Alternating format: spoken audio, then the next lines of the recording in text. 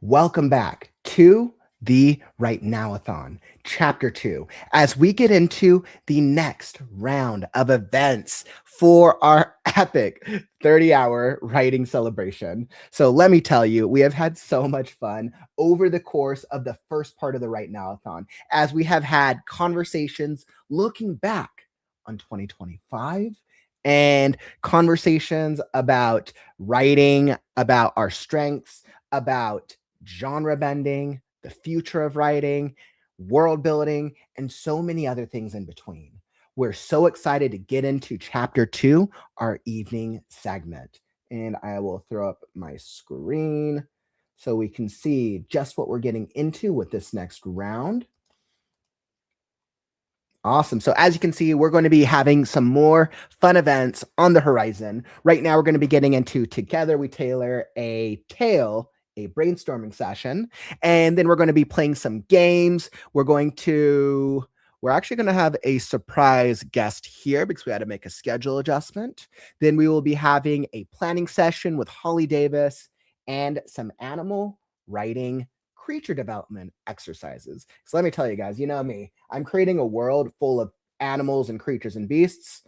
That stuff is very helpful. So let's do it. Let's get into it. I know I am so stoked. Welcome back to the Right Now-a-thon. And if you're new to the community, welcome to the Right Now community. I'm Kaufman, daily writing streamer, 730 consecutive streams and counting, and many, many more. This is the writing celebration that you didn't know you needed, as we come together and we celebrate the one thing that we have in common, which is the writing process. So come join us because we are starting right now. All right, and let me queue up our next event. So without further ado, we're going to be hopping straight into Together We Tailor. All right. And make sure I got this off. We do not need that. Perfect. So Together We Tailor. Ever get stuck when starting a new project only to be told to just brainstorm for a while, except you have no clue how? Or maybe you have the story concept, but the characters aren't coming to life. Join Samantha L and her creative cohort as they host an interactive story and character brainstorming session. Without further ado, let me welcome to the stage Sam. Welcome. Hey, yo, glad to be here. And her wonderful co-host over here, Matt. Welcome to the stage. Hello. All right. Well, for anybody who doesn't know you guys, I'll kick it over to you. Quick little intro, who you are, what you do, why you're here. We've never done these before, Matt. Like, Not who one. does these intros? This isn't planned. I know it's funny. When I'm with SD, she's like, I've memorized this 10 times over. I am writing mom Samantha L. Nasset. On my channel, I talk about writer things, parent things, and writer-parent things. Due to my chronic migraines being, worse this year, and momming really amping up for my children are becoming teenagers. My main thing that I do is I host live streams on Mondays where we will do writing sprints or have fun writing events such as the Flash Fiction Free-for-All, which my partner Matt Holland is one of my regulars there. We have a ton of fun doing that. Also, we host parties once a quarter to sort of just relieve the stress of everything. I will be having a new short story released on my website called Not For Her in the upcoming year, hoping to get that out the first quarter. And on Wednesday, CB Friends and I go back and forth hosting a Whip Wednesday live stream that's about 3 hours long, where all we do is work on our current projects because, as a writing mom would know, sometimes writing gets put on the back burner for a little too long, and got to make sure that I spend at least one day a week working on that. Yay. I will send it over to Matt. Yeah. Awesome. Oh, wait, my website is samanthallnasset.com. Be sure to check it out. I've already got some flash fictions and short stories up on there. Beautiful. And that's all linked down in the YouTube description down below. We also have all of our links available. One of our mods will drop it in the chat so you can go check out more about Sam. And Sam, do you prefer Sam or Samantha? I go by either, really. Either. That's why people ask me, like, do you prefer Kaufman or Jared? I'm like, I guess either. You can say any variation of the name Sam, and I will answer to it. Even words that only vaguely sound like Sam. All right. So what about M? Am. I have answered to M before because Really? I'm Okay. South. And what about you, Matt? I am Matt Holland. I'm the author of The White Harvester, which is a pirate short story featured in Sasha Black's The Rebel Diaries anthology.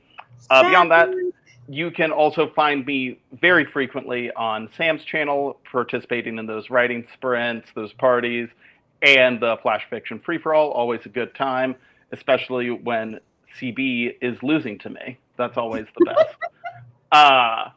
And then on top of that, I'm kind of got some projects on ice right now as I focus more on being a DM for a couple of D&D games. So that's where a lot of my creative focus is these days. Ooh, a fellow nerd. I love it. D&D is like the one thing I've always wanted to play, and I've never found the group or the time. One of these days. Let me tell you, it consumes your life once you start playing it. Yeah. That's why a lot of projects are on ice right now, because D&D takes a lot of my time. Matt went so all the author tubers need to come together and do a D&D campaign. Obviously. There we go. Who needs to write a book anyways? Yeah, exactly. On Mondays, Matt went from, I need to revise these chapters to, I need to set up my game for the week. Yeah, it really pivoted. But why publish a book when you can roll dice with your friends? You know what? But real talk, though, D&D players, especially Dungeon Masters, are some of the most creative storytellers I've ever met. Like, thank you. The amount of storytelling and world building, especially that goes into D&D campaigns, is incredible. Especially all the D&D campaigns that never get used. Yeah. We have in my group of, we were a group of friends who all gamed together, role played together, did D&D together, and we critiqued each other's stories. And we essentially we homebrewed a world that revolved around this tavern, and because we were all too busy for a big campaign, but we do one shots. And so essentially all of our one shots would just be, I'm DMing, here is on the tavern, here are listed the things. And one of my friends, he was like, I'm not going to use your tavern this time. And I'm like, how dare you? And they're like, but our taverns are in business together. And I'm like, I'll allow it. So it sounds like a competing industry of taverns. This actually sounds like a story in progress. We wrote many of Well, I'm so happy to have you guys here. I'll let you guys take it away. We can throw up the screen share whenever you need it, and you just holler if you need us. All right. Awesome. Thank you very much. To Jenna, the soul writer, why not roll dice to write your books? That's actually a fun way to do some things. And if I could get somebody to pull up the Milanote screen that I have so that we can, yes, thank you. That was nice. I'm in charge, but not. All right. So Matt and I, one of the things that we love to do on stream, and that we have noticed some other people in our chat and stuff, they'll usually they're not 100% sure, 100% certain how to brainstorm. It's really easy for somebody to just be like, yeah, if you're stuck, just go brainstorm and stuff. And it's but how does one do that? Especially as you grow older, imagination is greatly discouraged. Matt and I excel at being dumb together. One of our best talents, I would say. And really, I think that's where you start with brainstorming, is you just give yourself permission to be dumb and to find somebody you trust to be dumb with you. So we would like to brainstorm with chat, have dumb fun with us. And here's some concepts. Tell me which concept sounds the best to y'all. Chat, I will read your opinions first, and then maybe we'll consider Matt's feelings. So, it would be a first. It's a Sam Tater ship, all right? All right, we've got Chosen One, Paranormal Fantasy, Holiday Romance, Battle of the Bread are some ideas that I thought of where we could start our brainstorming session. I'll give a I have to summon a child to bring me a beverage. But I will give chat a little bit of time to think on it. Matt, you also have a moment or two. Yeah, so when I read these, one thing stood out to me, and that was that I have no idea what Battle of the Bread means. Neither do I. Okay, cool. So that is just wide open. I was like, is this like a continuation of the Peanut Butter War? Is this... What is? I don't know. Chad's interested in holiday romance. I'm saying holiday romance and Battle of the Bread don't have to be exclusive. I, in fact, think we can add Battle of the Bread to anything. I mean, bread is good with just about anything, including holiday romance. All right. Well, I'm going to go ahead and put us Battle of the Bread holiday romance special. Yes. Can you get me a drink, my love? I have a bottle of Sprite in my bedroom. Okay. Thank you. All right, so this is where we're gonna start because I've already got like some ideas here for this story, and we're gonna get about 30 minutes. I've got a timer that I gotta pull up. 30 minutes to just brainstorm ideas for this story, not even necessarily plot, just ideas. All right, I'm thinking like we're gonna go.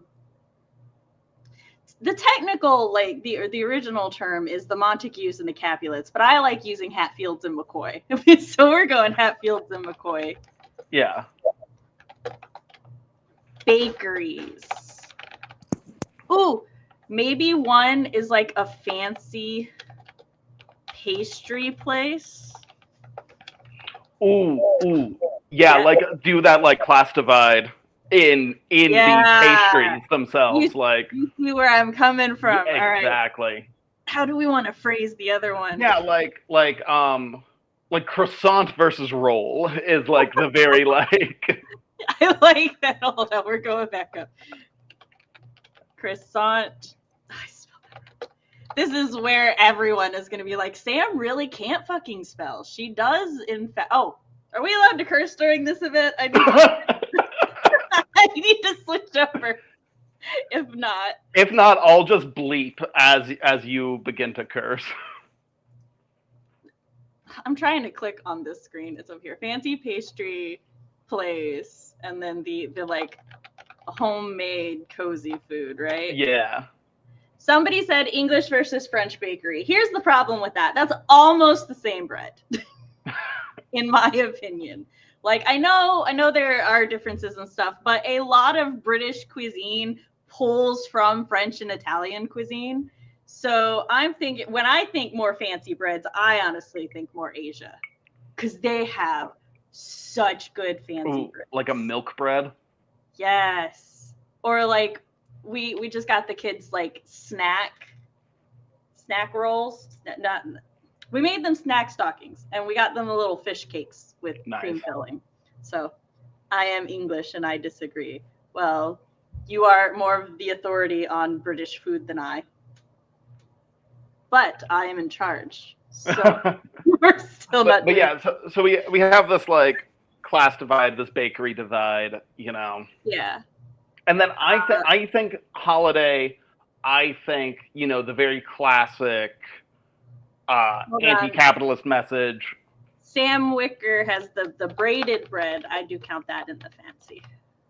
Is superior to pot pies. Yeah, we're putting pot pies here. Okay. Take normal food and rip the soul from it, English. Again, you are more the authority on the British food than I, so I shall defer to you on that. Hold on. CJ said holiday romance and Battle of the Bread makes me think restaurant themed. Well, to be fair, like 80% of Hallmark movies have a bakery involved. So we're not being original, but we're having fun. Okay. Right. Well, right, so on the Hallmark track, I mean, yeah. I feel like we gotta have like this like big brand bakery rolling into town, you know, and these two like individually owned bakeries that were opposed gotta be like, hey, we gotta team up and save from not Walmart, that's coming in and just gonna Mart wipe Ball. us out. Do you say Mart Wall? I said Mart Ball. Mart Ball. Because they gotta get rolling out of town. I like that. I like that the bakeries are going to even it's a rivals to lovers story now. Yeah. Okay, all right. So our bakeries will join together to defeat the evil capitalist Mart Ball. Mart Ball.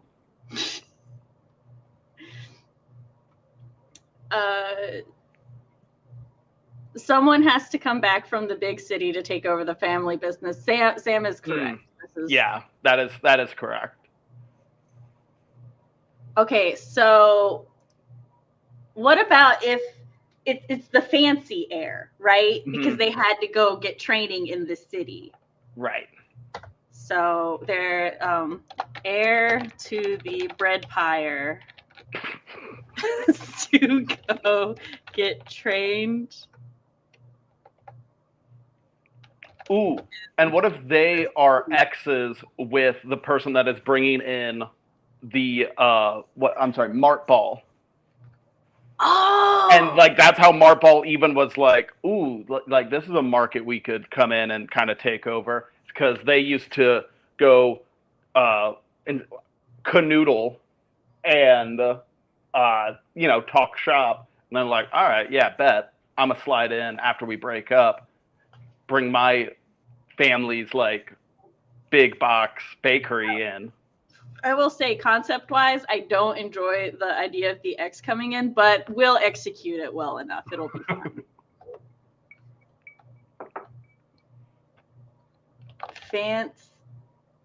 Fancy Pants X. Somebody said Bart Manning. We're going to go Bart Manning Jr. Bart Manning. Yeah, owned by Bart Manning. Bart Manning Jr. comes back to take over because petty bish. Oh, there's a private chat. Okay, we can curse, but it's got to stay PG-17. We have the power to do that. We can restrain. Especially in our holiday romance. It's got to be wholesome. Yeah. Our bread war. I'm catching up. Matt, you should also be reading chat and telling me when they throw out ideas. That's a good point. You're not just here to look pretty. I'll do what I can. Hold on. Romance, the battle of the bread is who gets left with the whole meal roll at the dinner restaurant. Loser gets the whole wheat. That was my phone. Just some scammer trying to get my attention. How spicy is this romance? For the purposes of this stream, our romance is PG-17. So just like, yeah, I mean, it's bread. I think bread is famous for being not particularly spicy. Okay, hold on. White Sears said, I was thinking pastry kisses or baguette and pretzel. That could be another thing. Like maybe the homemade cozy place also, like their heir, which I love that these are all dynasties of bread. Yeah. I love so their heir, what if they're like the kind of the artsy like food visionary, right? Like they've got like they make a braided baguette, but their braided baguette is pretzel with like cheese and meat braided into it. Yeah. Which I would eat because I'm a foodie. That sounds tasty. Okay. My creativity is now spent. I gotta say, probably too much of my brain power right now is going towards coming up with a bakery pun around Romeo and Juliet. That's like, I need the title.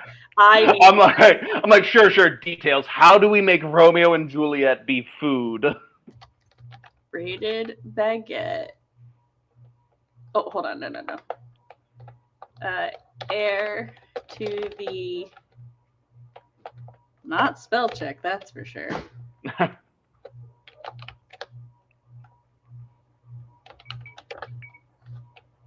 No, cozy and nasty. That's not what I want. I was trying to combine cozy and dynasty.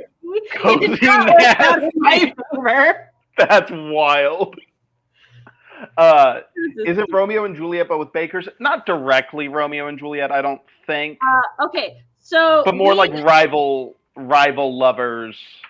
So what we're trope. doing, you can't like necessarily say not because we're directly referencing that feels in the Bitcoin. So what Yeah, but we're like doing, there's a third party involved now. yeah, we are taking, we're just brainstorming to tailor a tale together. We're making the concept of a story, and we're just throwing ideas. All ideas are accepted. They shan't be judged. They may not all be accepted, but everything. I'm seeing some ideas. Hold on, I have to figure out how to phrase this though. Heir to the casuistry is, I want to put art nuevo, but that's a very specific thing that is not what I'm talking about. I just wanted a fancy way to say new art. Inventive with the breads. And then our example here will be a pretzel meat cheese loaf. All right. But yeah, it's we started off like our basis for the idea was sort of a Romeo and Juliet thing in that we were going off the Montague and Capulet. We've got two rival bakeries who have been rivals for generations. And then we were building off of it. Now we've got our third entity, the evil capitalist. Montado. Montado. Are we changing Martball to, we're gonna Montado. We're workshopping all names. Domio and Tartlet. Oh, Yeah. That's our, For sure. that's our working title.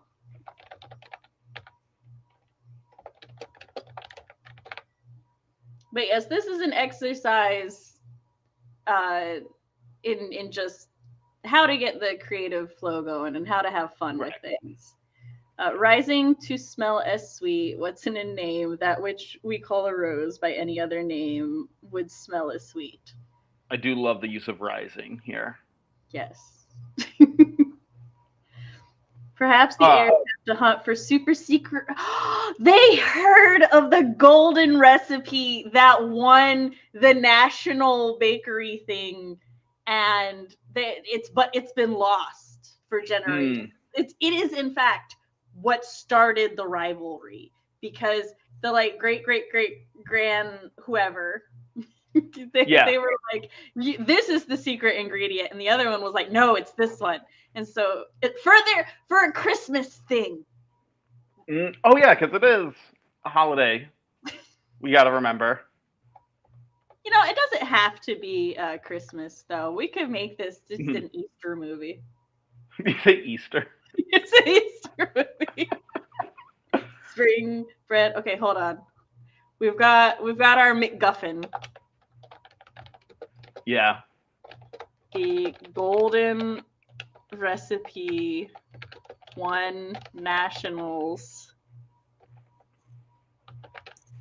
centuries ago, because this is a holiday movie, so the world building is questionable. Right. And we don't actually know how old. Yeah, we don't need to get specific with anything. Just be like, this is our fantasy world. it happened in the past. That's that. Or we could go full on fantasy with it, and this is an elven bakery. An elven, right. Elven and it's an elvish holiday. Or elven holiday. Yeah. Not Easter. Not Easter. Feaster. Yeah. The golden won nationals centuries ago.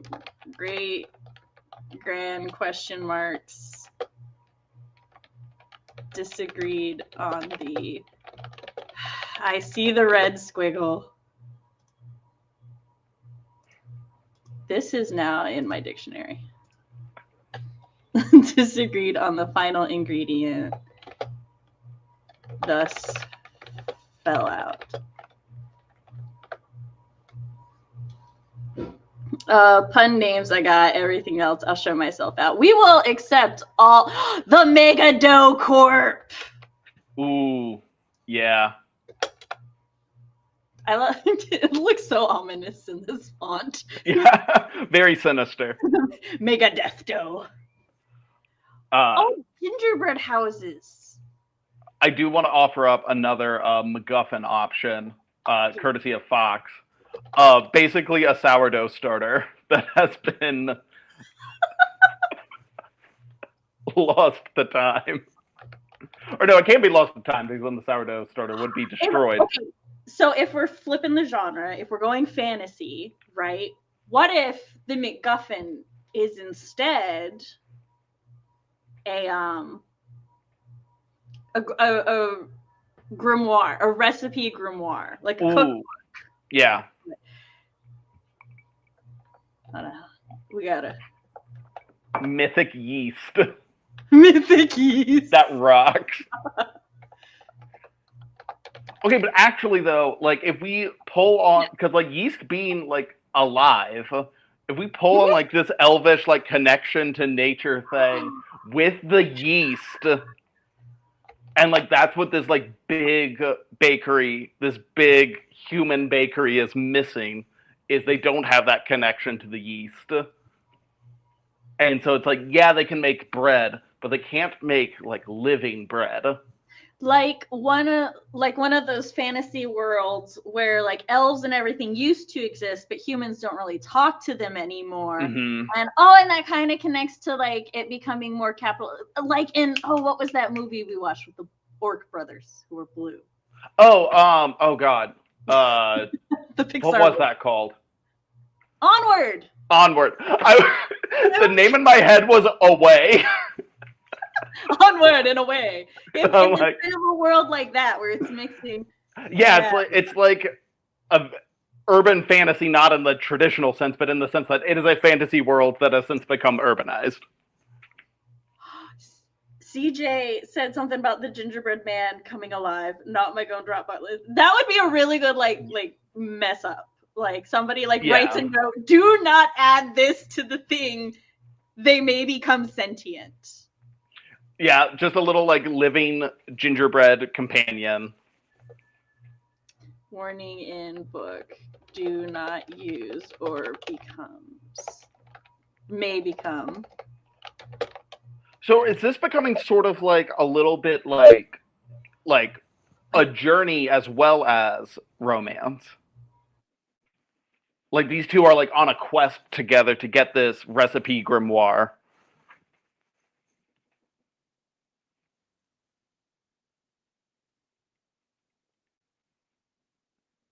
Am I frozen or is Sam frozen?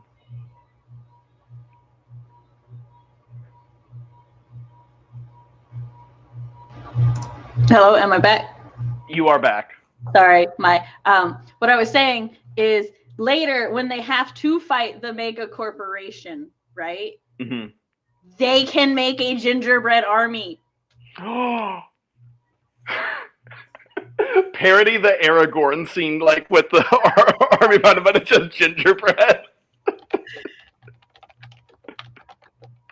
To fight Megado. Megado Corp is gonna be the thing. I want Montado to be the X's name. Yeah. So it's not Bart Manning anymore. It's Bart Montado Jr. Montado. Just so silly. Bart is also the only one with a confirmed gender right now because I can't imagine Bart being anything other than a he. That's my own limitation.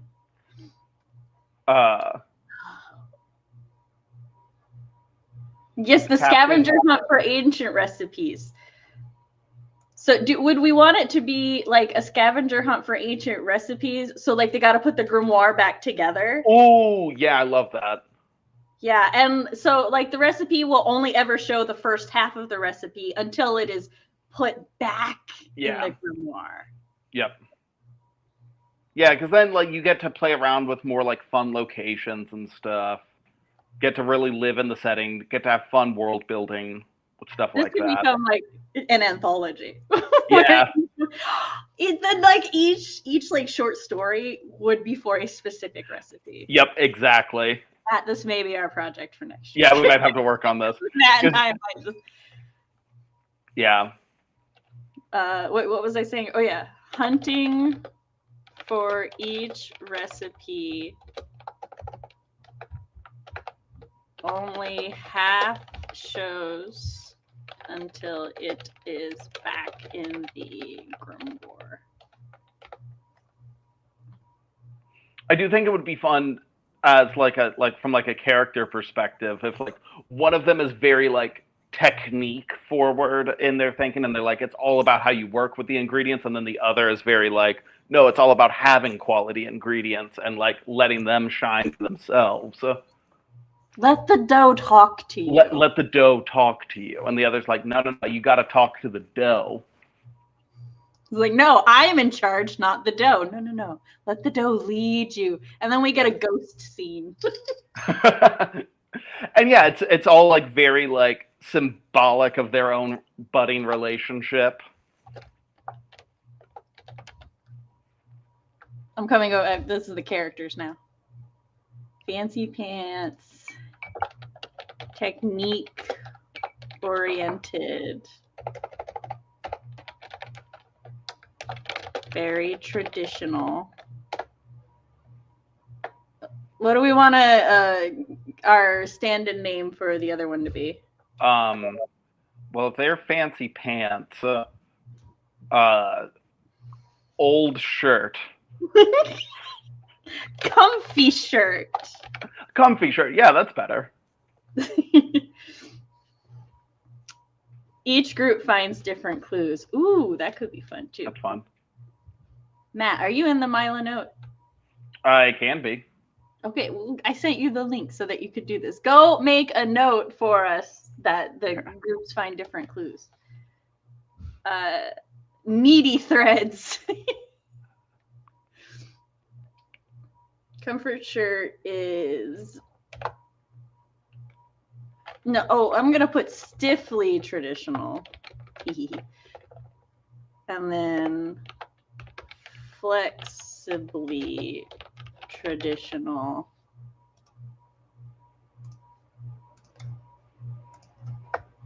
Speaks to the dough and listens. But also there has to be an upside to the fancy pants. Like we can't I don't typically like it when it's like, oh, the very like stodgy traditionalist person is wrong. Because like there are like pros and cons to both. Yeah, I mean, I think that it is a case of like is prettier, so it sells better, which is important to bakeries. Right. Yeah, like they're better at doing stuff of like actually like keeping the business afloat and like they're better at business. They're better at making pretty. Better at presentation. They get the bread to make that crisp sound that Comfy shirt is. Like, their bread always tastes good, but they can't quite get that noise that I cannot replicate. Also, by the way, while I can see the Milo Note, I am not able to edit it as I don't have an account on Milo Note. Fair enough. What was I having you add to it? Oh, the different clues. Each group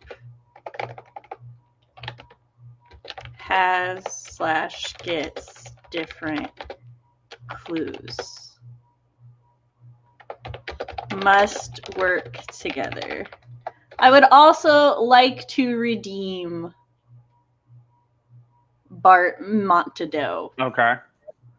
I don't know why. I just feel perhaps because he's the only one with a name. Yeah. So. Well, okay. So yeah, how do we redeem him? What about like? Ooh, maybe he was misled and he thought that like I'm trying to figure out how to redeem capitalism. No, he is not capitalist. Challenge impossible. So he's been raised in his evil corporate thing, right? Had to go to business school and everything. Perhaps he's always been the black sheep of the family. He's never quite fit in. And this is why he and Fancy Pants dated, right? It's why they got along with each other. Well, I like the idea of him kind of being like you know, he cares about feeding people, right? And that's like that's why he went to the corporate route, because he was like, I'm gonna like make money and become rich and then be able to do lots of charity and host things, but like his family won't let him. And it's like the lesson he learns is it's like you can feed people without cutting corners and making mass-produced garbage. Yeah, it's not just about feeding. It's also about what you're feeding the people. Right. Don't and that can be his in your chocolate. Yeah. Okay.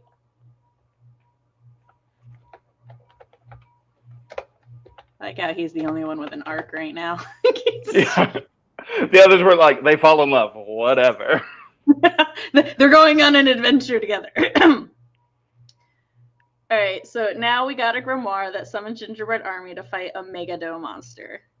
Yeah. That's gonna be his evil sibling.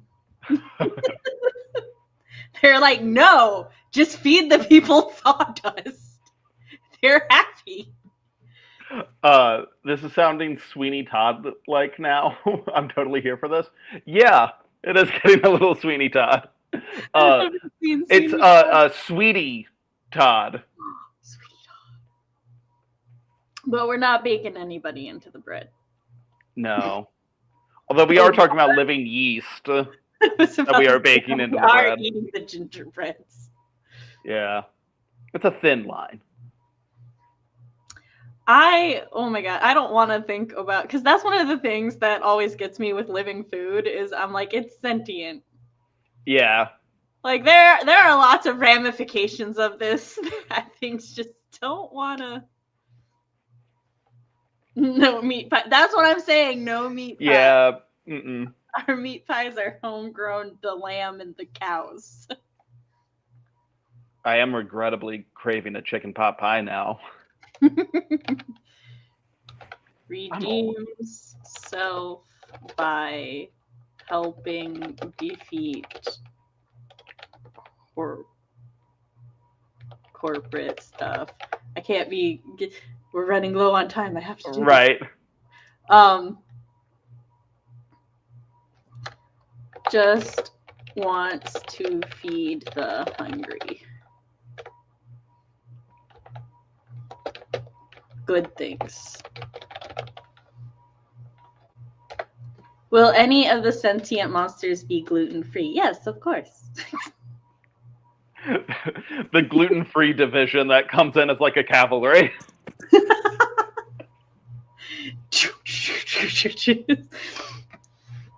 They have little sign, like their flag says. Yeah. A huge scavenger hunt for a recipe or ingredient/clues. Yes. Was there anything else with Bart Montadeau that I needed to say? I don't think so. Fancy Pants opened their eyes to that good, warm, wholesome food feeling. Foodies will all know what I speak of. Yeah. That's what's important. All right, so I think for the moment, for our activity, this is a good place to stop, just because of what time we have. But This, for me, I would flesh out like my main characters a little bit, but otherwise I could 100% just start writing my story based off of this and figure out the rest as I go, especially like if we were turning this into a series of short stories or flash fictions, then I would just make a list of the recipes that I would want, and then each one I would be like, okay, here's a short outline for this one, and then work as I go. How much more detail would you need for brainstorming before you're like, okay, I can outline this? Yeah, I would probably, especially like going like the like anthology route. I would probably at this stage like try to get into a couple bakeries in my life and like start making some notes, making some plans of like, okay, like how figure out what recipes we want to target, and then yeah, also very much do like some character deep dive. So do that, get that settled, and then from there, yeah, would start the outlining process. Chat, if you guys have thoughts or opinions, I would love to hear your take on if this would be enough for you, if you would need more. We are going to pivot to working on character concept. So I do have a couple that we could start with, but my number one option was to pick a character from this story idea and flesh them out. I just watched Knives Out, so also creating a Poirot or LeBlanc-like character, because LeBlanc is 100% Hercule Poirot. Tired/overworked badass. Or overqualified assistant were the starter ideas I had. All fun. Is there one that you have a preference for? I'm more than happy to throw this chat's way and let them make that call for us. But I need a backup option in case chat is overwhelmed with all of the good ideas. Okay. Well, I am stuck between the Poirot and the character, like Bart or Fancy Pants, or the character we know the least about, the one who speaks to the dough, who no lie currently has the energy of the older brother from Onward in my head. From the older brother from what? Oh, from Onward. Yeah. Very much has that energy to me right now. Yeah, I mean, I think doing one of the characters from this story or going like that classic detective route and taking a fun angle at that, liven it up a little bit. Sorry, something was about to fall. I had to catch it. All right, so Sam has voted for the one who speaks to the dough. So we'll go that route for now. Yeah. If we lack in ideas, we'll go the Hercule Poirot one. But firstly, all right, so we're going to come over here because I like to reread my references. Mm-hmm. So it's the homemade cozy, the cosistry, with the pot pies, does the pretzel, the meat, the cheese loaf, is our comfy shirt character with flexibly traditional, speaks to the dough and listens. That's all we got for this character. Okay. So have they ever been to a culinary school, or are they 100%? Do you have to go to culinary school to? Well, you know what? This is our fantasy. I was gonna say we're dealing with elves. I don't think they have to go to the Culinary Institute of America. They live in the woods. I've got my degree from the Culinary Institute of the Oak. Yeah. No, I would think they have no formal training, totally hands-on experience.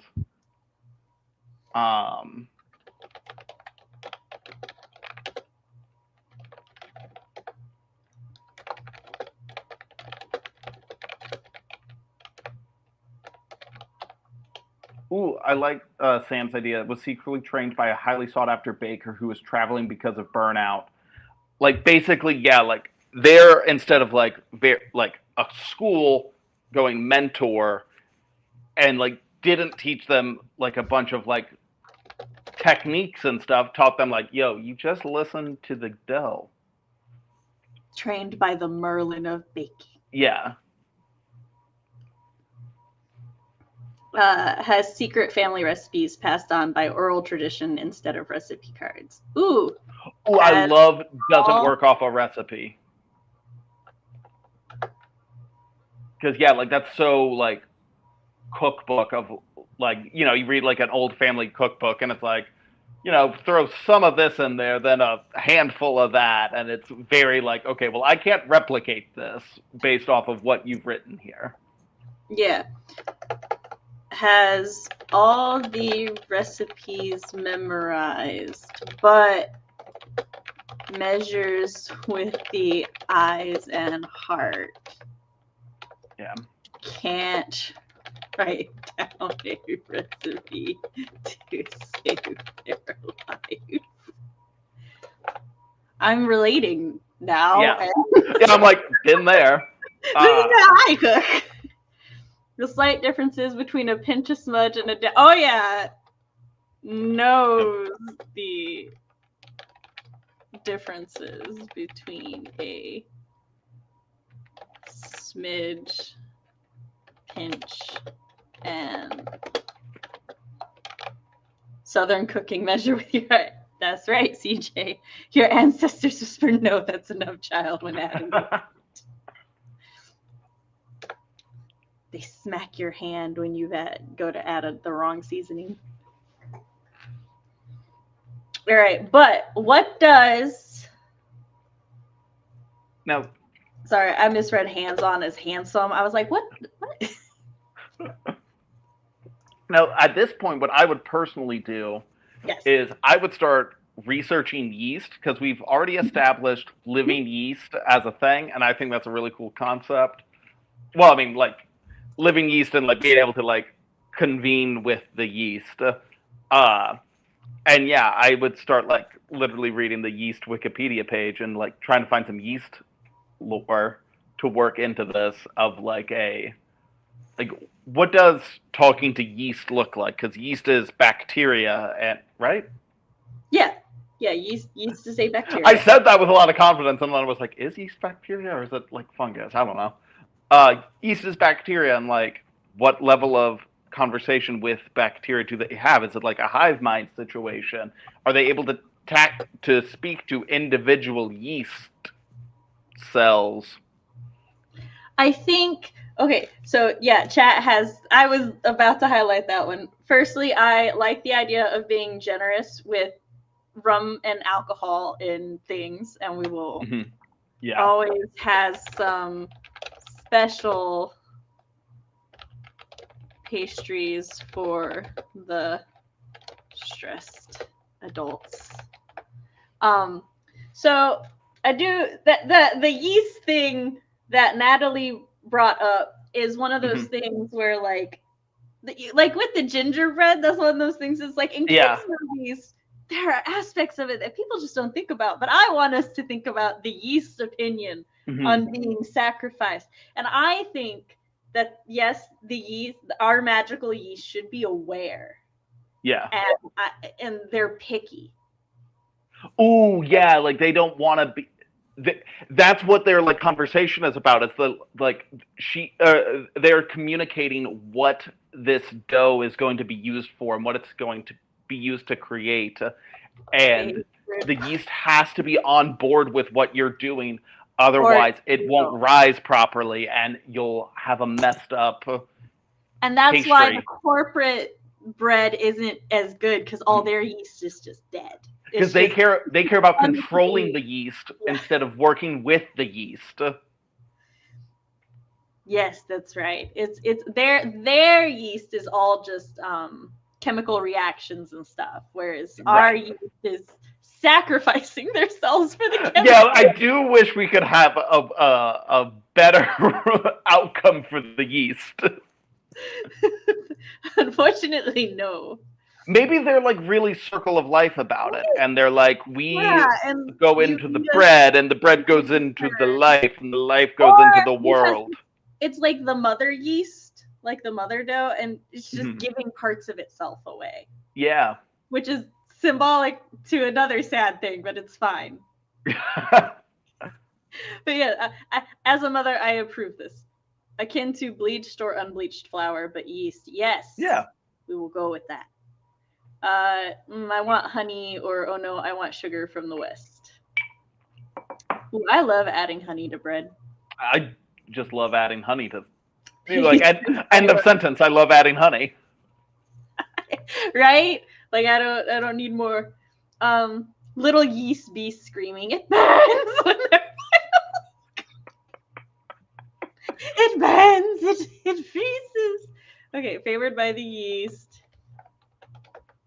The mother yeast gives pieces of itself to be cooked with their blessing.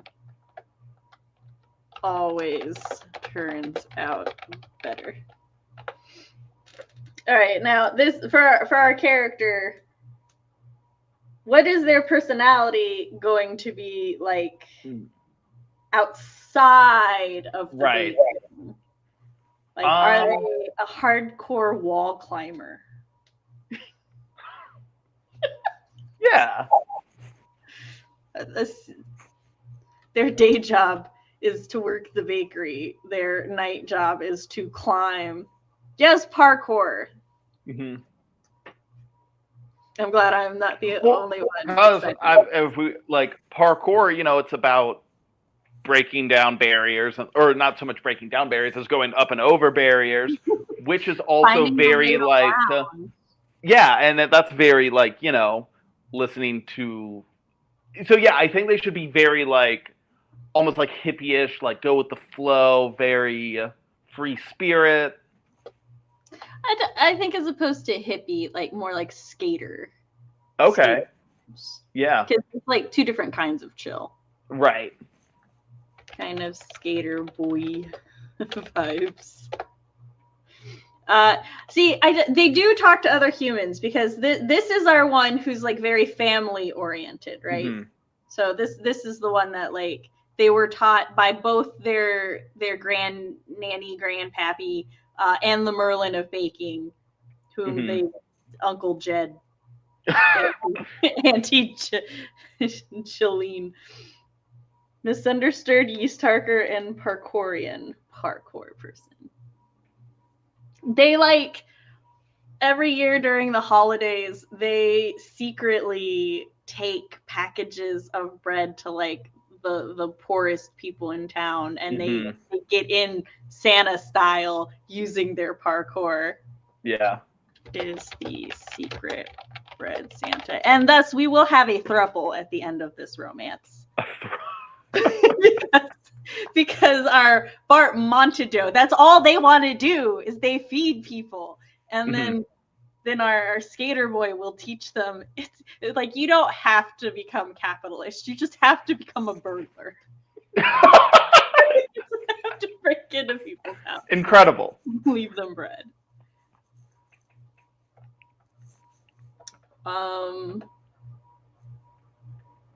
Aesthetics. What do we want this character to look like? Aesthetics. Okay. So are we establishing they are an elf? That is. Yeah, sure. They're an elf. Okay. Cool. And therefore, I would like for them to have heavy metal vibes. Yeah. Well, so how can you do heavy metal vibes while keeping with the elf aesthetic as well? Oh, just have them wear like dark, pointy, lots of metal jewelry. Ooh, yeah. I was gonna say, just gonna chime in here. Yeast is a fungus from Nicole. So maybe so maybe we can play off of that mushroom aspects to their getup, and play off the fungus with the heavy metal, with the dark, like almost like We have Black mold. We have multiple options for special Yeah. Pastries now. Actually, I don't know. Do mushrooms cook into? Yeah, like a mushroom tart. But would it still get you high? So they're a fun guy. Incredible. Also, we apologize to everybody for being wrong about the bacteria. Should have fact checked ourselves. Thank you for telling us. Robin Hood giving bread to the poor, but not stealing With it from the parkour. rich because their bread is cardboard. Yeah. But yeah, like we could play around with like dark, moldy aesthetics with the spikes to like do this like punk rock and also bring in the natural world from the elf aesthetic. Yeah, instead of spikes, they've got mushrooms. Fungi Bakery. Love it. The bakery's name, like the Fancy Pants Bakery, has been the same name centuries. The other one changes every generation. Yeah.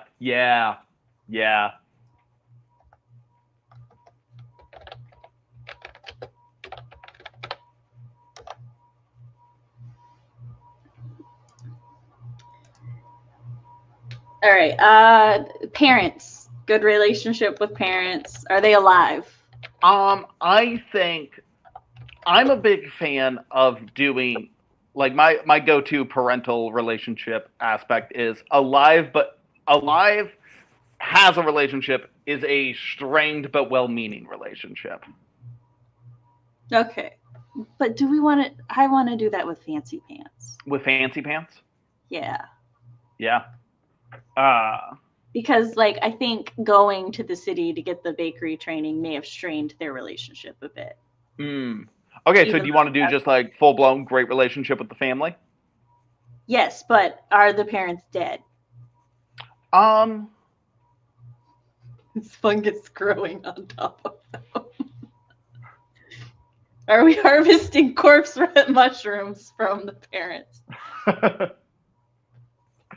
I don't know. I lean towards maybe one parent is dead and the other is still alive. All right, so Natalie says closer to the aunt since the mom passed. Yeah.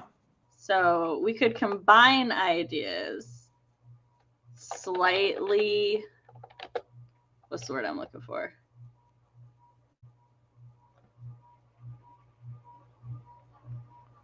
Not strange, but like. Yeah. Estranged. That's the word. Not estranged. Slightly estranged from dad since mom passed. Closer to the aunt now, whom has a situationship with Merlin. Yo. Baker. Let's go. Let's go. Keeping it in the family. Situationship is a real word now. Thank you. Yeah, Mylano, get with it. So Jenna, the soul writer, had said the goblins have fake competition for their baked goods now, and I like that. Yeah. So we're gonna go away from that. We're gonna make the Bart McDoe Jr. is now Faye. Ooh, that's fun. Because Faye and corporations make a lot of sense to me. Yeah, terms and conditions. And you know, we're gonna make Fancy Pants a goblin because why not? Yeah.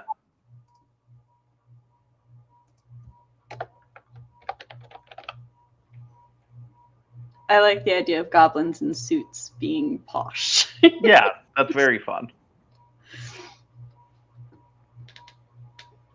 But I think this would be, for me, this would be a good point. I know some people need to figure out their character arcs before they start writing a story, but I kind of like, most of the time I do the character arcs as I develop the story. Mm-hmm. What say you? Yeah, I can. For me, I'm like, if a character arc comes to mind as I'm designing the character, great. Love to have that already established. But other times, yeah, a lot of time that'll find itself as you go. as you just have this well fleshed out character responding to stimuli, they will grow in one way or another, kind of automatically as a result of things. Biggest competition is the Keebler elves, the sellouts of the The family. sellouts. Hold on, I want to add that, but like the Keeblers are not an important part of the story. It's just every now and then they'll be like, you don't want to be a Keebler elf, Those dude. damn Keeblers.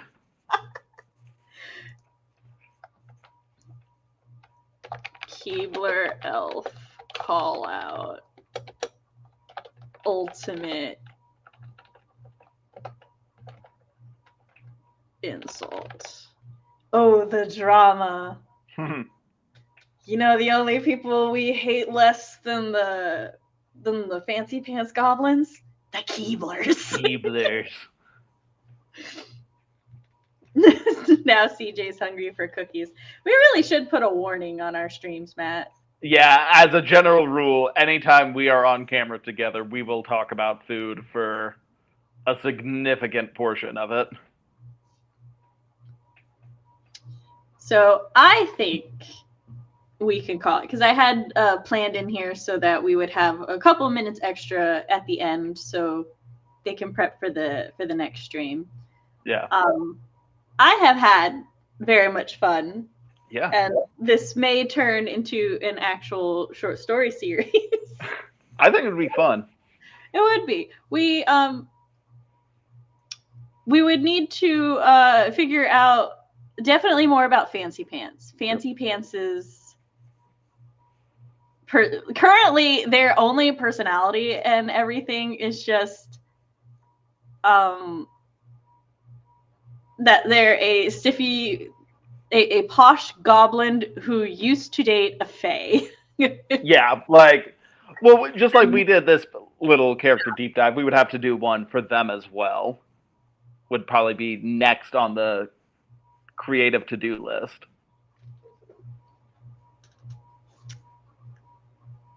I was gonna say something and then Yeah, it just flew right out. yeah, the cookie crumbs went away.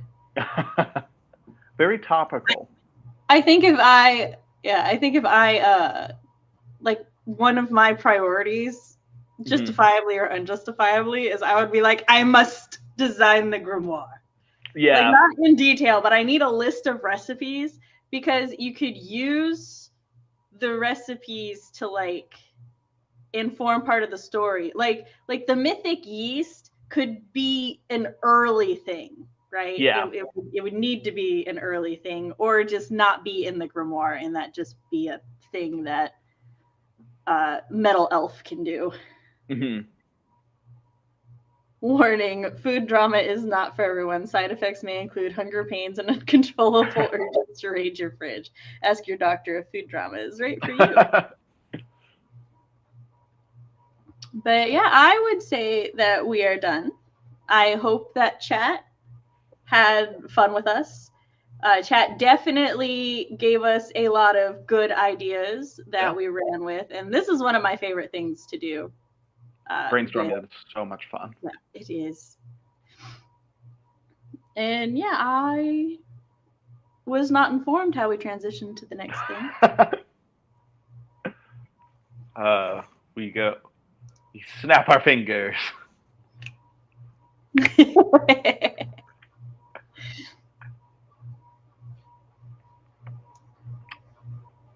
Yes, check us out. I actually have not my next short story, because my next short story is not for her. But after Not For Her, I have a story called The Sweetest Secret, which is actually about a witch who runs a bakery.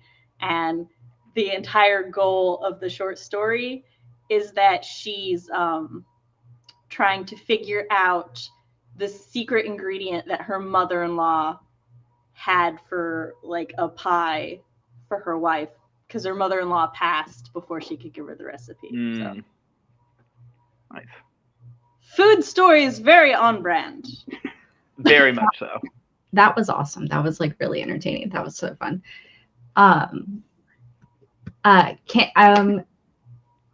I need you guys to do an outro. And then for Kaufman, if you guys could please, at the end of your outro, say right now. Okay. I'm going to compile them all up together. It's how we normally start the stream. It's really cool. But yeah. Awesome. All right, Matt, you go ahead and do your outro first then. Okay, yeah. I am Matt Holland. I am the author of The White Harvester, which is a pirate short story featured in Sasha Black's The Rebel Diaries anthology. You can buy that on Amazon or any other place where you would purchase a book. You can also find me on Samantha L. Nasset's YouTube channel, where I will stream quite regularly there, doing writing sprints, parties, and our flash fiction free-for-all. And beyond that, you can find me coming up with new D&D campaigns to DM. And that's that for me right now. Hi, I'm Writing Mom Samantha L. Nasset, and on my channel I talk about writer things, parent things, and writer-parent things. You can find me streaming most Mondays and Wednesdays at my YouTube channel, Writing Mom Samantha L. Nasset. You can also check out my website, samanthallnasset.com, to read flash fictions and short stories and sign up for my newsletter, because newsletter subscribers get the first of all the announcements. So yeah, thanks for having us, and thanks for joining in, and right now.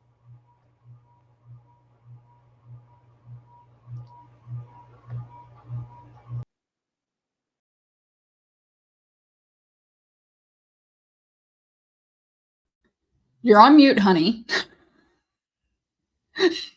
And I was like, you put me on the screen. I was like, oh, I'm on mute. I didn't actually. Yeah, you know, if you guys had text gremlins on your bingo card, there you go. You're welcome. It's never our fault. It's the environment. Yeah, right? All right. Okay. I'm Natalie Locke. I usually live stream on other people's stuff because I don't want to commit to a regular streaming and then let people down. My life is too chaotic. But I do have 2 prompt books. Wait, they're within reach. Look. Writing prompt books because I'm going to steal this from Mama Maggie, but I'm a genre slut and like to genre hop is the other thing. But these 2 are 2 books that I co-wrote with my bestie Chandra author are writing prompt books for anybody.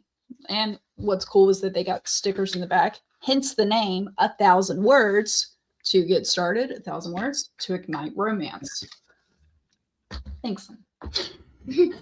One of my kids is here. The other one is visiting friends out of state. So it works.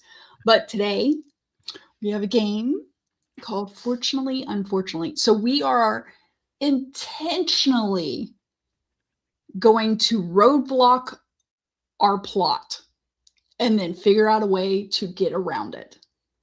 And everyone can join on this. You type in chat and such, speak up on screen, go for it. And anyone can join. So if you want to go ahead and share my screen, I clicked the share screen button. Y'all just gotta press it. Yeah. So I try to zoom in. So here is the Kaufman, go to bed. Here is the I couldn't help it. The layout of it's fortunately, unfortunately. So that means every other sentence is going to start with fortunately or unfortunately. Like you got to keep going it in. So we do this at like a sentence at a time. But we need an idea. We need a character. So feel free to shout out ideas. If anyone's seen Whose Line Is Anyways, we're going to do it this way. Name something that you hate doing. Dishes. Yeah, dishes. All right. So we're doing dishes. But name something that you need for that. Soap. Soap. All right. So we don't have soap. And we're doing I dishes. didn't say sink. Yeah. So I'm going to start us off with, unfortunately. Unfortunately, dishes have piled. Is piled 2 L's or 1? It's 1. Okay. Piled over the sink of soap. So now, people are talking about scouring. Oh, I can't say the word. Scouring pad. Yeah, you know, your accent's gonna come out in that word too. Bring it on. Scouring pads. I like how someone Jennifer's right. How dare you take the kitchen sink away from us being able to throw it into the God. Right? That's why I said I'm glad we didn't say it. Yeah. Oh, if we didn't have a sink, I mean, yeah. All right. So I threw out unfortunately. So that means the next line has to be fortunately. Chat or Courtney or Soul, not to be confused. Chat Soul, not to be confused with chat. Just call me Soul. Here, Yeah, Matt's Toaster has one. He said, fortunately, whoops, hold on. Didn't hit Matt's Toasters. Fortunately, we have shampoo. Oh my God. Does anybody have it unfortunately? Ooh. I'm going to throw one in there. Unfortunately, it's dog shampoo. Yeah. I am skilled at throwing a wrench in ideas. This is probably not the best game for somebody with OCD. Why did I pick dishes?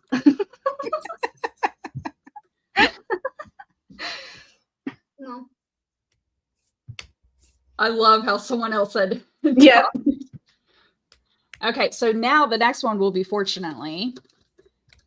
And what's great is that we can build upon this. And so I actually think this is a good exercise because, I mean, how many times in our writing have we hit a brick wall and we're like, I don't know how to get past this. And I feel like this constant switch is like, it's exercising your brain. Because when Chandra and I, we were doing Flash Fiction Live, we got to a point where blank pages weren't scary at all. If we gave ourselves a chance to sit down and focus, we could come up with something to write. Like it got to a point where we faced a blank page so much that it was never scary again. And I feel like that's the same thing with doing fortunately, unfortunately, is that you keep on facing these issues that you have to work around. I am so glad you said it because that's totally what I was thinking too. I was going to say, fortunately, it's not chemically based. It's all natural. And it's okay. It's on. It is. Okay. I always play the game. So the way I remember it's is for possessive and everything, the apostrophe in my mind always represents the I. And so if I'm not saying it is, then I know the apostrophe shouldn't be there. All right. Fortunately, it's all natural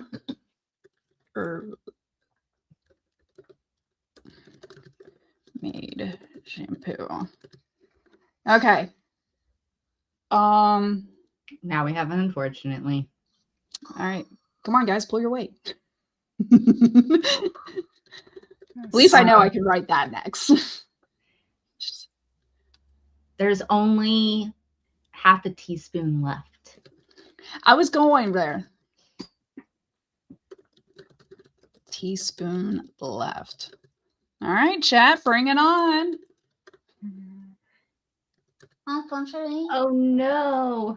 That was our saving grace. Unfortunately, it has a weird smell.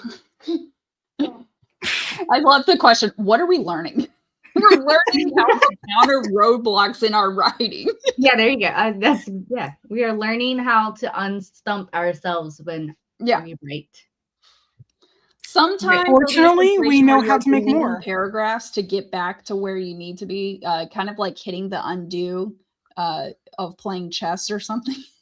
But in this case, it's All right. Where is Okay, so we have. Well, we need a fortunately. Okay, so it says fortunately it works well. That's from chat.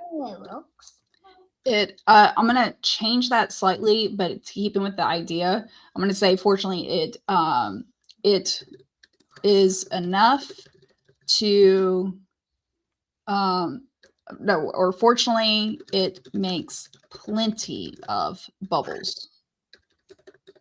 It no longer has dandruff is hilarious.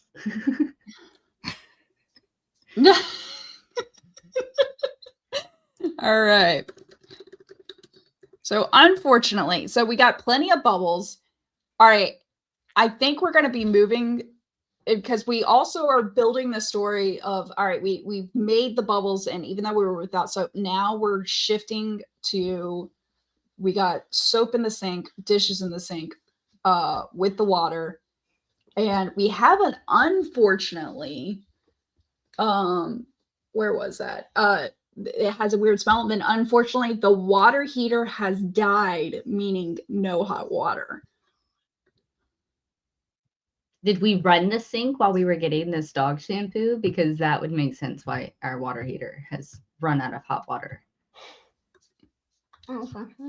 Unfortunately, wait, so great comment. Please repeat it. To quote our group. I was saying, were we running the water when we looked in for the dog shampoo? Is there any hot water in this sink? Ah. Or is now we're just working with cold water? That was more of a question. That's So how about unfortunately we no longer have hot water? Have hot water. All right. And then, but fortunately, this is where, Courtney, your comment can come in and be like, fortunately, we've filled up the sink with hot water before it ran out. Before the pilot went out. Yay. At least if we're using dog shampoo, we have hot water. Okay. I know.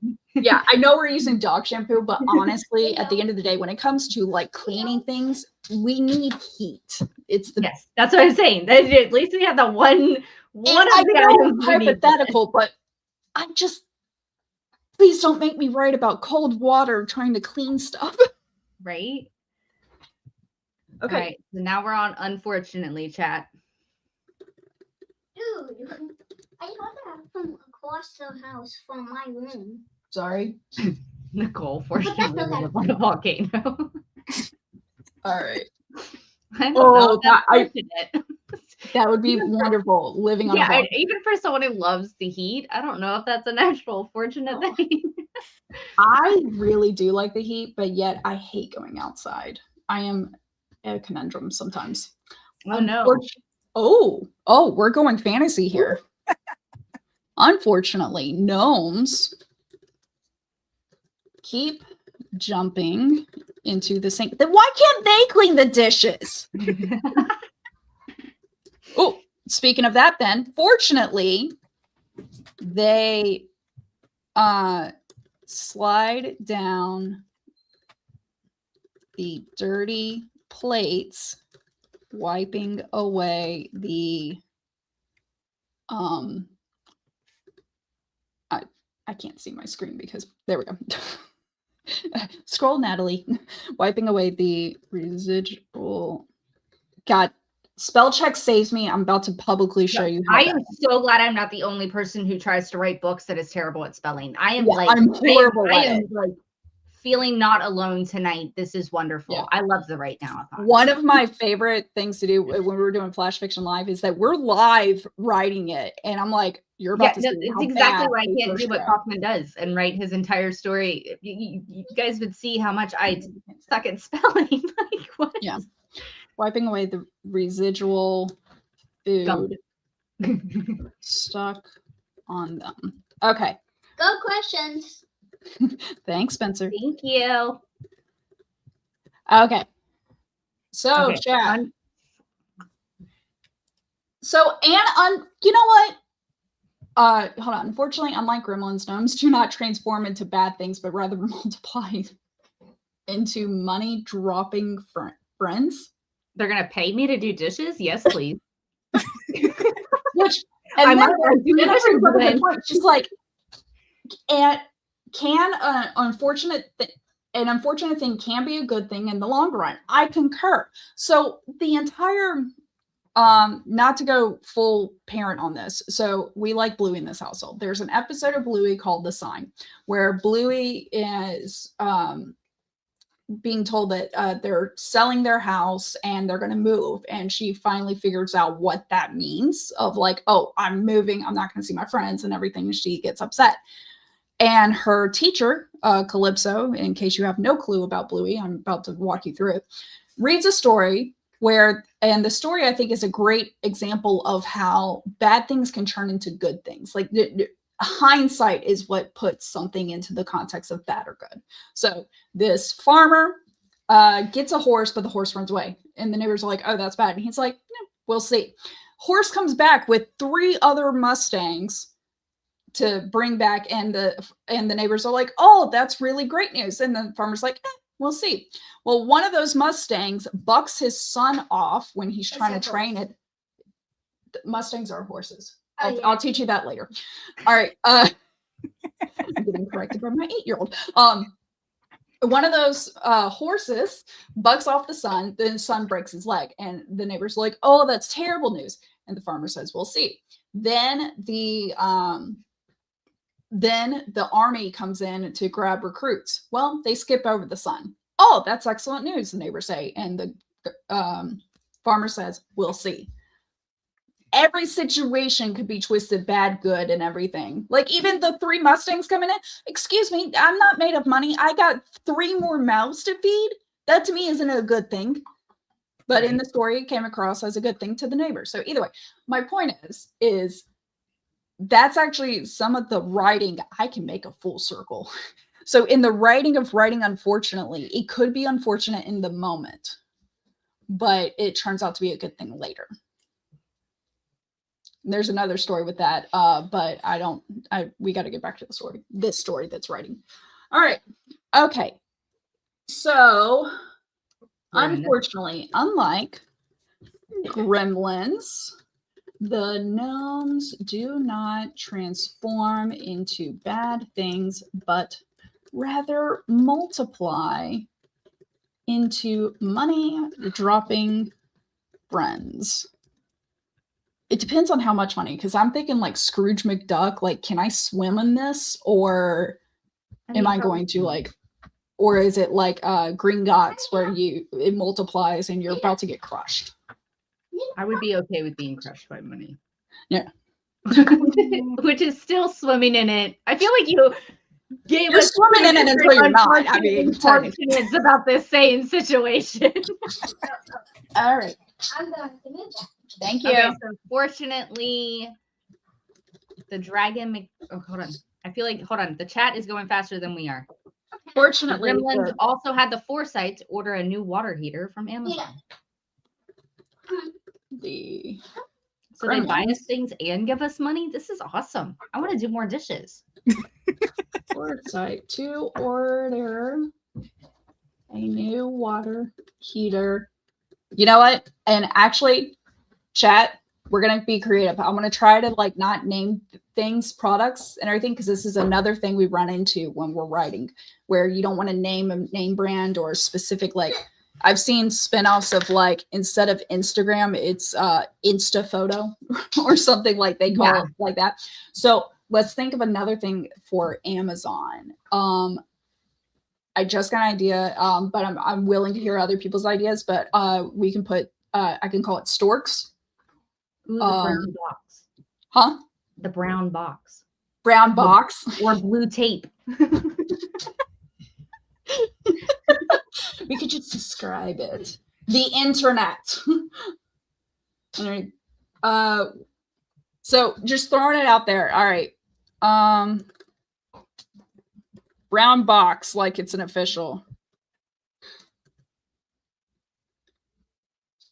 We're going to go with brown box, but that's something to consider. And the reason I think it's good to change names of popular things, whether you're writing contemporary or not, is that it helps create your story to make it more timeless. If especially like, let's put it this way. All right, y'all remember when Blu-ray and Ultraviolet came out?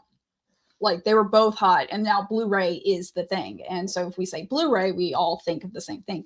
But what if someone in that time thought Ultraviolet was coming out and they wrote as if Ultraviolet became Yeah, it was going to be bigger than it became. that yeah. would really date that story now, and it wouldn't transcend as well. So that's why I suggest to steer away if you're doing contemporary of and plus it's always fun because it seems like an inside joke a little bit between you and the reader. When to come up with new names for popular businesses. Son, what are you doing? Getting a chair for you. I have a chair. I'm in a chair. Well, My- I could be right next to you. My son is pulling in the other computer chair we have. Yeah, it was in my room. Okay, so he told me he was getting a chair for me, and I'm like, I'm in a chair. So, okay, back to this. All right, so again, this is an entire just fun exercise at the end of the day. All right, so we got, fortunately, the Gremlins also had the foresight to order a new water heater from Brown Box. And then- Unfortunately, I wonder if anyone. We have, unfortunately, the gnomes peed in the sink. Unfortunately, the gnomes peed. Wait, where was that? Peed in the sink. Of course they did. Of course. So now we're out of soap. The water is ruined. We have a new water heater, but it's not connected yet. And the gnomes Okay, peed in the so sink. all right. I feel like we all have ADHD while trying to do these dishes, and so we're doing other tasks before actually doing the dishes. 100%. Like, what are you doing? Okay. Because the next one, according to chat, is fortunately the dragon mechanic to fix the water heater is your husband. Oh, thank you for bringing in a dragon, my people. I can't type. All right, fortunately, the dragon mechanic. Oh, no, I don't like the next one. Fix the water heater is your spouse. So the only reason I changed husband to spouse is because it makes it easier later. This is the first draft, but I haven't decided as the writer / all of you on what I am, what relationships are like. And so that kind of, if you got spouse, it makes it a little bit easier to hunt later. Right. And so, all right. When did the IRS come into this? What? Yeah, no, hold on. We're not there yet. So it's unfortunately the spouse snacks on the gnomes. Snacks. I mean, they're hungry. Right? But your spouse is like, go fix the water heater. Ain't nobody asked you to go eat. Snacks on the gnomes. That's why we have all these dishes. Oh man, if my dragon spouse grabbed a clean plate when I have all these dishes and I'm talking about getting, I'll be the dragon at that point. Fire would rain down. Okay, hold on. I think we're missing a fortunately. Okay, so here, well, you know what? Here's a good fun thing. Give me the second unfortunately, and then we're going to figure out a fortunately that ties the two together. So, unfortunately, all the money makes greedy family come over. Okay, so fortunately, and here's where my mind goes of tying it together. Fortunately, every time, I know I go back and I'm like deleting to try to make it perfect, but at the end of the day, I would call this a zero draft, honestly. Yes, we're brainstorming again. It's okay if there's like poor punctuation, capitals where there shouldn't be, so forth. But So here's the idea to tie it together: is that hold on, fortunately, that Huh? was the IRS one. That was Oh. an army of IRS agents. Invades the house. Nice. So Yeah. that we could that could be our second unfortunately, and then we got to come up with fortunately to tie it in. So the spouse snacking on the gnomes, and then a greedy family makes all the greedy family. Okay, so maybe when he snacks on the gnomes, they drop all the money that they were going to give That's him. what I was thinking. It's like they like So then crumble. instead of them dropping coins, now they're dropping bills. Okay, Yeah. that would bring the IRS or the greedy family, whichever one we choose. Every time the dragon snacks a gnome, bills. Like make bills what? They're like raining. They're like stacks of cash. Bills appear They're for each throwing it gnome. to save them from being snacked on. They're just making it rain. Like we're PG-13, so never mind. And the I'm not gonna finish that. we're not quite at the feral hour. Okay, so bills are thrown in the air.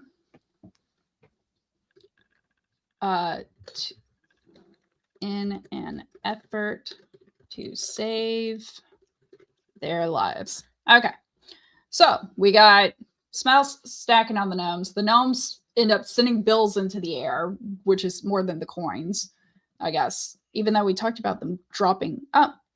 So actually, here's a good point. They're dropping money. We could have been specific and said just coins. And so that way the bills hits harder here down here because we're like, oh, that's worth more. Yeah. And so now we can go. You said we got another, unfortunately. Okay, hold on. Thank God y'all are here. If I had to go through this chat. Yeah, hold on. I'm going to hold on. Go back to the IRS. All right. Now the next one we were talking about switching Amazon, and this was Nicole's suggestion, but that is an excellent. Sorry, Nicole. Sorry. when you could twist a name into like a pig Latin equivalent. Yeah, here was another suggestion. I apologize. Okay, hold on. No, my goodness. Okay, here's for so 2 weeks. The water heater is, I think, work. Well, I thought it was already delivered. Well, this thing hasn't even been delivered yet. No, I think this was sent a bit late. Look back at this. They had the foresight. Why am I need to keep my mouse on my screen. They had the foresight to order a new water heater. Speaking of auto, I put water heart, not heater before. Okay, they ordered a new water heater. Yeah, I didn't say it was we don't have it's delivered because we went straight to like, oh, and the gnomes peed in the sink and the dragon mechanic. But hey, the dragon mechanic can help install the water heater. But he's snacking on the gnomes, or she. And now bills are being thrown in the air. Okay, here's one that goes with the family. Fortunately, Uncle Gandor, I love making up stuff, pops and puts the house in order. And mom is in the tub bubble bath enjoying the we don't have a hot water heater. How are you enjoying a bubble bath of cold water? We didn't say the water is filled. The tub is filled. We just said they're in the tub. Oh, but it's a bubble bath. Dang it. Maybe that was why we ran out of water at the beginning. Because we filled the bath before we did the dishes because we have ADHD brain. And next we're going to do the laundry before we ever wash a dish. What our narrator, they are at this point, technically. There's someone who is going to clean the dishes. We don't know if that's mom or a dad or brother, sister, cousin. Well, the greedy family came over, but yeah. Yeah, we know family came over for sure. What's up? Nicole's so funny. She's like, "Oh, this is meant to be turned into a story. I thought we were just playing." That's the thing, is that this totally can be a story, and we can build up on it. But it's a fun game. Por qué no los dos? Okay. Maybe we do actually live in a volcano and we want a bubble bath of cold water. We just don't want to wash our dishes in cold water. Yeah. Actually, that's an excellent point on how your environment can affect what is coming to you. Like, to me, I want a warm bath, but for someone who lives in a volcano, a room temperature bath, and by room temperature, I mean like under 100 degrees, is exactly what they would want. Yeah. You know? I mean, I know in the dead of summer, if I'm too hot, I'll go take a hot shower and then go outside and it feels like 30 degrees cooler. So Mind over matter. It's a trick your brain. All right.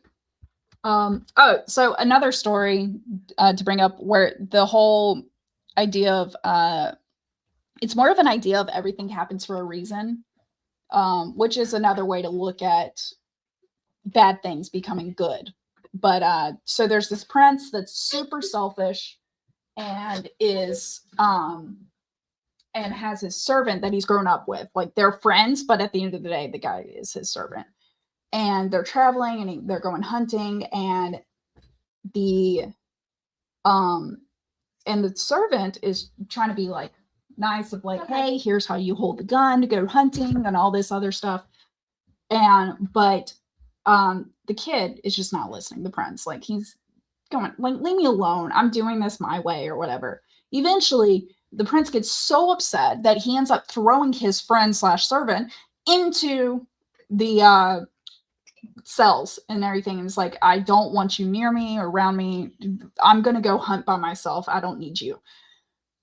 He goes hunt by himself. Well, he does the typical Christmas story thing, not shoot his eye out, but he shoots his finger off and has to deal with that on his own.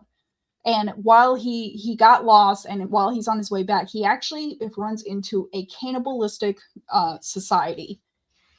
But the cannibals have a belief that they can only sacrifice people who are whole. And with him having a missing finger, he is not whole. Thus, he's not sacrificed. They do help him and send him along his way back to where he came from. Then he comes back and has a new appreciation on life and such because of how close to death he came. Tells his friend in the cell, I'm so sorry I sent you here. This is horrible. I'm a horrible friend.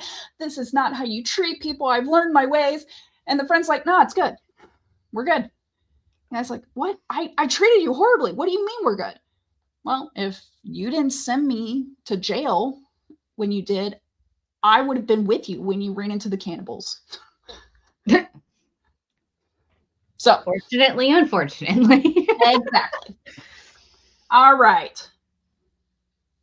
Okay, let's see here. Sorry, I'm So now we need an unfortunately, the bath is cold. Fortunately, the bath is cold.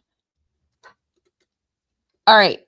Now, chat, we do need to start washing dishes, you guys. Wrapping it up. It's at the end of the day. Now, and so, like every story, when you're getting, no matter how short it is and stuff, there's a change that happens. Whether you accomplish the task you set out to do, or you don't accomplish it, but you learn something. Or in the really, really frustrating ones, you don't accomplish it and you don't learn anything either. You just keep on doing the same things over and over. So, what if, fortunately, when you get out the bath, you realize that your dragon spouse has installed the hot water heater and completed the dishes? That is a beautiful wrap up. But is that like the situation of it was a dream the whole time, or the Chekhov? Yeah, I was gonna say, and then unfortunately, I mean, it could. You wake up laying on the kitchen floor, realizing because you slipped on the water. Mom gets out of the bath. Still haven't found the soap. It was all a dream. Spouse has Ew. We're gonna have to rewash those dishes, Nicole. I mean, unless it's mom was one of those people that showered before getting the bath. Even then. Yeah, true. Because you then can't eat it at just everyone's can't- house. You can't remove it 100%. I mean, unless you washed the dishes and then got in there, in which case, why are you in there with the gunk from the residue of the food on the plates and the water heater. Hold on, I'm trying to get back to the thing. Dragon Spouse has installed the water heater and and did all the dishes. And then it becomes a situation of when you're writing something, do you put all caps or do you just make it bold or italics? I'm a big italics person, unless they're quite literally yelling, and then it's all caps with periods in between each letter. No, because then it's an acronym. And not letter, between each word. And okay. And it's always they grit it out. You dare. Yeah.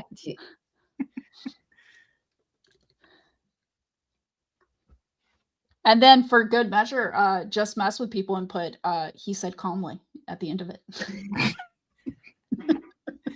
I don't know if readers would appreciate that. An entire generation hasn't been pissed off by someone.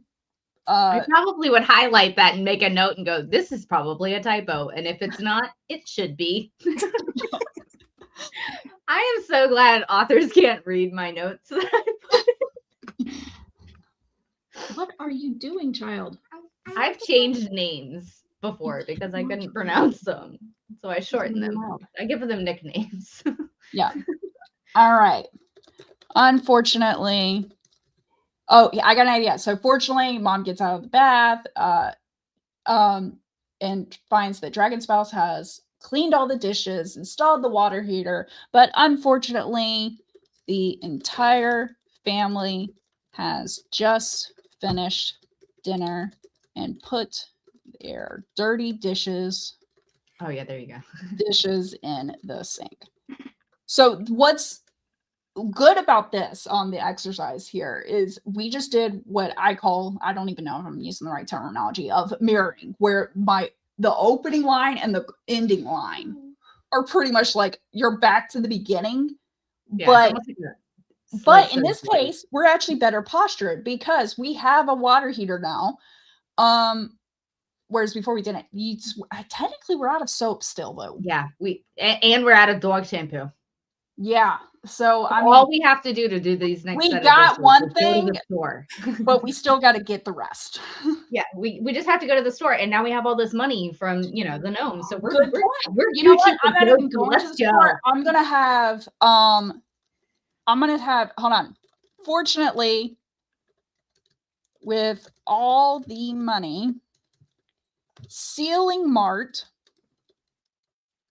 play on words. Sealing Mart can deliver more dish soap. Obviously, Sealing Mart needs to be better named, but that was the best thing I had. I could have called it Floor Mart instead. But this is the entire... Wait, why are we got bodies on the couch? What? Went very dark. Okay, so and that's another thing. We could have analyzed this. So the dragon is eating the gnomes. Are we talking like down the hatch, all disappeared? Is it like a chip, or is it like a peanut where you have to get rid of the shell? Exactly. Like, does the hat create a bad taste? So now there's hats peeled off everywhere, and like, I don't know. Chatzel, in your world building, how would we do this? I mean, honestly, this ties back to like all the stuff of what was being discussed with Sam in the last one of this building the character stuff. Like, once you got the meat here, probably no meat, you can start figuring out, okay, well, why does the dragon eat the gnomes? What does it taste like?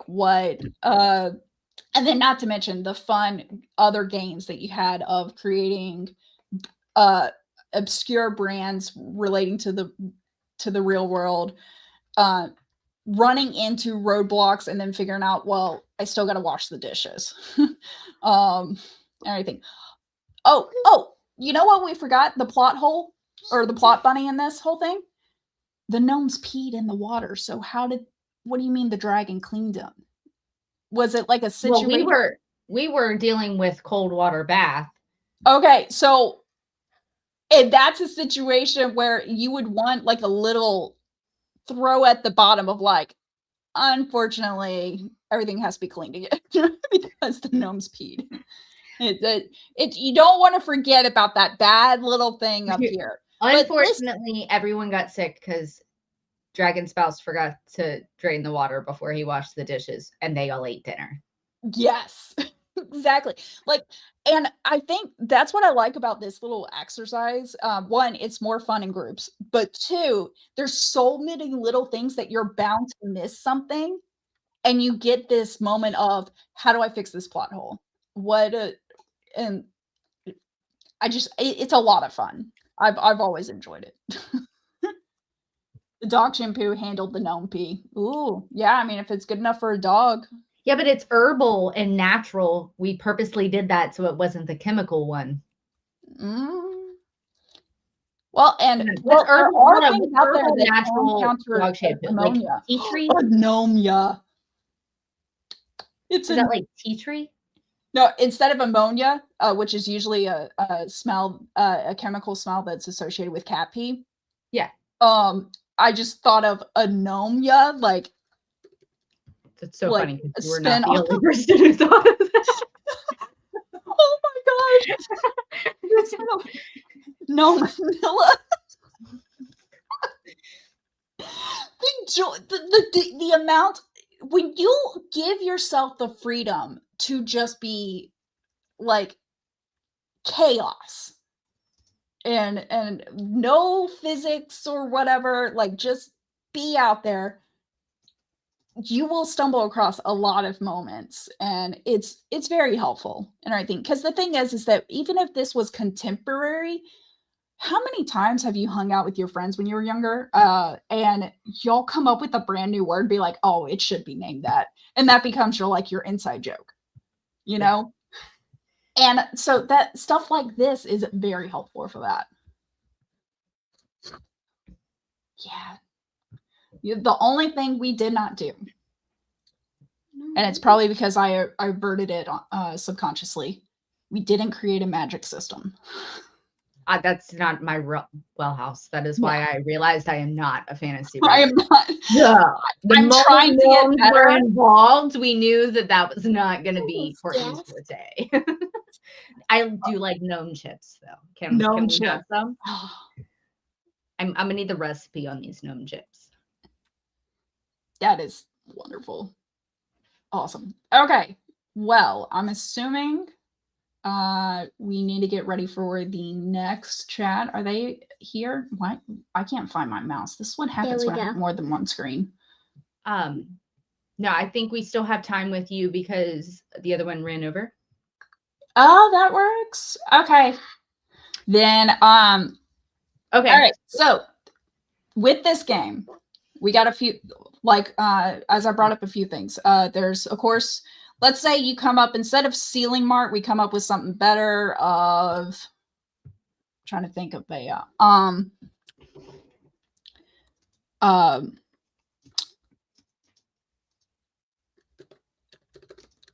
instead of target, we're going Bogart can deliver more dish soap. That would be an off the wall thing, but it would be, you get to play with your positioning. And then the whole thing of cleaning this up would be, you would have these notes to the side. If you actually wanted to make this a story, you totally could, because you would have these notes to the side. And now we're going to start the thing that would be missing from this story is emotions, the feeling. How does our main character or our narrator, whether it's because I don't think we say I at all, so it might be third person. We would be picking that out. And as we are creating it, you would incorporate the emotions that would be felt in that moment. And by incorporating the emotions, I mean that showing. Are we clenching the sponge and and the water is running out of it as we realize there's no soap? Are we sighing? Anger? Because that went somewhere completely different in my head as you were first describing that. Sorry, but we're not going romance. We weren't in feral hour yet, and you're like clenching the sponge, and I was like, you're like, wait, hold on. I swear, stay on the train with me. We'll get there. I promise. But you could create, this could become a story. The things that you're missing, this is like bare basics, getting the plot moving and going, and then stopping it and making you sidestep to keep it moving and going. And the only thing that would be missing from it is that emotional tie-in. And description of like what's going on. How does I mean, we're in a fantasy world, I guess. But how do people look? Or people, not people. How do the creatures look? Fantasy housewives. Desperate fantasy housewives. Oh my gosh. Yeah. Instead of an apple, it's like a dragon fruit. And everything. Okay. Or does Trace Adkins, one hot mama playing as dishes? Well, if you're clenching and then long pause the sponge, then yes. Wasn't that long of a pause? So, but my point is that it's getting the bare base plot. It's exercising your brain, and also it's one of these things that you could do this and then delete it and not see it again too. All right, it's sometimes nice to just be silly, throw it out there, and then go back to your serious true crime novel that is making you question if humanity is worth saving. A slice of life. Yeah. I mean, there's a lot of things. Could this be from the dog's point of view? Absolutely. That's a good way to look at it too. And I can't wait until we get further on in the WriteNow-a-thon and we figure out like exactly from Dana how to like write in an animal's point of view. Oh yes. We should I did that one time. I wrote from a cat's point of view. Right? We should totally save this and see if we can like finagle it around for that after we have that workshop, and we can do that on the Discord. Absolutely. All right. Or FBI looking into the case of the missing gnomes. Oh, this could be like a new Princess Bride where we have like multiple genres involved here. Yeah. Absolutely. This could go so many different ways. So many ways. But all right.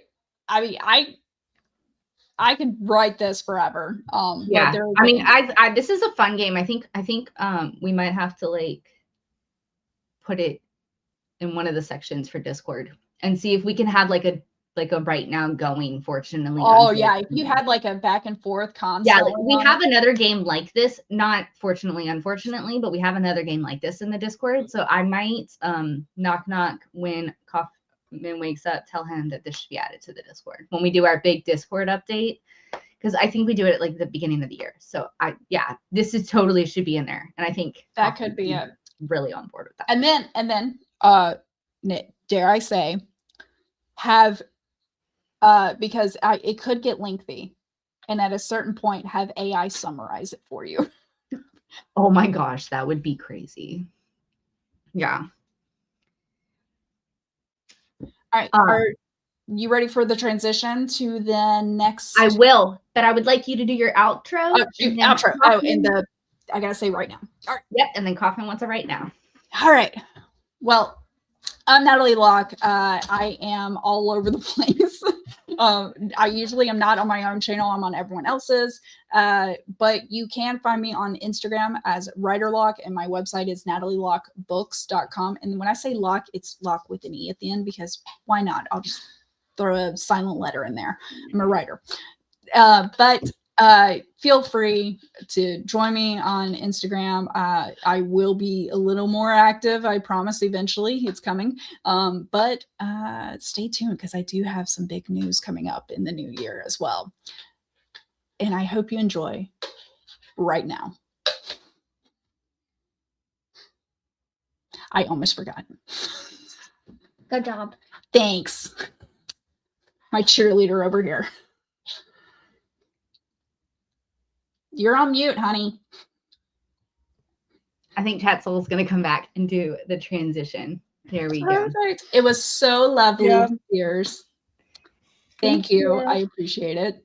And cannot wait to see the further chaos we're going to go through.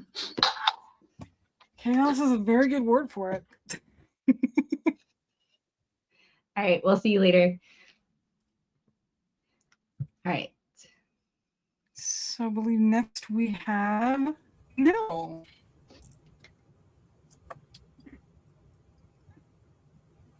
So narrator, voice, and camera. Explore narrator tone and psychic distance in a fun hands-on writing experience.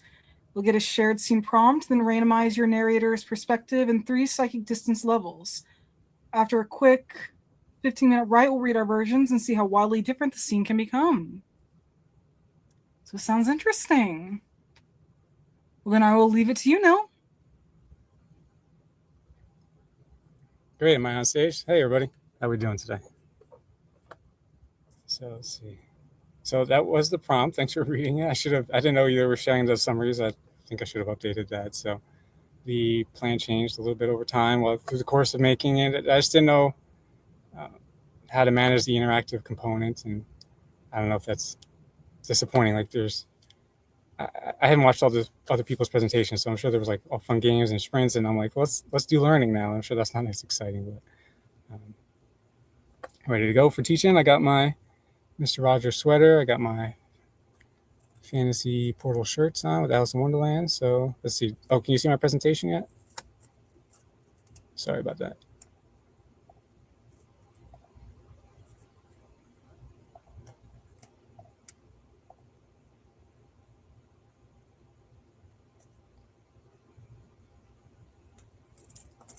All right, great.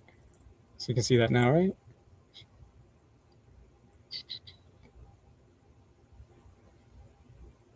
I'm going to assume yes. I thought I'd see everybody else, but I don't. So I'm going to go on. Well, while you're doing your presentation, you'll be on stage, unless you'd like one of us to be on here with you. Oh, okay. Yeah, no, I wouldn't mind, because I'm curious I know you guys well. So if there's some point that it gets confusing and you're like, hey, can you spend a little bit more time on that, or you're going fast, or that'd be cool if you could just call me out. But, yeah. All right, so my apology up front. This is my PSA. So originally it was more interactive, like I said. You'll see a lot of silly pictures throughout this, and just we all get bored with AI. So but they're all trying to reinforce the same thing, that I'm not really knowing what I'm talking about. I'm doing the best I can. So also, just because I'm saying these things, if you ever read my writing and I don't do it, it's harder to do, right? We all know this than to say. So I'm trying to cover a lot of things here, and I have a reason for that. I'm just going to explain, but I hope even if you get like one thing out of it, I think there's value to that, right? So if you pick up a thing here and it resonates with you, that's ultimately what I'm going for. So let's see. So I don't really know what to call this, but really it's just a ramble of me talking about my first year trying to teach myself writing.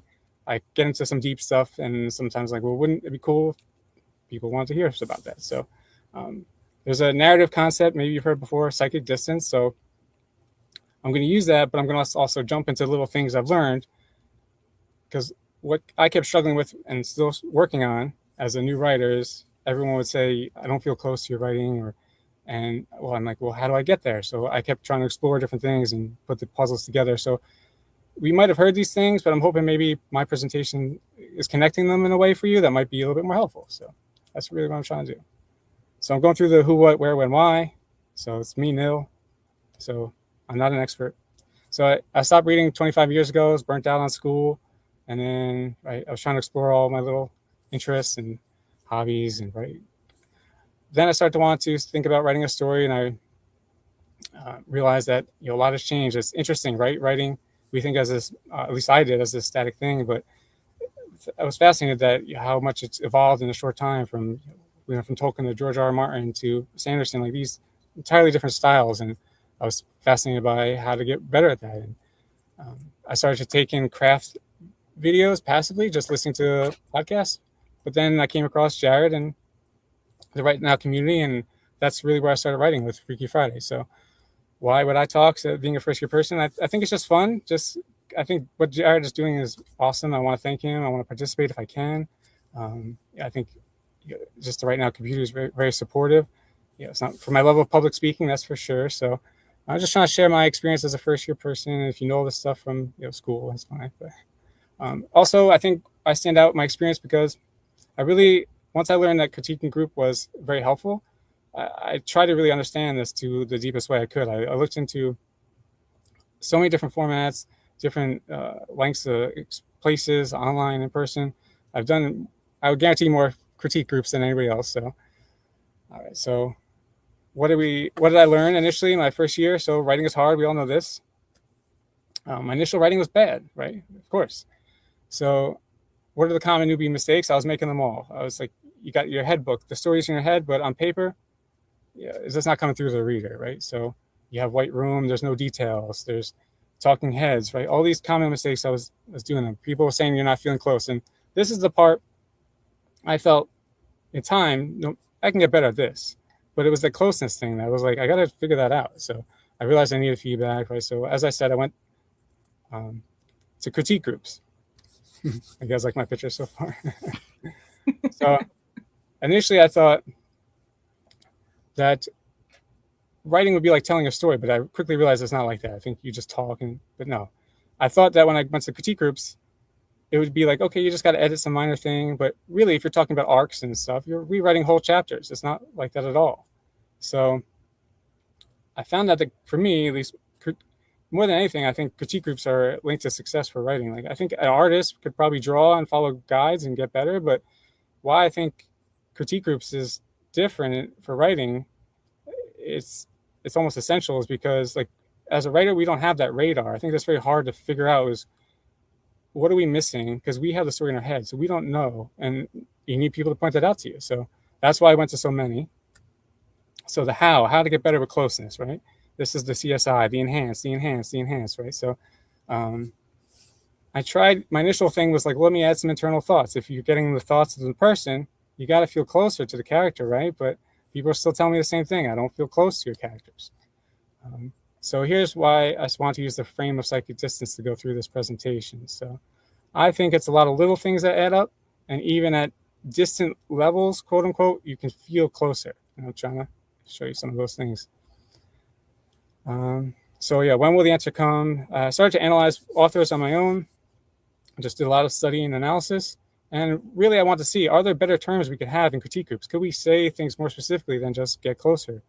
And I think we can. So here's the big outline. We're getting into, so just to cover we're going to cover my mindset, my use of drills. The big bulk of the conversation is on psychic distance. This is all the terms I'm going to cover. I'm going to talk about critique groups and my goals for the future, and just questions and bonus. I think that was my favorite one, the UFO guy.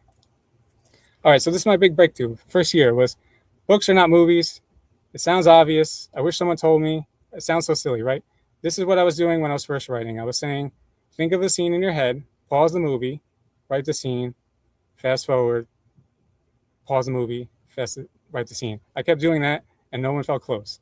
And what I was doing was trying to stage it with like a play, like, oh, here's the scene, here's the people, you see them interact.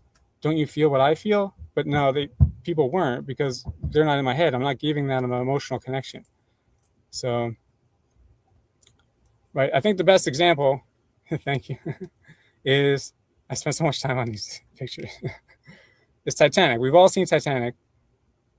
But movies have such an advantage, right? You see the scene instantly, you know everything. You know the stakes, the guy's going to die. poor Jack. And you know the environment, you know it's cold, you know how that feels to be cold. You had all the movie leading up to this moment, so you know all that developmental part of what's at stake and how they're going to feel. So it's all unconscious. But prose has to do all this, and just saying it's cold and just saying what they're saying, the dialogue, is not always crossing that bridge. I don't think so. So here's an example. Of course, you should have scooted over. Right? Didn't even try. Not to So here's an even try. So here's an example of writing the scene, just doing description. Like, it's not bad. I mean, it's never like right or wrong always, but the water was freezing. People screamed in the darkness as debris drifted past. Rose lay on the wooden door, shivering, while Jack clung to the edge, his body submerged. "Don't let go," Jack said between clattering teeth. "Don't ever let go." Rose held his hand. Gradually, his trembling grew slower and then stopped. Jack forced a frozen whisper. Rose tapped and tried to wake him. "Jack," she called one last time as he slipped below the water. So, in a sense, I think this is a bad example because we know the scene so well, so it still has emotion, but it's not bad writing, I don't think. But No, I think you gave me like the best piece of advice when I first started writing, where we were in a critique group and you said set the scene before the dialogue. yeah, And I first like I knew that advice, but some like the way you said it, the words you used, like it made it click for me. yeah, no, I wish I'd come to the critique group plug. I mean, we always have great feedback from all of us. I look forward to Calvin and Mary and everybody's ideas. Definitely, we're getting better together. Yeah. But yeah, so sometimes you want back and forth dialogue. You want to just have the people say a thing, do an action. And there's moments in the story, but I would start to ask myself, is this what I want there or not? Do I want it to feel like that play moment, or do I want... So if you write from the character focus, it feels different. Now, you could just argue that there's more words here, and that's fair. But I'm just trying to show you there's a different feel and approach, and there's moments for this stuff too. And this stuff I wasn't doing at all. And that's the point I'm trying to make, is like, I try to have to find ways to think to myself, when am I not getting these moments and how can I add them in? So now, if we don't describe the scene, we just talk about how Rose feels, right? So Rose thought freezing to death would be painful. She didn't notice her spastic jerks turning her to ice due to being completely numb. A frigid floating door offered an appealing bed for her growing drowsiness. She gripped Jack's hand right beside his slowly fading pulse. "I won't be far behind," she thought, and kissed her interlocked fingers. In the middle of the Atlantic, far from the lifeboats and rescue, the corner of her mouth lifted. If this was the end, she could rest easy. A proper life and diamonds, no matter how big, were wasted without love. Jack taught her that. Rose remembered her hair flying when they danced, the wind on her cheeks at the bow, and the steam of their embrace created in the car's backseat. For a moment, fire... I can't read the rest of my screen. Yeah. She mustered the strength to blow the whistle at a lantern in the distance, right? So it feels different because we're just... What is she feeling in this moment is really telling us all we need to know. It's almost... Whether the detail is not, it's almost secondary, right? You could have one little line saying they're in the ocean. But having both is great too. My point is that I wasn't always doing any of this, and just seeing how you feel. If you can add in those character moments where it's really just from that. I wish I had somebody to give me that concrete example rather than just saying, how does the character feel? I was like, well, I thought I'm writing it. I'm telling you what they're saying. We've said, how would you feel if you said those things? But that's not the same as prose, right? So to me, it's like, I can't do it yet, but I think I have a better idea of what I'm trying to do. So anyway, so like Neo, right? I saw the way. I started to think of how can I make some drills. So basketball, right? You don't just play games. You do jump shots, you do layups. So my initial writing was very confusing. So here's an example of like a confusing way I would normally write. So Tim stooped to pick up the muddied object. He wore a dress shirt. So in my mind, I'm thinking, well, he's reaching. So the shirt, it's on his arm. Let me talk about the shirt, but you're changing the focus. You're going from the object to the shirt. So the debris had been hiding an old time pocket watch. Rough fingers lifted the lid and wiped the dirt from the face.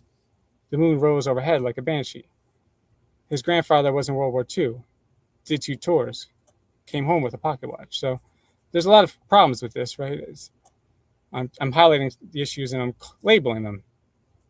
So when I go from between the paragraphs, there's not really a theme connecting them. Like eventually I bring in the watch on the third line, but at first you're jarred as the reader. You're saying, why are you talking about his grandfather? We were just talking about a watch a second ago.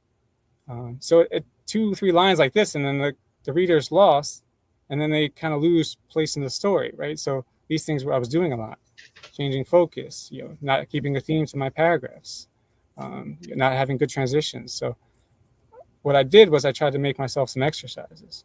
I tried to break each of these things down. And here's an example. So with transitions, I made a list of ways you can cut between paragraphs. Sometimes you'll have a character speak and that takes you to the next paragraph. Sometimes you'll say something like up ahead or years ago. There's many things, but there's some things that feel better and work better than others. So I have a big list. That's not the point of this presentation, but it's just to show you, like, I think that's what's interesting is my mindset here was to try to make drills and try to find things. And so you can see my transition fix is better. At the bottom, I changed on dialogue where I say he lifted the lid and wiped the dirt away. And then that's mine, to figure down the distance. No, we're not distracted by where's this grandfather coming from. We're used to dialogue interrupting a scene. So that feels more natural, right? So these are things I encourage other people to do if it helps you. But if you don't, everyone should find their process, right? This is what's been working for me, and that's what I want to share with people, is to see what you might think. All right, so we're into the big part of the conversation, the presentation. Am I going too fast? A little bit. You take a second. All right, I'll pause down. I'm sorry, everybody. Let's see. No, you're good. It's a lot of information, and I'm curious, like, if we could go back to like the drills that you were doing and like what you learned to like, well, yeah, and that, like, how did you learn? Here, go forward 2 more. Oh, sorry. Right there. How did you learn to do that? Like, what you said that you had done drills, like what were those drills? Yeah. So I think everybody can make up their own. So that's what I'm just trying to share. So I would go to critique group and people would say, when you ended this first paragraph and said the moon rose overhead, and then you start the next paragraph, his father was in World War II. Right. I mean, I was thinking these are connected because, well, we're talking about a watch, and eventually I'm talking about the grandfather talking about his watch. But it's really this transition that's so clunky. So just that word, I'm like, well, let me just work on that one thing. Let me work on transitions. So I would start by fixing these transitions. I would look into just advice online of what are good transitions, and then I would try to apply that. So try to change up how I transitioned this paragraph I showed you into different versions. So things like that. And I do that for a lot of things. So I don't know. So you would find your like individual thing that like you struggled with transitions. So you did more research on transitions and started working on transitioning more, and that's how you got better at it, you would say? I'm hoping it's paying off, but yeah, I guess the feedback will tell. But yeah, I think it's, for me, I think compartmentalizing it is going to be a more effective way in the long run than if I just keep writing stories. But I think different things work for different people. So absolutely. Do you have any other questions so far? So we covered basically the drills. We covered how writing feels different if you focus from like a movie or as a character emotion. Don't know. I can't really read that. So going back. Yeah, and we talked about like why I'm presenting. So it's more of like an intro part. I hope it was probably wordy intro, but you're good. Yeah. All right, cool. So again, I think I said some of these things, but yeah, not an expert. I'm not really trying to teach you the textbook way. Sorry. Just like how I understand it. And so I think it's helpful for anybody if you summarize it in your own way. And my friend told me if you start to teach something, you even learn it better. So that's one of the reasons why I want to try to come on. So well, sometimes the best way to learn something is to try to teach something that you just learned so that it sticks better. And sometimes like I said, with like I had been told you have to set the scene before you start talking, but it was the way you had said it and it just clicked for me. And so like it's things like that. So that's what I'm saying. Like with your transitions. And that's why I was curious what your drills were, because like maybe what you did could help others. And what you said you did was like you researched more about transitions and then practiced it more. And that's how you found that it was more successful for you. And so that advice is really good for someone who might also be struggling with transitions. Mm-hmm.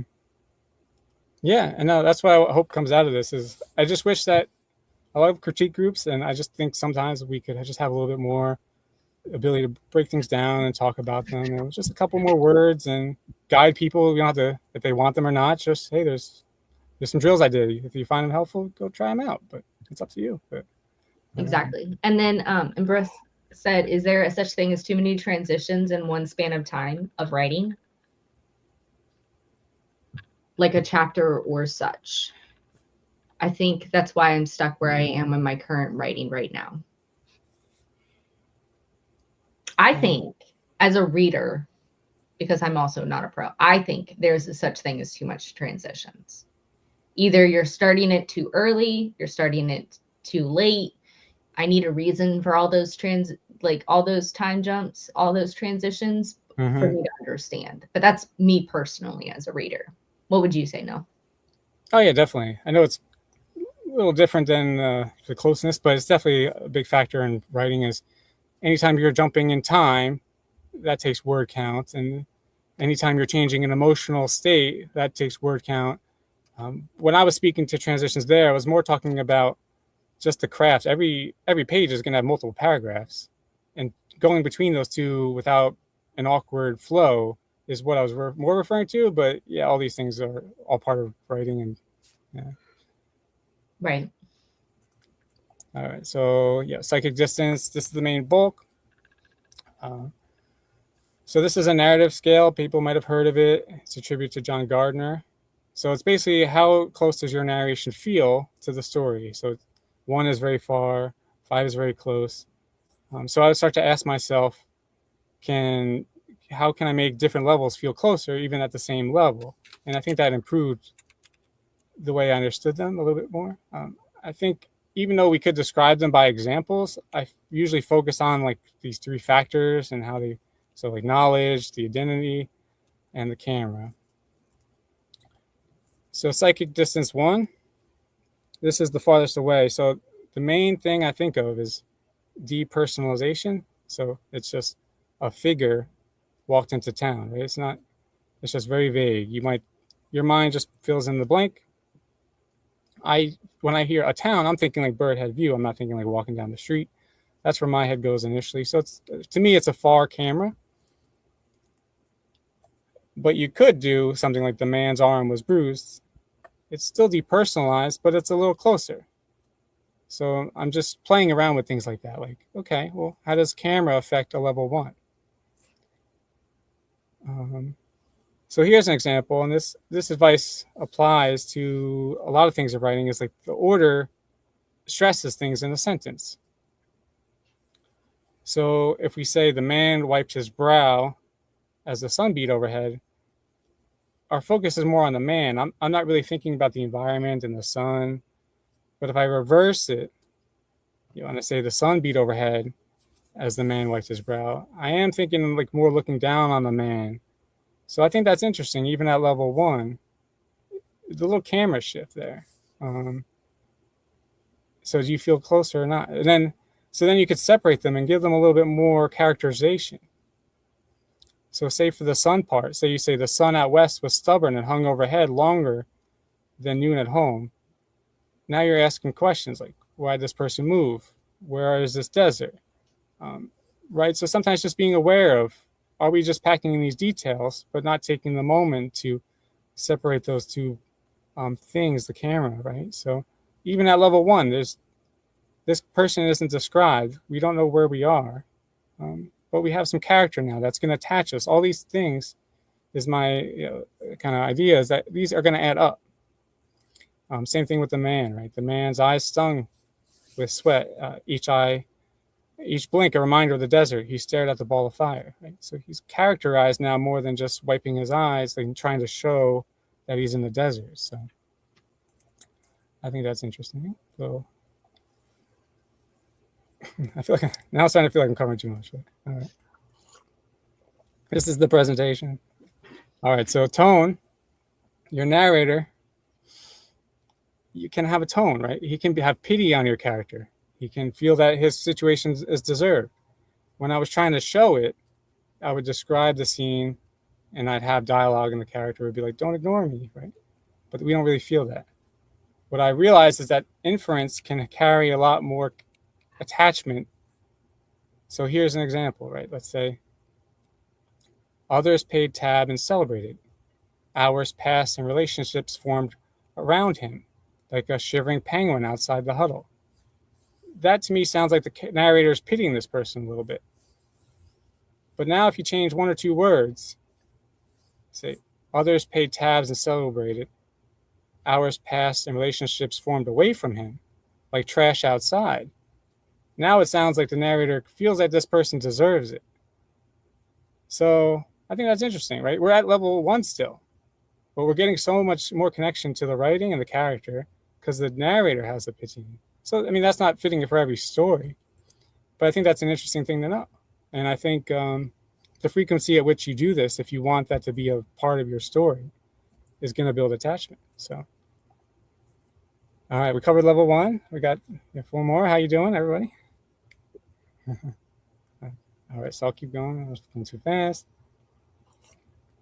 It's more about pausing and coming back to. That was my mindset with making this. So, level 2, the main characteristic is identification, right? So, he's not just a vague figure. We get some name, we get profession, we get age, we get description. So, example, right? Dr. Bob walked into town, not just a figure. So that's cool. A little closer. We feel more close to the narration. And I talked a little bit about this with inference, but it's a little different talking about when is less specific better. And it seems counterintuitive, but with description, we could add a lot of details. So here's an example. If Dr. Bob graduated with a 4.0 from Harvard, finished residency at 35, wore glasses, had fair skin and red hair, we get a good picture. We see this person. We got a lot. We're level 2. And a lot of people might not write like this. You might want all your description at once. You might want to weave it in. You might want to say Bob put on his glasses while he talked to the patient. That might be a little better. But I still think even at level 2, we can get a little bit more attachment to the character. And that's where I think inference helps. I mean, being less specific. So here's an example. So rather than say his age, we'll try to imply it. So Mark's sister stopped lifting him to the counter 5 years ago. Now his arms could reach the cookies just fine. He denied ruining the dinner with a dimpled smile. So we're implying that he's around 8 years old. Maybe about 5 years have passed since this cute little thing stopped happening.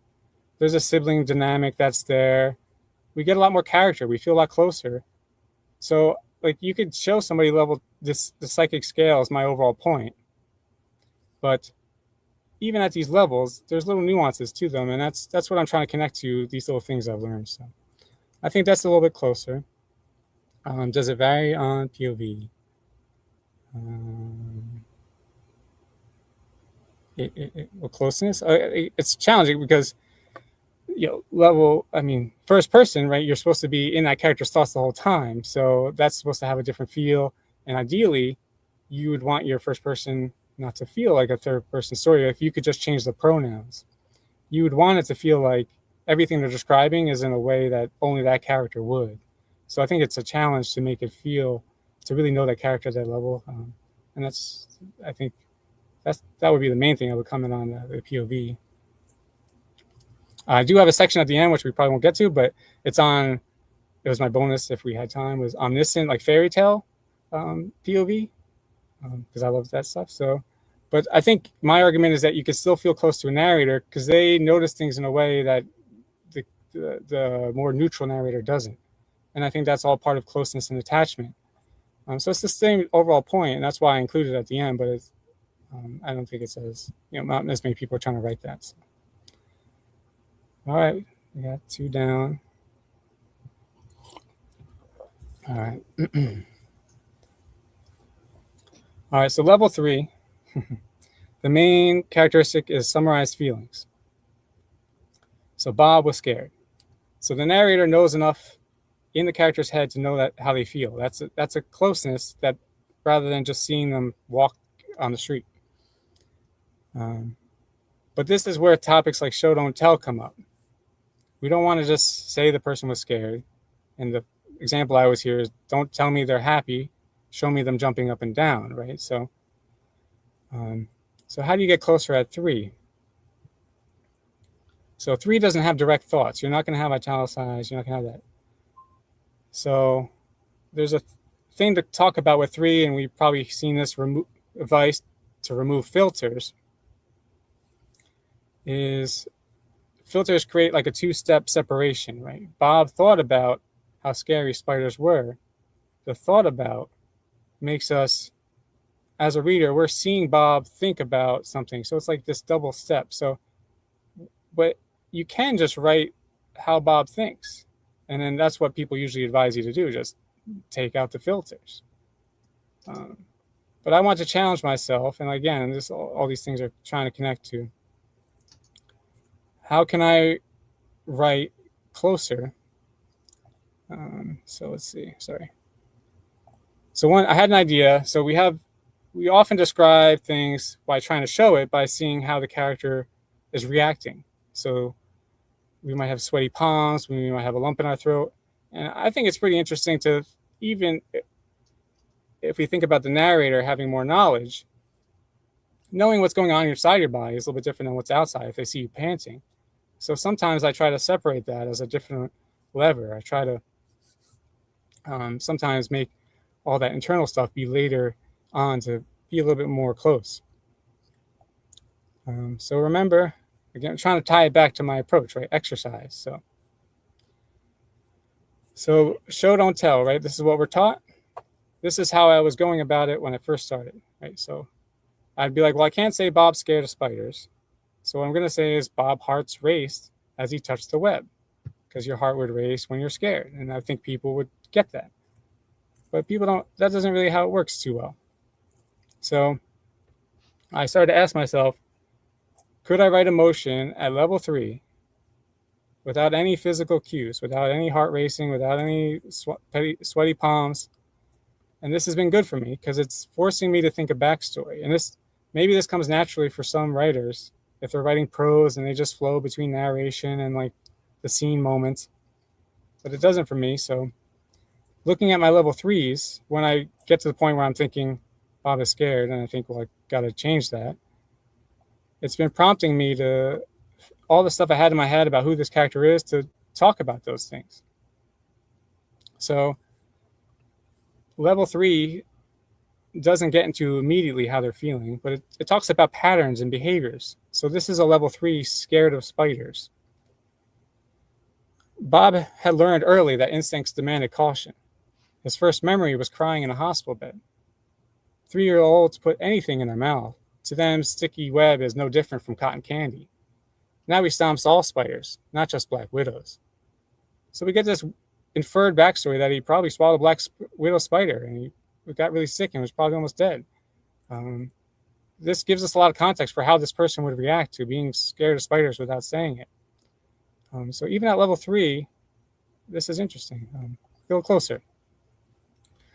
So here's an example of what I was doing, and it's not bad.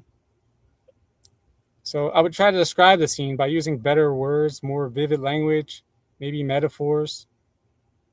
But I wasn't getting, my mind wasn't thinking what I just showed you. So I would say something like this. Bob held his breath as the spider descended a silken strand.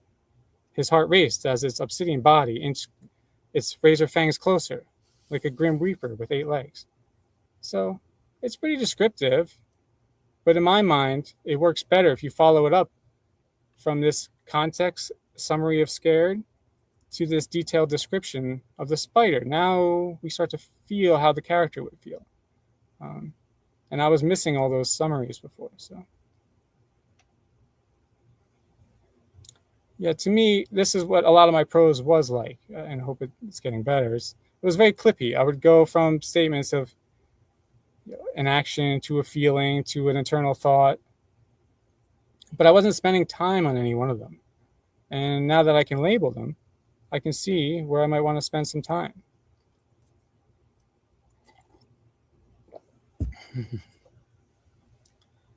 All right, let's see how we're doing. 20 minutes. All right, we're doing okay. All right, so we're learning a lot. Sorry, guys. All right, so when am I going to use this? This is the thing in school always comes up. So I would write sometimes in like a scaffolding. I would just list things that happened in the scene. So let's just say we list 3 things. Bob hid inside. Bob felt scared. Bob ran outside. Very simple. And I'd be like, okay, well, I don't know what to write next, but now I have a guide. I could take each one of these things, and I can expand on them in the way I said. So the first line is level 2. Instead of saying he hid outside, earlier I had talked about inferring these things. So I could say Bob's out-of-the-box white shoes touched dirt 5 months after buying them. So, interesting. Why did this guy hold on to these? Right? So rather than saying in the blue, Bob felt scared, I give backstory. I make up this thing now. He preferred to stay inside, even locked the door, chain plus deadbolt, more worried that nature would sneak in than a burglar. So again, patterns, a summary of behavior, right? This is level 3. And then in my original scaffold, I wrote ran outside, which is level 2, and it doesn't escalate his internal emotion, right, in the scene. So I could think to myself, let me make that a 4. And I could add some internal dialogue. The fresh air called like a doorbell rang, he thought. Your dog needs you. So now there's an escalation to the scene. Each moment was expanded on from a simple scaffold. And I didn't have this before. And this is really what I wish somebody showed me when I first started writing, because my prose was so simple. I had a hard time knowing what to write next. And this is at least a starting point. Maybe you develop a different technique, and maybe this just helps you for a period or certain moments.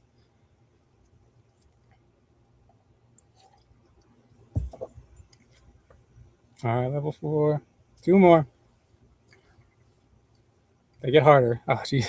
These are hard things to talk about because I know this is like a long, deep thing, but at the same time, this is what I wanted, because so many people, I've seen so many presentations where it's like level 5 is the man walks, level 4, and it's like there's a lot to that, and I've explored a lot. So maybe something here is interesting, right? All right, level 4. All right, the main factor is alignment.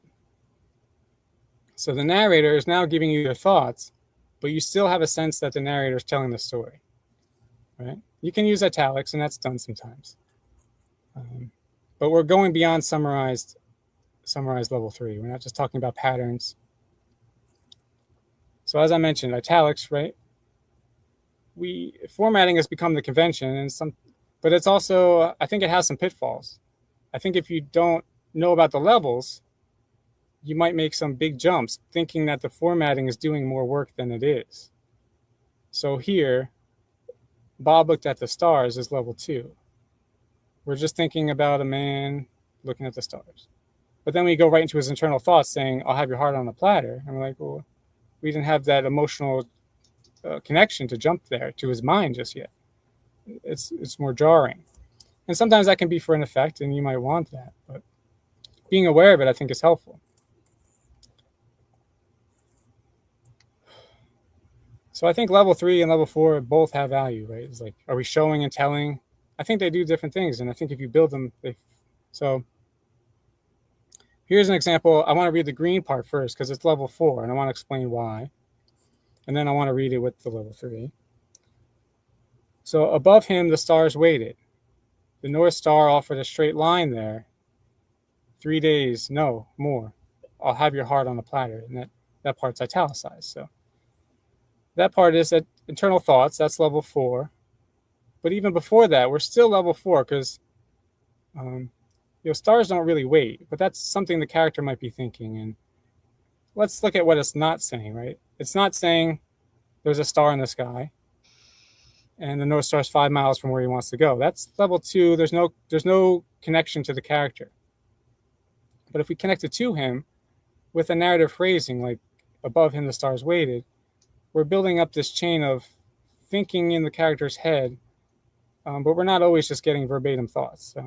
It's a different feel than just summarizing patterns. because we're in this moment, right? So this is what level 4 is defined as. So I just want to, I think if you read it with the earlier part, a level 3 example, you can see how it builds up. So Bob thought about revenge, stuck in his mind next to the unconscious functions like breathing and blinking. The lure of sweet satisfaction flickered even when asleep. So we got this character thinking about revenge, patterns of behavior summarized.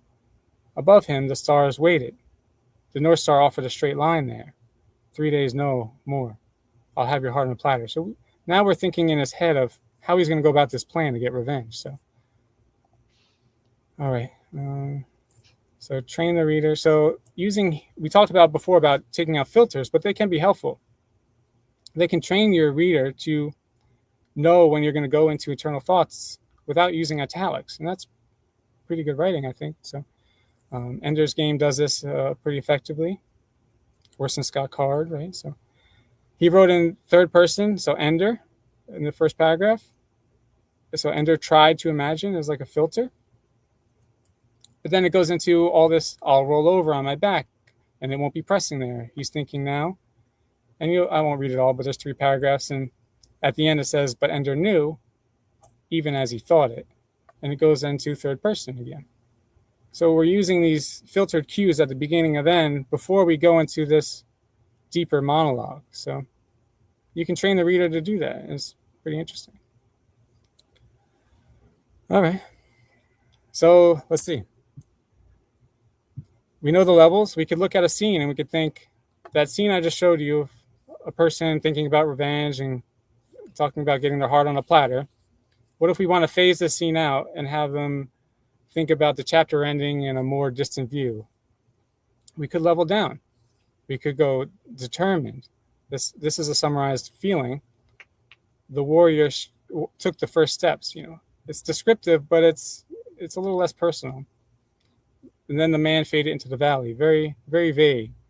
So, and now we're looking at the scene from a distant point of view. We're looking at the valley, not this person sitting on a hill thinking about revenge. So, but let's say your person isn't determined, and they're not just going to walk out and go do this. So now that you can see the levels, you could say, hey, I want more time at level before he leaves. And you see, you expand your emotion at level 3 in the blue. Oops. So above him, the stars waited, right? And then we say Bob hesitated. He knew men had gone mad with similar quests. Primal urges have existed before man made fire. So this gives us another beat before he walks away. And there's a lot that goes into pacing with writing a story, but I think this is another interesting thing to know if you can see psychic distance. All right, I might have to go a little quicker.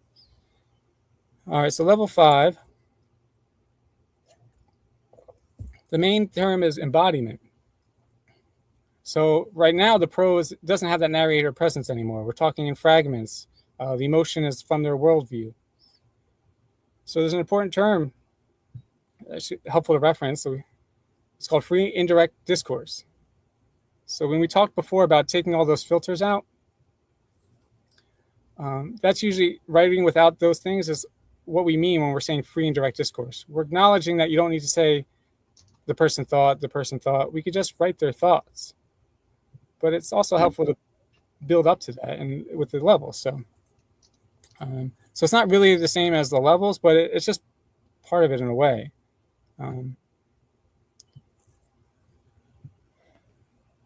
So when people talk, they have expressive moments, and there's many things, right? We curse, we call out to our religions, we deny, we say expressions, and these are examples. But these are the things you would start to see at level 5. So here, this is interesting. Like, let's take a level 5 character and let's give them 2 different personalities. We're going to describe someone as a skeptic talking about something at level 5. So a skeptic would say, figures, the jerks thought they would get away with it. Their secrets, their lies, no more. Right? We got a couple expressions, figures, jerks, no more. There's no real narration here. There's no connection to the character. There's no summarizing of references. It's just their thoughts. So now let's make this person like more educated sounding, but they're still skeptical. So the combination of motivation and assets would elude discovery far longer than predicted. Precisely, how could two punk dropouts pull off the most sophisticated heist of all time? So this person is more inquisitive in the way, but they're saying the same thing. But that's what you want to do at level 5. It should start to feel like you know the character, you know their voice, and it's coming through at this point. And I wasn't doing any level 5 when I started writing. Like I didn't even think about like what is my personality. I was just telling you what the scene was. So now I have moments to stop and say, do I have a level 5 here? And so here's an example. Like, these are what we've been using as our examples. And now we're just putting them together to show you how they build on each other, how they compare. So above him, the stars waited. The North Star offered a straight line there. 3 days, no more. I'll have your heart on a platter. So still some narration, but figures. The jerks thought they could get away with it. Their secrets, their lies, no more. Right. So we've transitioned a little deeper in a gradual way. So cool. All right. So this is we covered psychic distance. We made it. I hope somebody liked some of that stuff. But so what I learned from my first year with critique groups, right? I'm not suggesting anybody barred people with this presentation on a critique group, but if you go to a regular one, I'm kind of from the mindset that maybe we could suggest 3 minutes, cover even one distance, but over time, your group's going to gain shared terms. You're going to be able to look for things and talk about them differently. There's sometimes I think it would just be helpful. It just goes that step further than us being able to just say, I didn't feel close and not being able to describe why. I think groups could offer space after the group to maybe have people that want to stay later and talk about drills or how their drills are going, or could be interesting or could guide people. So I'd suggest that to anybody that has a regular group, but that's just what I like. All right. So this is more of this, the presentation is kind of done. So now we're just talking about me personally. So like I said, I started trying to write about a year ago. Now we're going 2026. I turned 40 in December. Happy birthday to me. So I'm changing my schedule from a therapist full-time to part-time, and 3 days a week I'm going to write full-time. Like I'm going to make it like a job. I'm going to make it like I'm sitting down. I'm going to try to make some content. Thanks for the claps there, Courtney. I want to try to put something online. I want to do some of these drills. I'm putting them online. I think that would be helpful for people. You know, of course, reviews and things might also be part of that. But I'm hoping to use this next year to really get better understanding my process and just hopefully improve my writing, because this takes me a long time because it doesn't come naturally for me yet.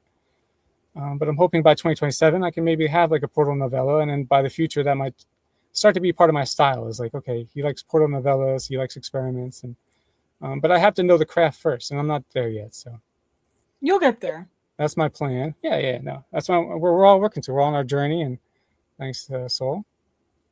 So this is something I want to explore, and I have like aphantasia. It's not a concerning thing, but it's just, it means people can't imagine like a visual image in their mind, and they say it's like a low percentage, but I don't know. I've asked many people, but a lot of people have that ability. Some don't. So I've heard about this personally, and it seems like it's a pretty wide spectrum of people that can't have any sort of mental image to people that can, well, it can almost be like reality to them. Yeah, no, some people just have like outlines, some people are really detailed. So for me, what I notice is that when people have this really close, like third person, they never break the camera from that like close point of view. Even though in theory it should feel immersive, like I like those camera pullouts because I like to get that context and like take my time. Like, so for me, like an example of a detail would be like Mark's rotting hand trembled as he reached for the yellow key. It's like this stacking of details that just like, for my mind doesn't know, okay, put the key, make the key yellow. And the mental image, I'm not really making a mental image, but I'm just like kind of understanding what the details are. So I'm having to think about the hand being rotting, the trembling, the key. It just becomes a lot. So for me, this is something I want to explore, and I don't know if it's going to work with like writing, but it's an approach I want to see if there's something to, and I call it the aphantasia writing style or writer. But really, I like to ground the scene spatially first, like tell you where everything is, what the emotional stakes are, maybe add a general description of the room, and then maybe stack things on top of that. But I think people sometimes go right into that, like, every motion has a detail that's always weaving in the plot and the action and the description. And there's time for that too. But I think for me, with the aphantasia, it's like just a different balance I prefer. But yeah, I mean, hey, if it whatever works for you works for you. Yeah. There's people that like that kind of style.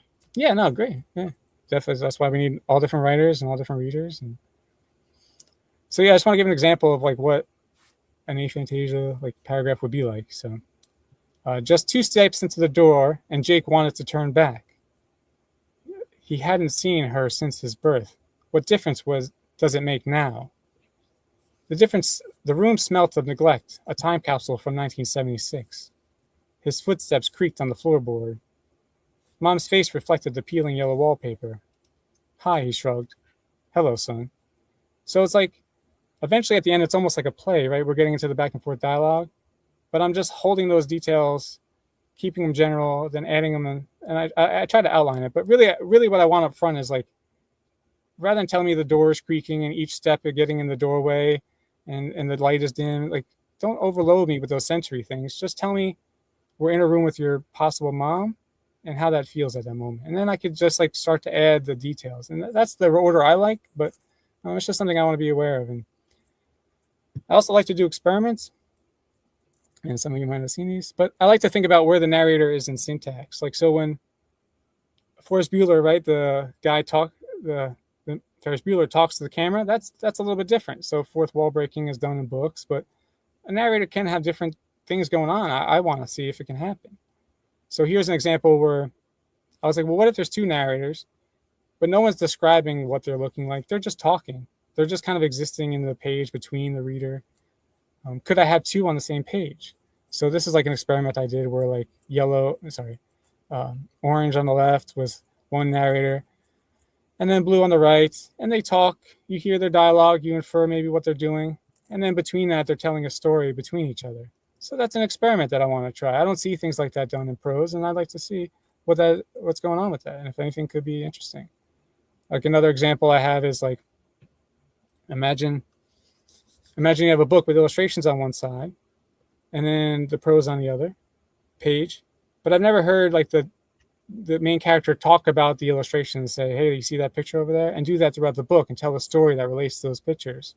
Breaking that syntax, it's not quite fourth wall, it's something else. And I have a lot of examples like that, and I want to see what can be out there. But so there's another example. So I hope I didn't blow your mind. We're not getting to the bonus content, and anybody questions? Thank you, everybody. Really appreciate the Illuminati. You guys are so helpful to the whole event, and it's awesome that we're all working together. And thank you, Jared, for the event. So I appreciate the time to be here, and I hope. Glad you were able to come and talk, dude. Yeah.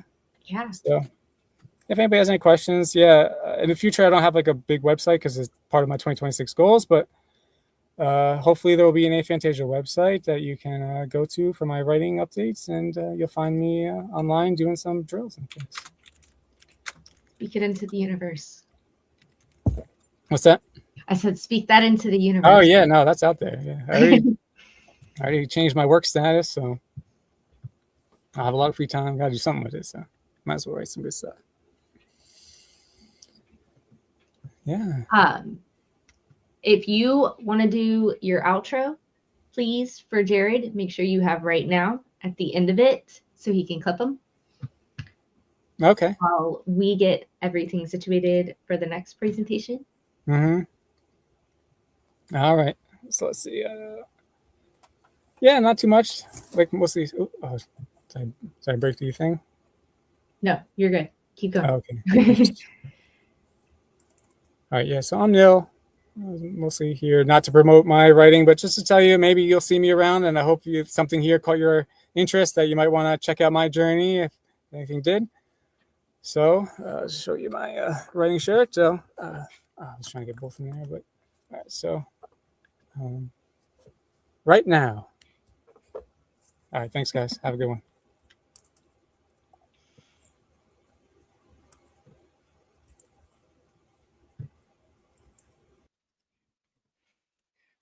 All right, so next looks like we're going to have a giveaway for the next person that's going to be up.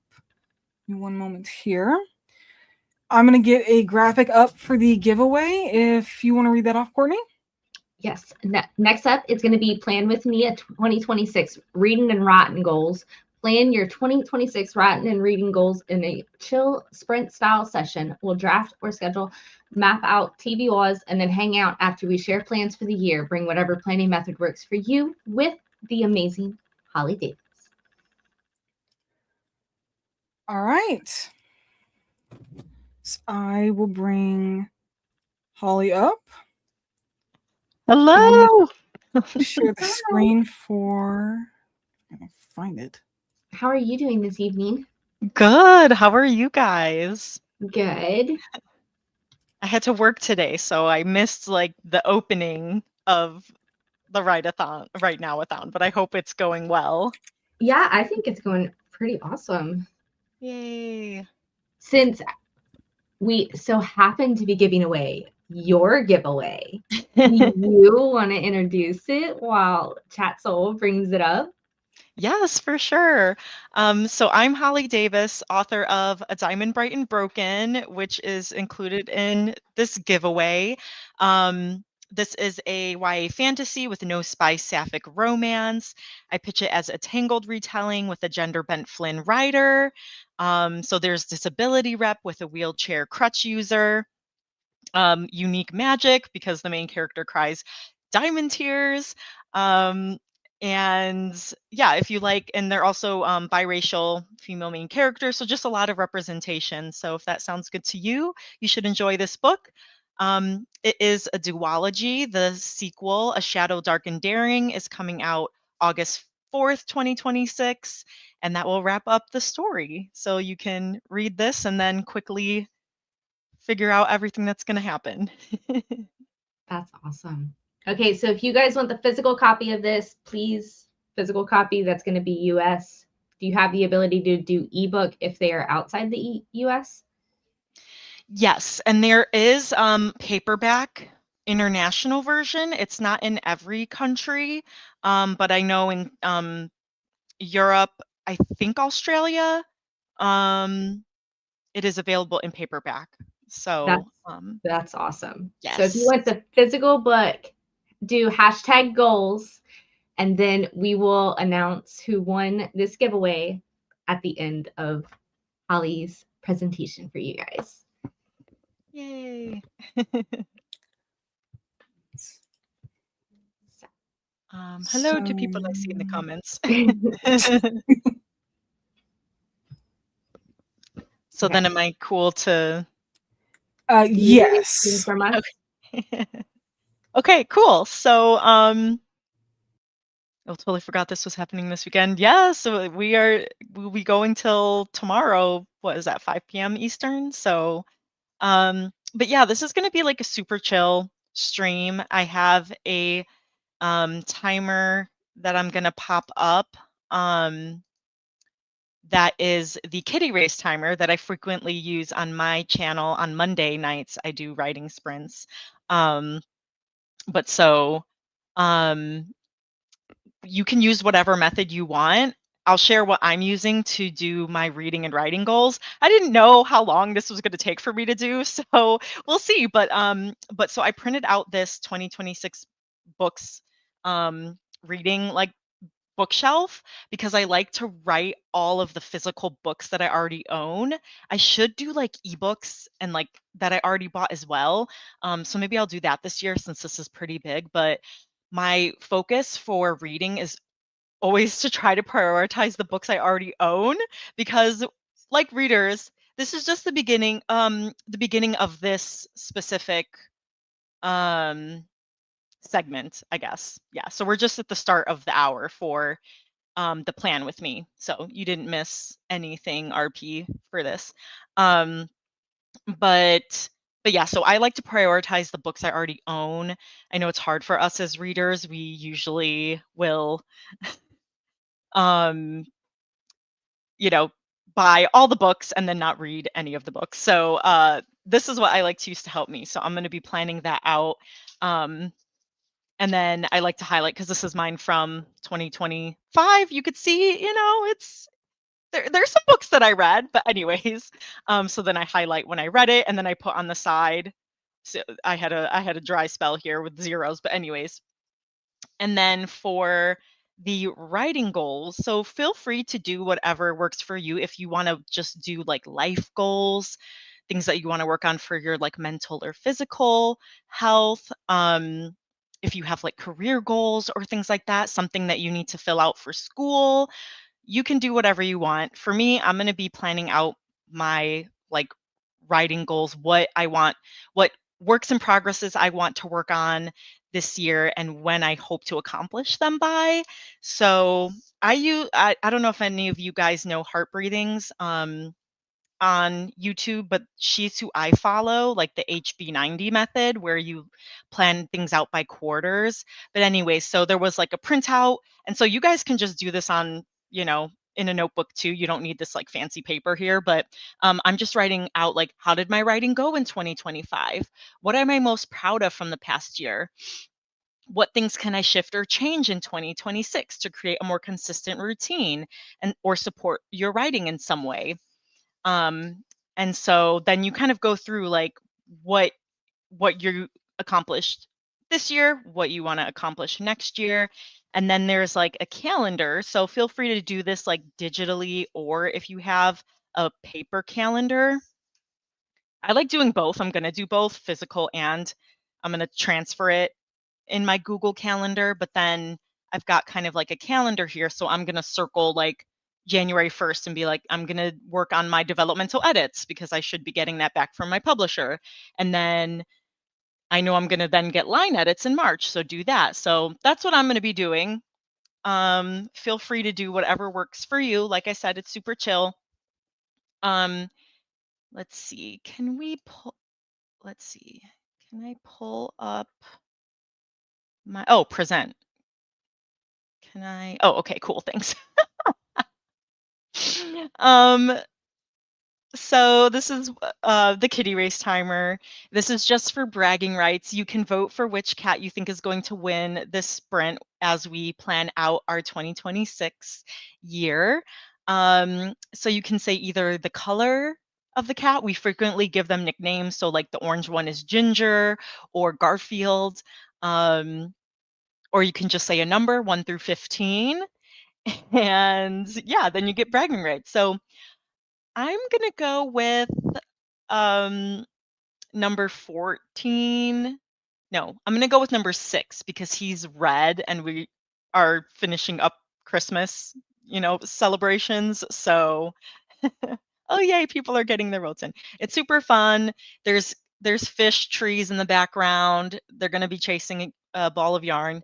And then I know some people do like to work in silence. So there's not going to be music, but please feel free to play any background music that you want to while we are sprinting. But so without further ado, have fun with your planning, and I will see you in 3, 2, 1. Happy productivity, everyone.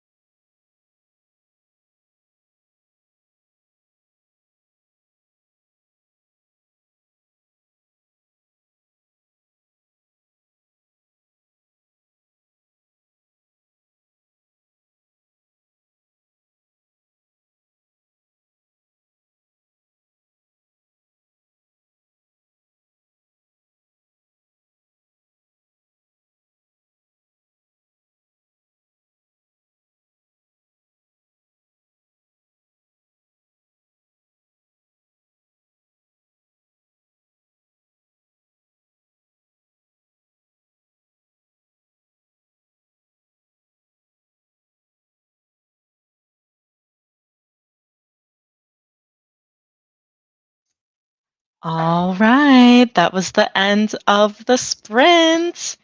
And number 13 won. Did anyone vote for 13 or Brownie? Oh, chat, Soul, yay! Go Soul! I am glad that everyone was having so much fun with the kitty race timers. Yes. It's so fun. So Soul gets bragging rights. And then, oh, and Stephanie Whitsome also went with 13. I'm scrolling up looking. Hi, Dana.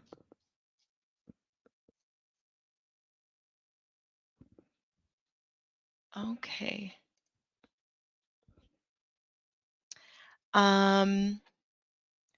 So how did you guys do? Did you plan things out for your writing and reading goals? I filled out, oh, I guess I can get rid of this guy now. Stop the screen. I filled out my, Oh my god. yeah, so I did include my ebooks. So I have 45 physical books, and then 35 ebooks. So I was like, if I read 1.5 books a week next year, I can read all the books I own, which will Yeah. definitely not happen, but it at least makes me more accountable. And then also what I do is it makes me be realistic and say, okay, this has been on my like to read list for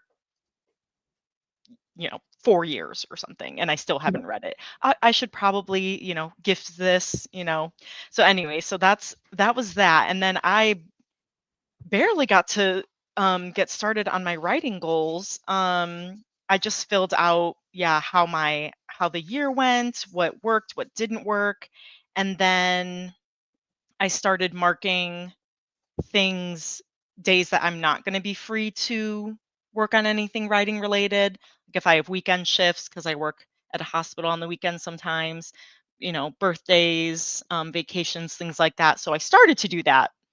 But yeah, I was like, I don't know if 45 minutes is going to be enough. Or I'm like, I don't know if 45 minutes is too long. It was not enough at all. Yeah. But it sounds like you guys had a productive session, so that's fun. And Yeah. even if you got sucked into the kitty race timer, that's okay Yeah, too. you could tell every time I got unstuck out of the kitty race timer and wasn't paying attention because 12 would just fall behind. And then I would look back at the screen and then you could see him slowly going out to the front. It really is like the last second. The one behind just pulls ahead, and you're like, what the heck? Where were you, dude? Right.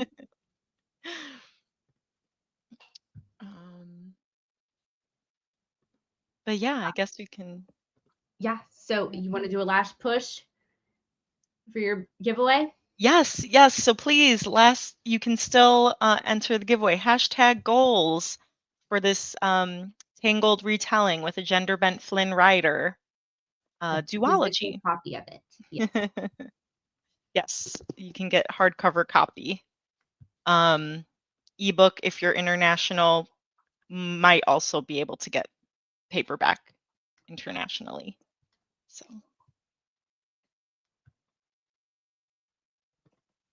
I put goals only, not 2026 goals. Oh, I think for your sprint. Oh, okay, got it. Look at JL. She put the finishing touches for romance presentation. Yay! That's amazing. Wait, did your name change? I thought it was showing up as something different earlier. That was okay. That was, yeah. I was like, am I crazy? Or did I see you have a different username, JL?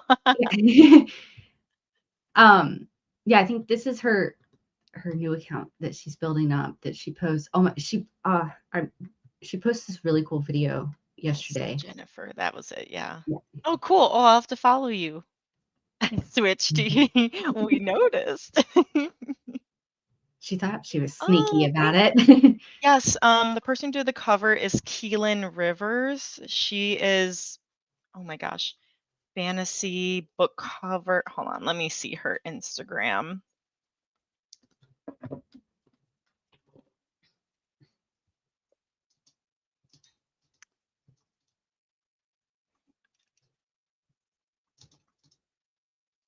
Oh.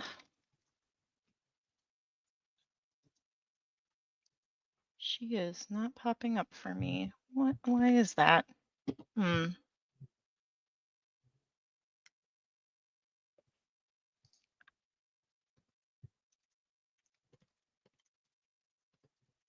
thank you. Yes, I am very appreciative of the cover, and the sequel is gorgeous. There is a cover reveal. If you guys want to sign up for that it will be revealed in March, so there's time.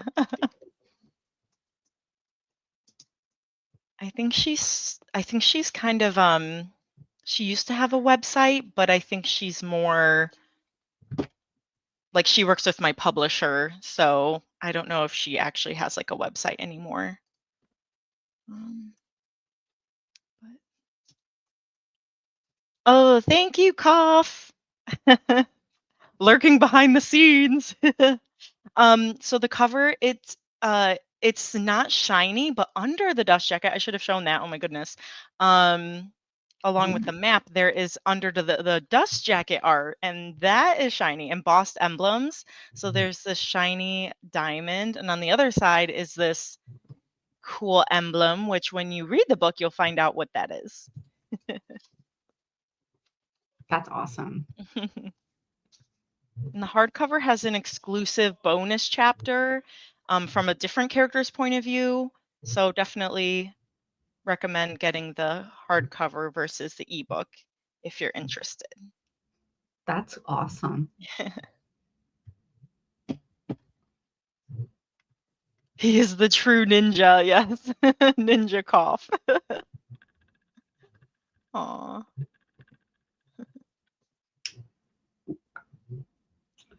Giving everybody the last few seconds to enter if they want to. Dun, dun, dun. Oh, a metallic shine. Oh, you know. Yeah, I wish I had some Rex for you. But a lot of times what I find, like I'll go on Instagram and just kind of browse, or if you look up like hashtags like fantasy book cover artist, and then you might be able to find someone who's has the, you know, idea that you want, and you can try to research it that way. Yeah. So you found your cover artist on Instagram? I know her, she's a friend of mine, but she works with my publisher, who my publisher like uses her for all of her, it's a small like indie press, but uses her because she's also a book cover designer, so which is kind of cool. But Instagram is where you can find a lot of people, so right.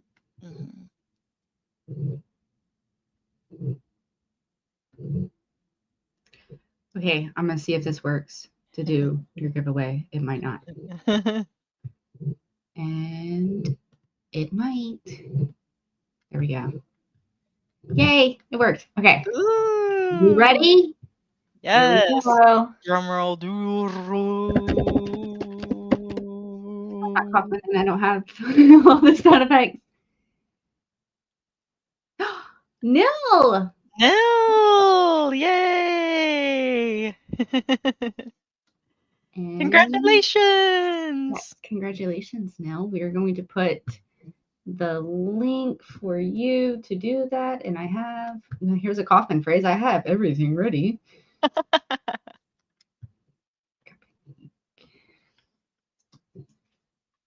Yay. I hope you enjoy, Nil. There you go, Nil. Fill that out. And Holly can send you your prize. Yes. Okay, and before you leave and we move on to the next performer or presentation, sorry, that was, yeah. I performed for you all with my cats. When you do your outro, can you please say right now at the end, Coffin wants to do like splice them all together. Yes, yes. So thank you guys so much. Thank you, Kaufman, for having me. It's always a pleasure. I really appreciate all the hard work, everyone, and the Quilluminatis of putting in to this. And yeah, so I'm Holly. I'm the author of Diamond Bright and Broken, once again, YA fantasy, no spice romance. Please check it out. I'm also the host of the Diversity is Lit book club. We're over on Goodreads, where we read one book by a BIPOC author every month and discuss it on my YouTube channel. So definitely check us out if you want to expand your bookshelves. And right now, Awesome. Thank you. You're welcome. Thank you guys so much. And then do we have the next slide? So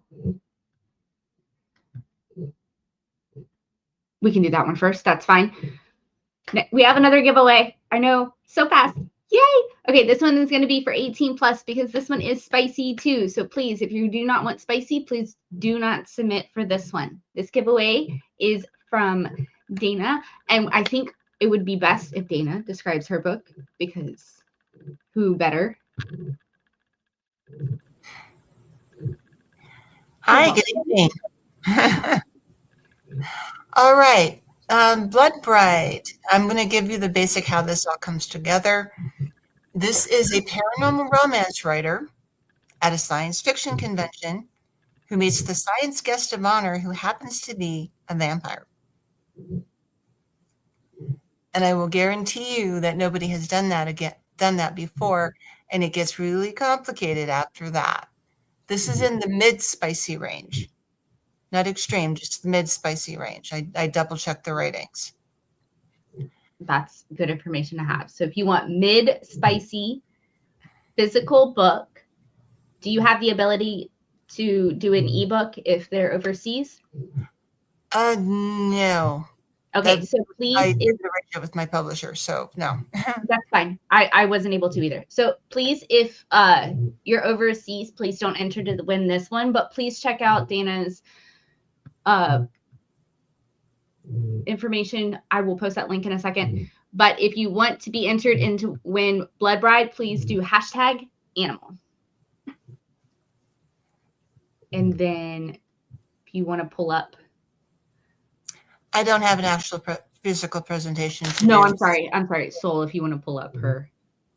There you go. There we go. Ah, okay.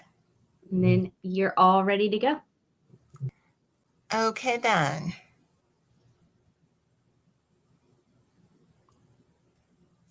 All right, so this is called Writing from an Animal's Point of View. My name is Dana Bell, and I write fantasy, science fiction, horror, paranormal romance, and I'm working on getting into the middle grade market. Now, I'm very qualified to write this because over half of what I have sold comes from an animal's point of view, mostly cats, but I do have a few surprises, as I even surprised myself when I was looking at all of it. Your number one best way to do this is to go crawl into the animal's head. Now, I know that sounds funny, but that's what I do. I have to crawl into their head, go, how does a cat think? Well, I found out how a cat thinks. So I'm going to start with the basics. It's very, very simple. What is the most important thing to a cat? Their sense of smell. What do they smell? If you ever watch a cat when they approach you, they sniff you. Dogs do the same thing. Then if you go to, the next sense is hearing. I go on high alert when I have both of my cats in bed with me at night, and suddenly they're both looking in a certain direction and their little ears are up. Because that means they're hearing something. Usually it's outside, but that doesn't mean that I don't go double check my house, because I don't know what in the world they heard. Kind of after that is a toss-up. Taste. Of course, they have to like their food. I've got one cat who is a scrounger. He goes in and this is my current cat, my little boy cat. And he's the only cat I ever had that does this. He goes into the kitchen and he looks for stuff to eat on the floor. I think he was raised by a dog, so I'm pretty sure the dog taught him how to do that. My little girl, nah, she's not like that at all. And then touch, what do they feel? Like when they put their paw, like in snow, what do they feel? When they put their paw in water, what do they feel other than the, ew, that's wet, which is a complete and total cat reaction. And yes, most of this is going to be about cats, but I am going to share some other things too. And the last sense that they even deal with is seeing. They don't see the same way we do. In fact, I'm hearing stories of blind cats that you can put in there, as long as they're still in the home, you don't move anything, they can find their way around just fine. Why? Sense of smell. They can smell themselves, they can smell where their food is, they can smell where their owner is. It's all about that sense of smell. Most important thing. And so when you're writing something from a cat's point of view, in fact, I'm actually going to give a brief demonstration here. That's what you have to do. Now, I have a dog story out. I've written from Wolf's point of view, a tiger's point of view, a serval, a sand cat, which is an interesting story behind that one, because most people don't know what a sand cat is. I do. Wolves. And I'm going to tell you the big whole story behind wolves, because that was years of research for $3. Years of research. I know now more about wolves than I ever wanted to know. But give me just a second, and I'm going to read you a quick demonstration here. Now, this particular story is called Shadow. And Shadow is in my Vampire Cat series. They are the chosen ones of Bast, and there's a big mythology back behind that. So I'm going to go ahead and do this. Ooh! The lonely wolf cry bounced through the mountain valley, answered by the rest of the pack. They lurked amongst the black, snow-tipped peaks. Their harmonious song caused Shadow to pause, one delicate paw raised as her ears twitched, listening. Not that she feared any attack from them. There were plenty of longhorns, or elk, as humans called them, for the pack to hunt. Her tiny body would not even fill one belly, let alone the many she knew there were. Besides, she'd had a few encounters with the two dominants. Her scent had frightened them and sent them running for the safety of the forest. Now when they crossed her trail, they circled wide to avoid her. How wise of them. Shadow dared to cross the flat, frozen area. Her nose told her there was a longhorn with its young, the herd and the winning male not far away. During the time of the yellow and orange leaves, before the first frost, the males had filled the air with their high-pitched calls, luring females for mating. She no longer had any interest in such activities. Her desires had vanished long ago in the land of the queen. Shadow had died by the hands of the fanatics, certain she was a familiar of a witch. The poor old woman who had sheltered her had been burned alive. And they think us vicious, she accused those of long ago. That's an example of how writing from the cat's viewpoint. In this little bit, you learn where she's at. She's in Rocky Mountain National Park, which you guys won't know because it's not named. And the wolves stay away from her, and how she died. How she became a chosen one, I don't think that's actually in the story, but it's there. I know how she got there. Anyway, now I'm going to talk about some of the other cats that I have done. But the first thing I'm going to say, if you have cats, observe their behavior. What do? Do they sniff you? I know there are some cats who will roll over and say, scratch my belly. That is not an invitation in my house. Every cat's different. Cats like being scratched around their ears, back of the head, along the throat, along the jawline, under here. I know that very well. I also know a few things about ferals.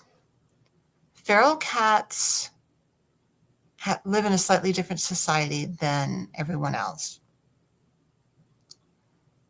House cats are house cats. I am a big cat to them. I'm not their mother. I'm not their owner. I'm a big cat to my cats. I'm accepted in the colony. I've learned that recently. Learned a lot recently. But feral, like in my book, Winter Awakening, I have a male cat who comes across a kitten, and his first instinct is to kill it. That's true when the cats are feral. They do that so that the female goes back into heat so that the kitten she produces is his. And he finds this lone kitten and rescues it. He fights every instinct that he has to not kill this kitten. And that's in the story deliberately, showing how he's changing, becoming something different from being a feral male. So, and reading, learning new things. I learned so much about my two cats recently just by watching articles. It's amazing. More than I ever wanted to know. Now, I'm going to talk about some of the other stories other animals I've used. In Winter Emergence, I have a tiger. Tigers are big. They're mean. Sometimes, but most of the time they're mean, and they are a concern in the countries of origin. If you've ever heard a tiger roar, and I had the very rare experience of getting that to happen, when they roar, it goes all the way to your bones and you freeze. So I had a tiger in Winter Emergence. He's not a very nice tiger. I have snow leopards who I absolutely love and adore. Now, the behavior between the basic cats is similar, but it's also different. When I say we, I'm talking about my ex-husband. We were at a zoo and we were watching the snow leopards, and we knew that a moment was coming when they were going to rub against each other. And we had a picture of it. And we had people going, how in the world did you know that was going to happen? And we looked at them and said, we have cats. So the behaviors are similar enough that you can pick it up, but they're different too. Cats, as a rule, are solitary, except for like mating. I've also written a story using a serval. That was a fun story. That's when I learned that, and this is how I discover things about my characters and my worlds. I don't have them all planned out. I have some dragons who are archaeologists. They all travel with a cat companion. This particular instance happened to be a serval. Now, servals are smaller. They're an African cat. Some people try to keep them for pets. Don't do that. They're still a wild animal. We were at a demonstration at a refuge, and the trainer was working with the serval, and all of a sudden the serval's attention got way back in the back. There was a baby back there. This is why I say they're wild, because it knew that that baby was the weakest member in the pack. And its instinct was, that's my prey. You learn all of this. You learn all of this as you go. Now, I'm going to talk a little about sand cats because they're not a very well-known kitty. They'll fit in the palm of my hand. There's also another smaller breed that's also like that.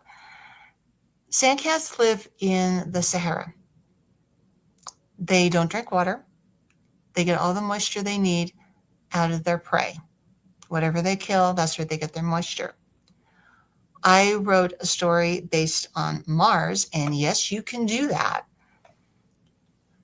where this little sand cat was out in the middle of everything. It had been genetically altered to live on Mars, and it goes through some adventures while it's there, but it could live on the moisture of the other animals that they put out there. And I found all of that out by doing research, because there was this anthology series. I wanted a story in there, and I went, ooh, sand cat. Sand cat would be a perfect fit for Mars. Got another one called that. It's a cat's adventure theoretically on Venus, and you actually find out that isn't what was going on, but it was a lot of fun to do. All right, now I am going to go in the background of the wolves. This was a multi-year project for me. I was reading books, I was watching videos, and I got to meet some in person. And we were at, I don't remember where we're at, some sort of strange place down south. And this guy comes up, and he's got a timber wolf. Timber wolves are big. And he warned me, he said, be careful. He's decided that the fanny pack is his.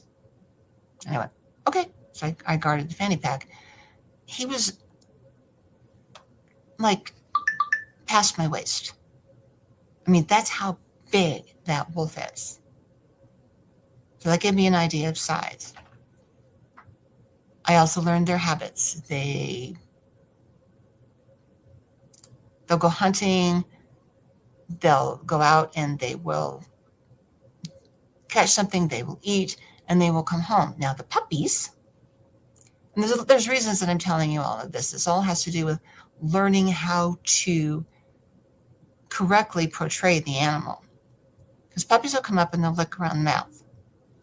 That makes them regurgitate what's in their stomach, and everybody eats. That's how they carry food back to the pack. I actually do that in Winter Awakening, where there's this smelly meat outside, but the puppy's out there eating it. And that's part of your clue is what is normal for them. What would they normally do? You don't try to hide it. You don't try to cover it up. What you don't want is you do not want animals, or actually humans, in animal skin. One of the compliments I got on Winter Awakening was the fact cats that are finally cats. And I really, really enjoyed that a lot. All right. And before you ask, yes, I do have a dog story. I also have a couple of separate wolf stories, both of which were in charity anthologies. Charity anthologies are something that you donate a story to, and they're raising money for something. And I try to do at least one a year. It's kind of a way of giving back. Just kind of an FYI, if you ever run into that. So I have a couple of wolves. It's actually the same wolf. It's in one story where you find out the fate of some parents of characters in another book. I do this all the time. I write stories that are attached. And then there's what happened afterwards, which is either in print or soon to be in print. I'm kind of excited about it. Had to rewrite it a couple of times. And then I have an absolute adorable dog story. Again, this is in a charity anthology. And where I got my idea from it is there's a Canadian crime drama with a cop with a partner. It's very popular. It's popular in England, Canada, the United States. And I watched the show and I went, what a great idea. So I'm writing this story. It is on a space station in orbit.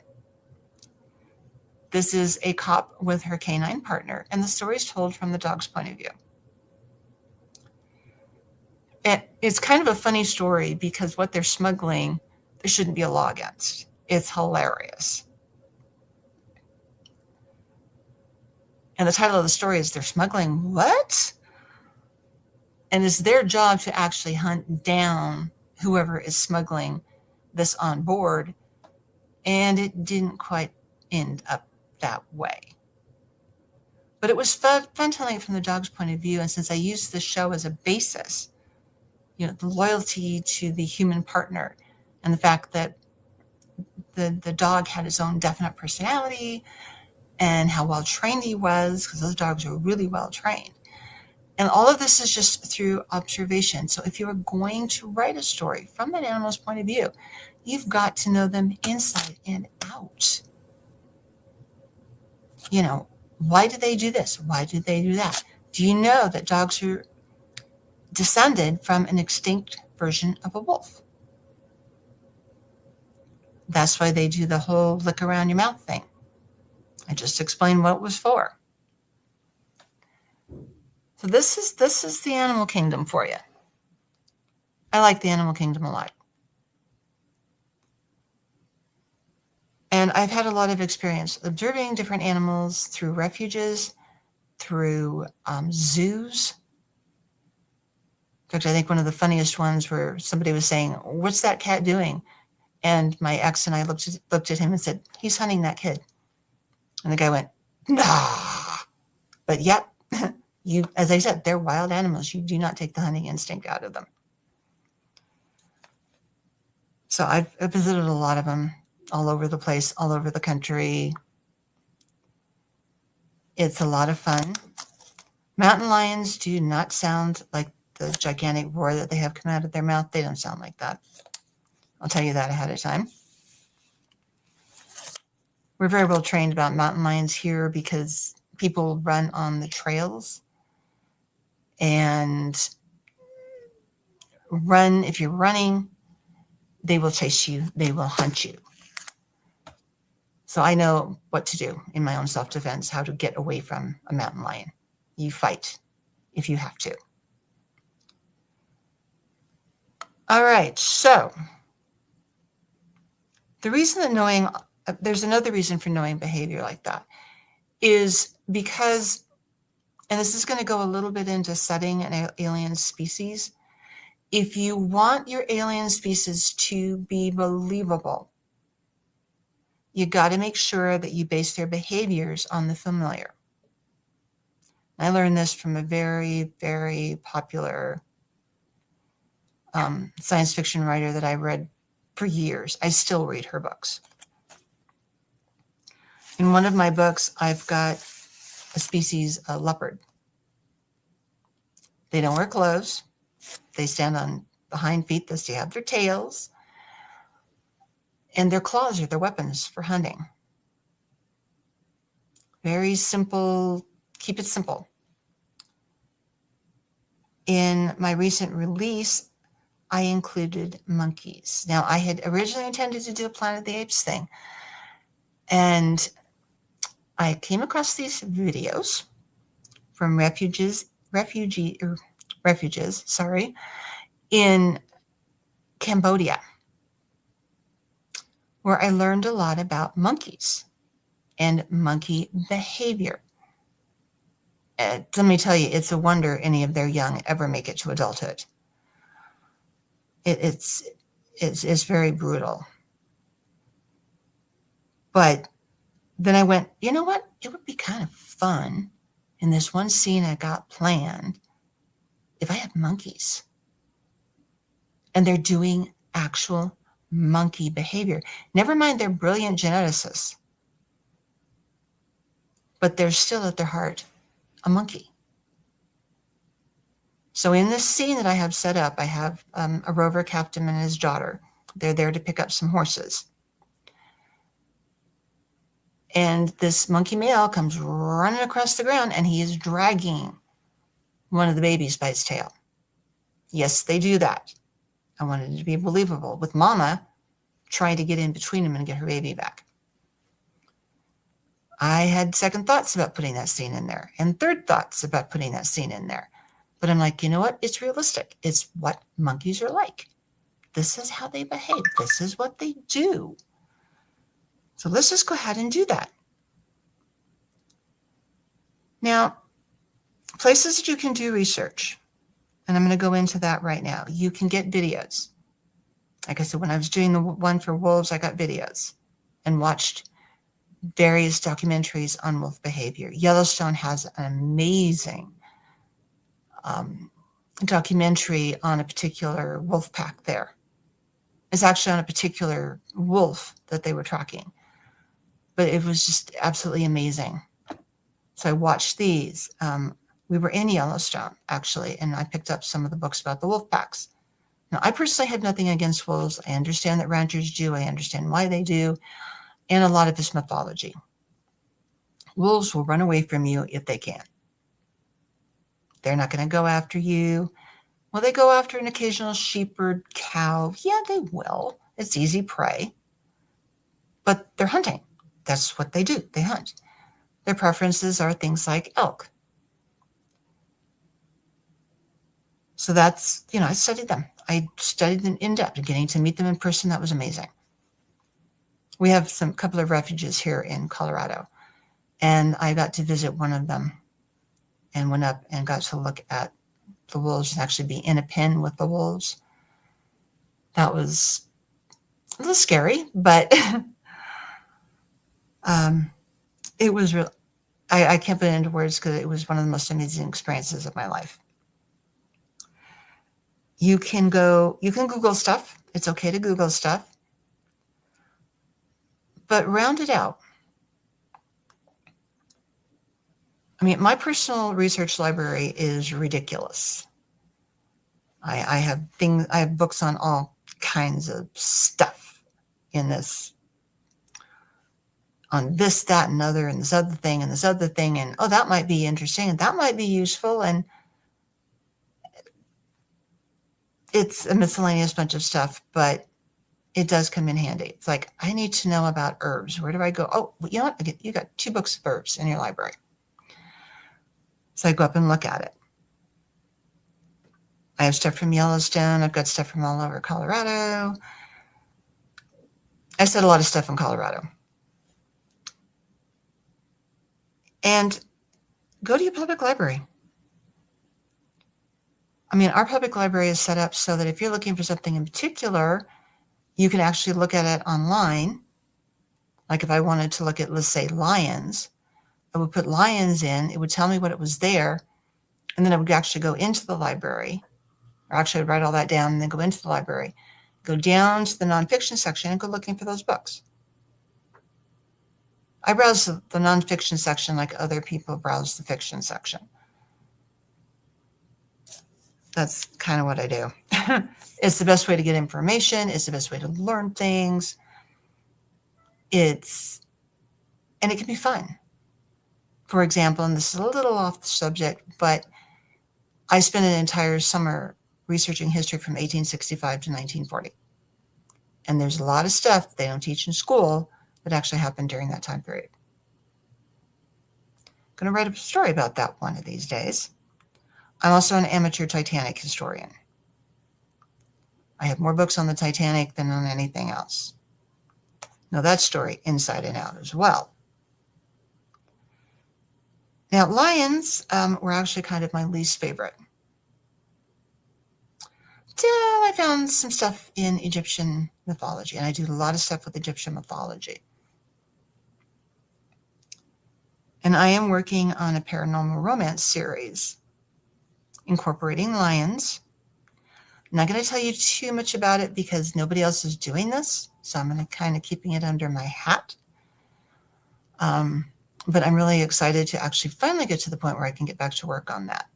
I've had a lot of life stuff going on. That's common for writers, happens all the time. But these are all kinds of different places you can do. If you actually get to go see them in person, then do it. Like I said, with refuges, zoos, if nothing more. San Diego's got a great zoo. Denver's got a great zoo. There's one in Missouri that I know of that has a great zoo. Trying to think of everywhere I've been. Colorado Springs has an amazing zoo. And it was actually in San Diego that I learned about fishing cats. I'm going to be using a fishing cat in a story. They have one in Denver now. I got to actually go watch where they're feeding the animals, and that is also amazing. If you get to go to a feeding time and see how they feed the animals, that is always amazing. Yeah, it was the Denver Zoo where I actually got to see the feeding by the fishing cat. I'm going to be using them in a story at some point. I have more ideas and stuff going on in my head than I have time to write.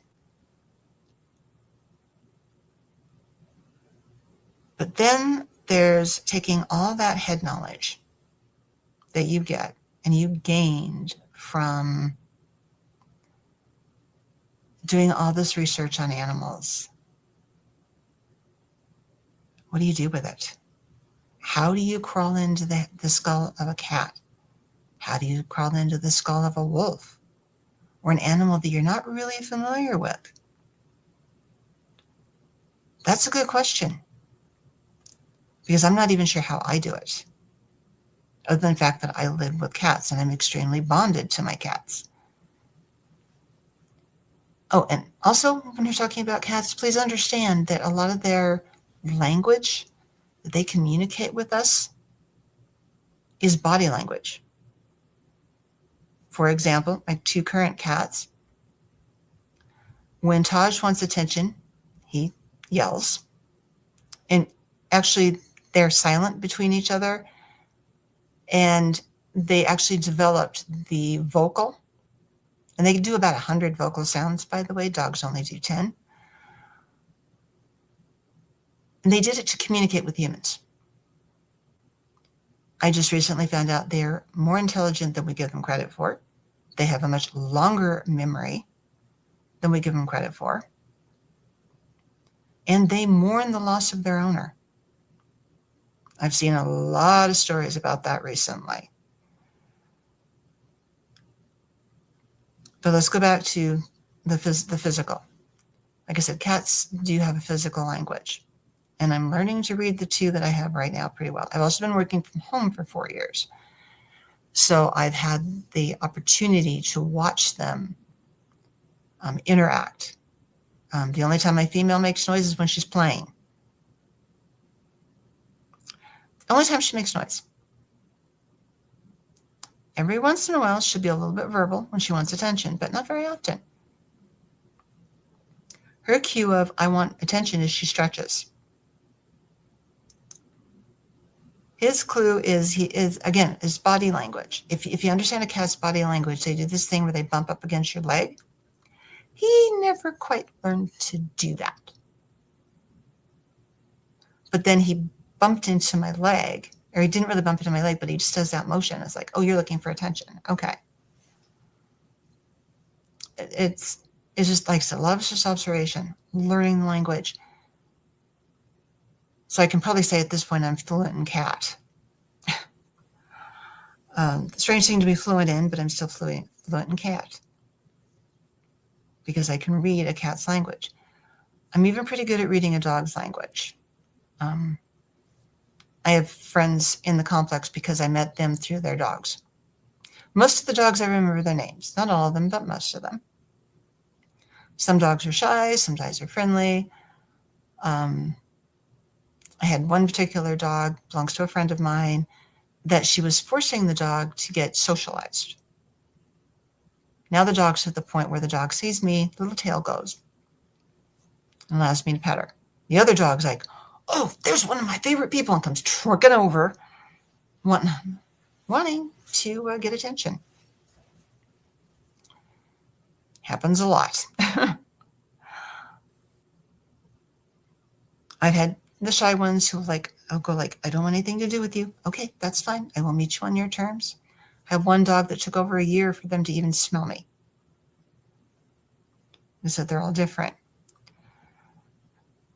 But I think what I'm going to do right now is I'm going to talk about the vampire cats. The vampire cats are kind of, I've got my laptop over here.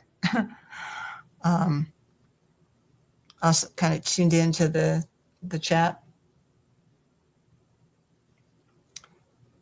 Somebody says, I need an elephant. Did you know that elephants have a very long memory, and if you do them wrong, they will hunt you down? There's a piece of information not everybody has. I found that recently on a video. Elephants are at the zoo. A lot of them are at the zoo.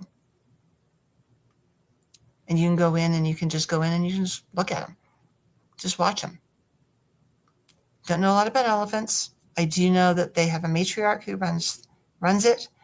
I do know that they take care of each other.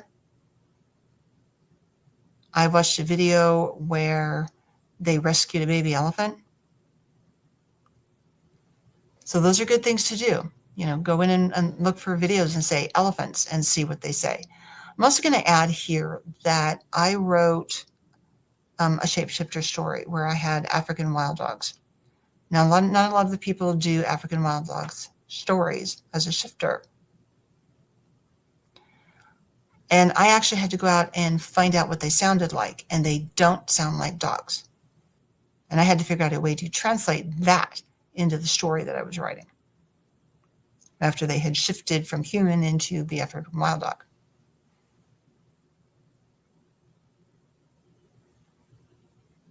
And yes, that's right. They are pregnant for about 2 years. I also I have an anthology that I just finished, which took 3 months to do. And I had someone submit to me a crow story. Now, I had done some research on crows.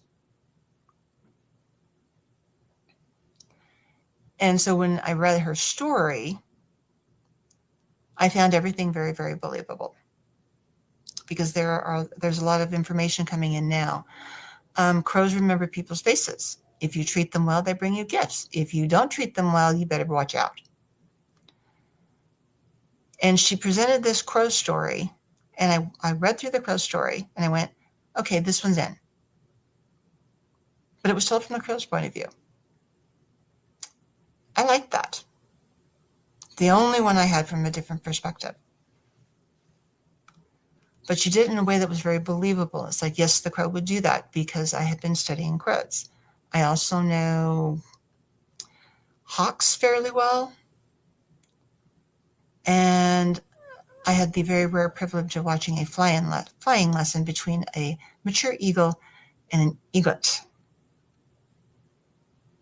I'm into raptors, the big birds.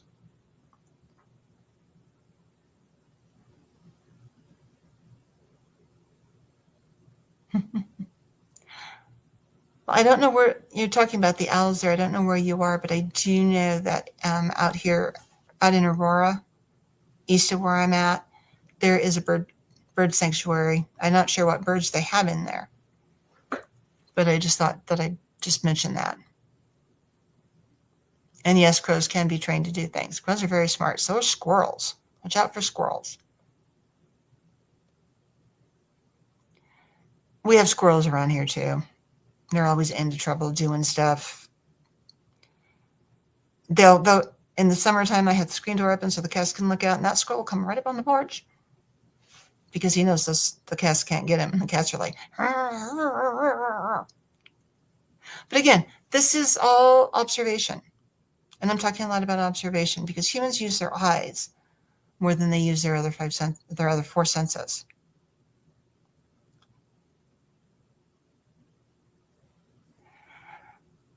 Yep, they were used. The raptors were definitely used, and the falcons were used for hunting at one time.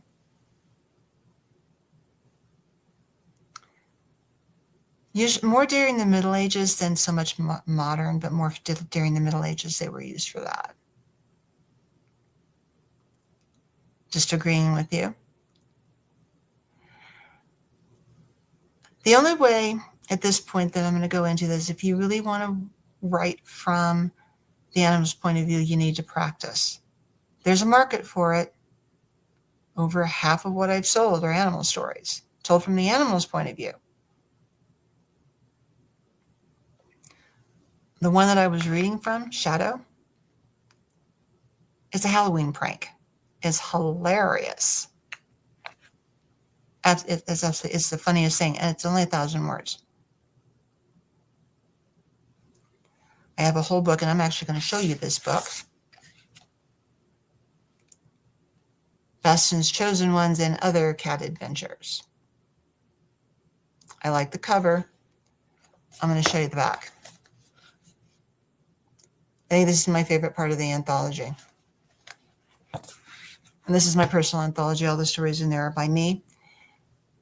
The one on the back is a tiger angel.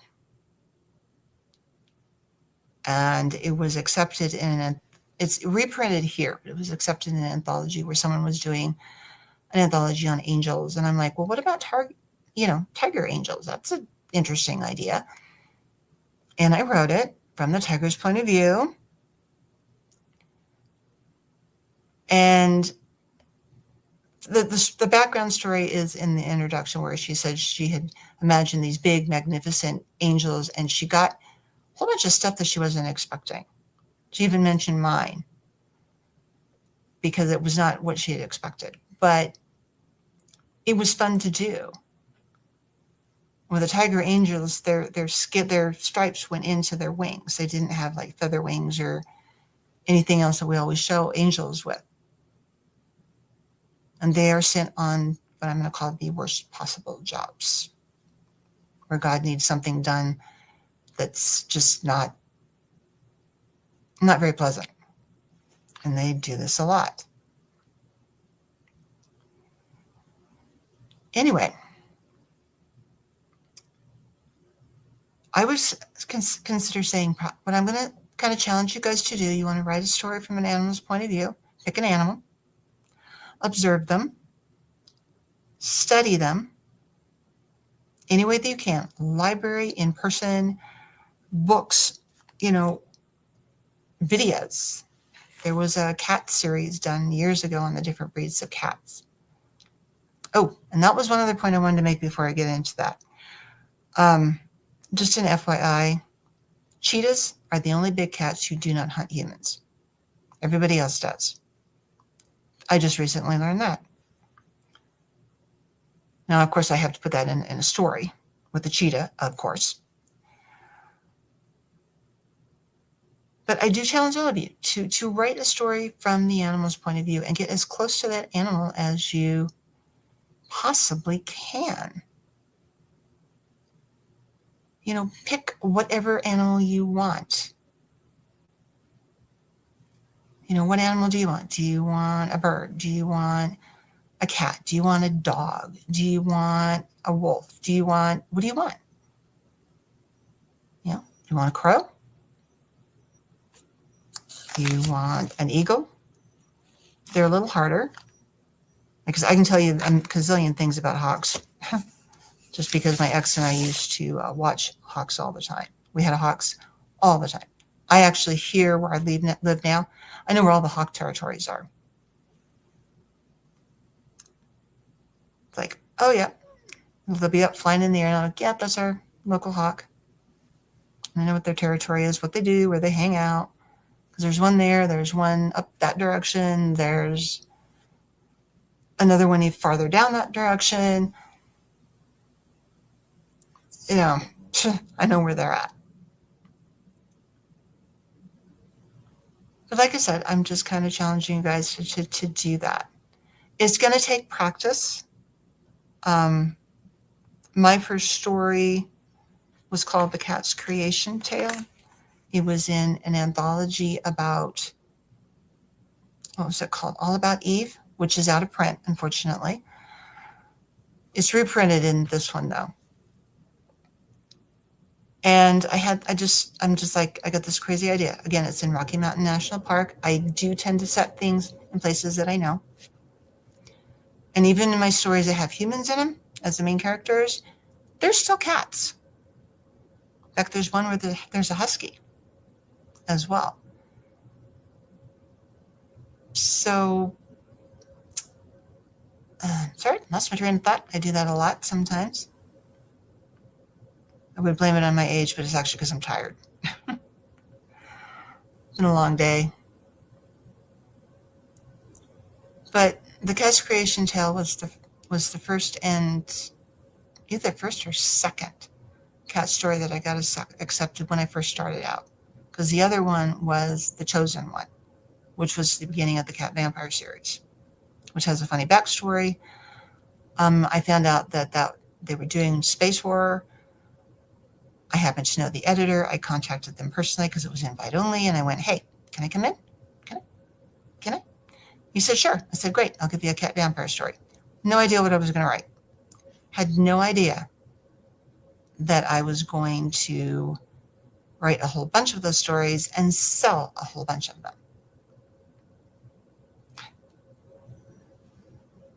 In fact, they have actually crept into my winter trilogy, and they have crept into a lot of stuff. It's like, hi, I'm a vampire cat, and I'm going to walk into your story. They're that bold. But to talk a little bit about the vampire cats, they have their own mythos. They are the chosen ones of Bast. She usually only picks warriors who've done something phenomenal. Every once in a while, she chooses a female. So there's more males than there are female. And I have a lot of stories about males going on these great things to do. But one of the stories is called Oasis, and it's a cat love story between two of the vampire cats, a male and a female, and they show up again in The Failure. They just sort of crept in. They do that. I'm a pantser, guys. My characters take over sometimes and do things I don't want them to do, but they do it anyway.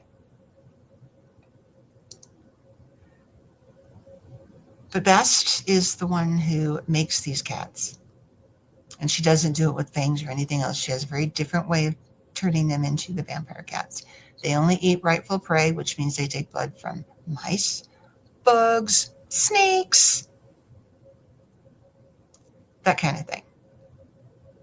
They don't make each other. She's the only one who does. And I actually got kind of a I don't know how to explain it, but it was a compliment, where the editor said, I hate vampires, but what you've done with this story, I wish more writers would do, and by the way, it's accepted.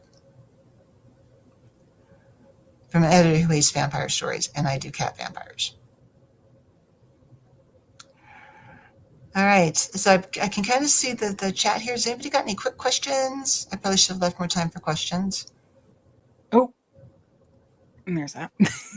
That's okay, so how are you? Not bad, and you? Well, I will say, loving this. I also write from animals' points of view myself. I don't go to the lengths that you do, though. I will admit that. More because I don't have the capability of traveling to like zoos and places, but I have been out to Yellowstone. I've been to Yosemite. I actually saw a hawk grab a fish out of the river once. That was so cool. It was completely out of the blue. My mom's like, hey, look over there. And I'm like, wait, what? No, I actually saw it grab it out of the river. It was neat. I usually write from a cat's points of view myself. I saw that somebody had mentioned warrior cats. That's actually how I learned. That's actually how I first learned how to write from an animal's point of view. And then over time, I practice. And yeah, I gotta admit, I'm with you. Slipping into their heads it's difficult. It's like walking into an alien's head. And we actually saw an osprey do the same thing at Yellowstone. Oh man, that's awesome. You know, trying to imagine what an animal thinks. I think the more differences there are between the animal and a human, I think the more difficult it gets. especially when it relies more on a sense that we don't really use that often. Yeah, we're very visual creatures, and I actually had to stop and think about, well, what do they use most? So they use smell and hearing the most. Those are the two that I see them do the most. Okay. And I will say, and I'm going to add on to this because you've written from the perspective of creatures that pretty much they exist. Mhm. I'm going to add on to yours and say that I've actually written from the perspective of an animal that no longer exists. Age of Ashes being written from the perspective of a pyroraptor.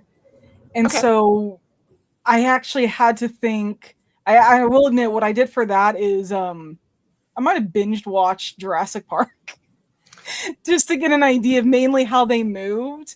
But as for how they thought, I kind of winged it. I tried to think of, they're definitely predators, Mm-hmm. but that's only going to take you so far when there's nothing in existence that would be close enough. That's difficult to do. I've actually used dinosaurs in a couple stories. They're Not fun for to write with, aren't they? They are fun. I think one of mine was a child, from a child's perspective, which is also difficult to do when you're an adult. And one of them was a story based on a picture that Michael Carroll did. Michael Carroll is a big name artist. He does the space paintings for NASA. And he did the cover for my second book. Awesome. So yeah, I just called him up and say, hey, Michael, would you do this? And he said, yes. And then we finished the call. I hung up. I jumped up and down and I screamed and I yelled. And then I contacted my publisher and I found out she did the same thing when she found out. But I know Michael personally. He is the sweetest guy. That is awesome that you know him that well. Yeah. I get a hug from him every time I see him. So Even better. he knows my name. He walks right up. Hi. Hug. I'm sorry. I will go on and off kinds of weird places. So real quick, before we get too much further, I did want to push up that if you guys are interested in her book, still time to enter for it by typing #animal. And then, Dana, do you want to do the drawing before we do the creature event, or do you want to wait till afterwards? Let's go ahead and do it before the creature event.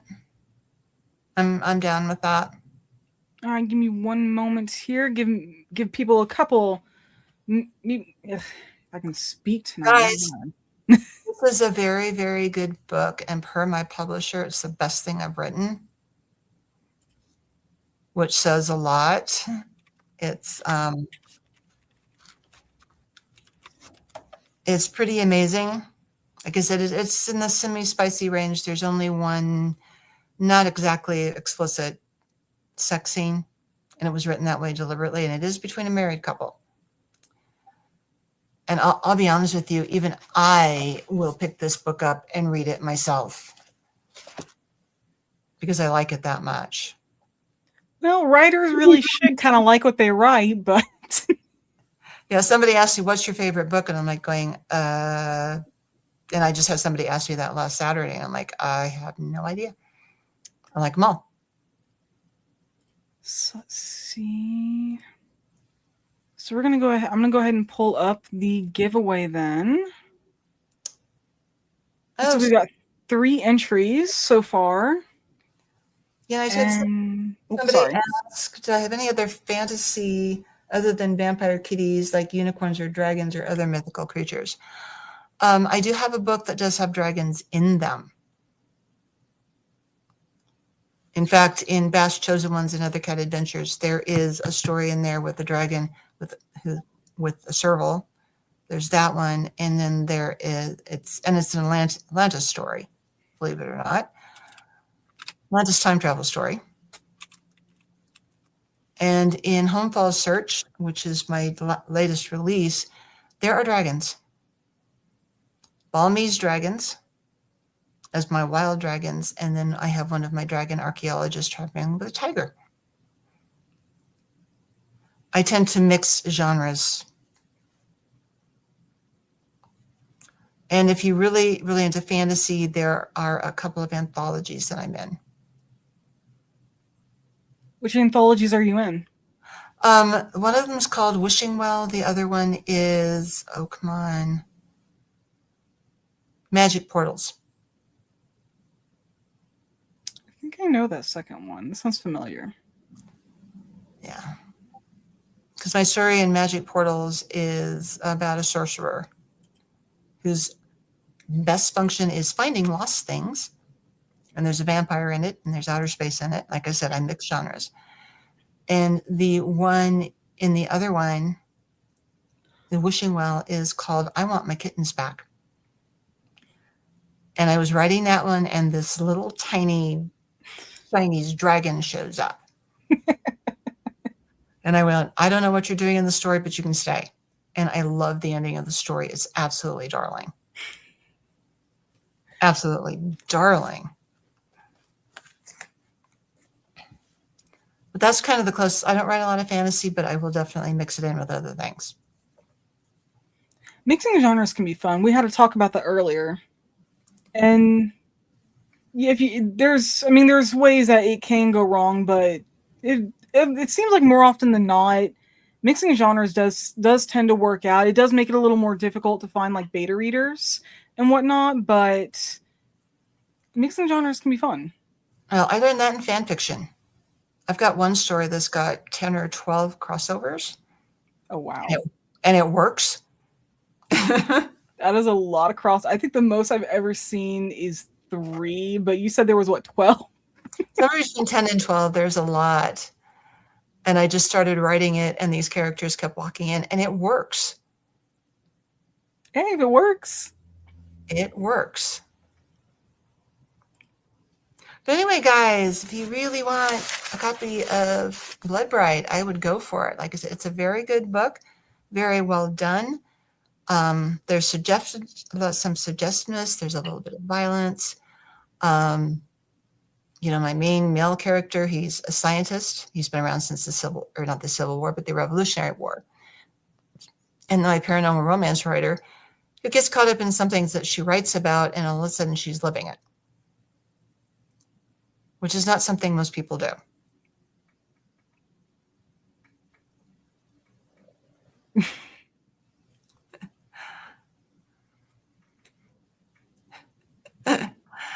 Yes, I am, actually.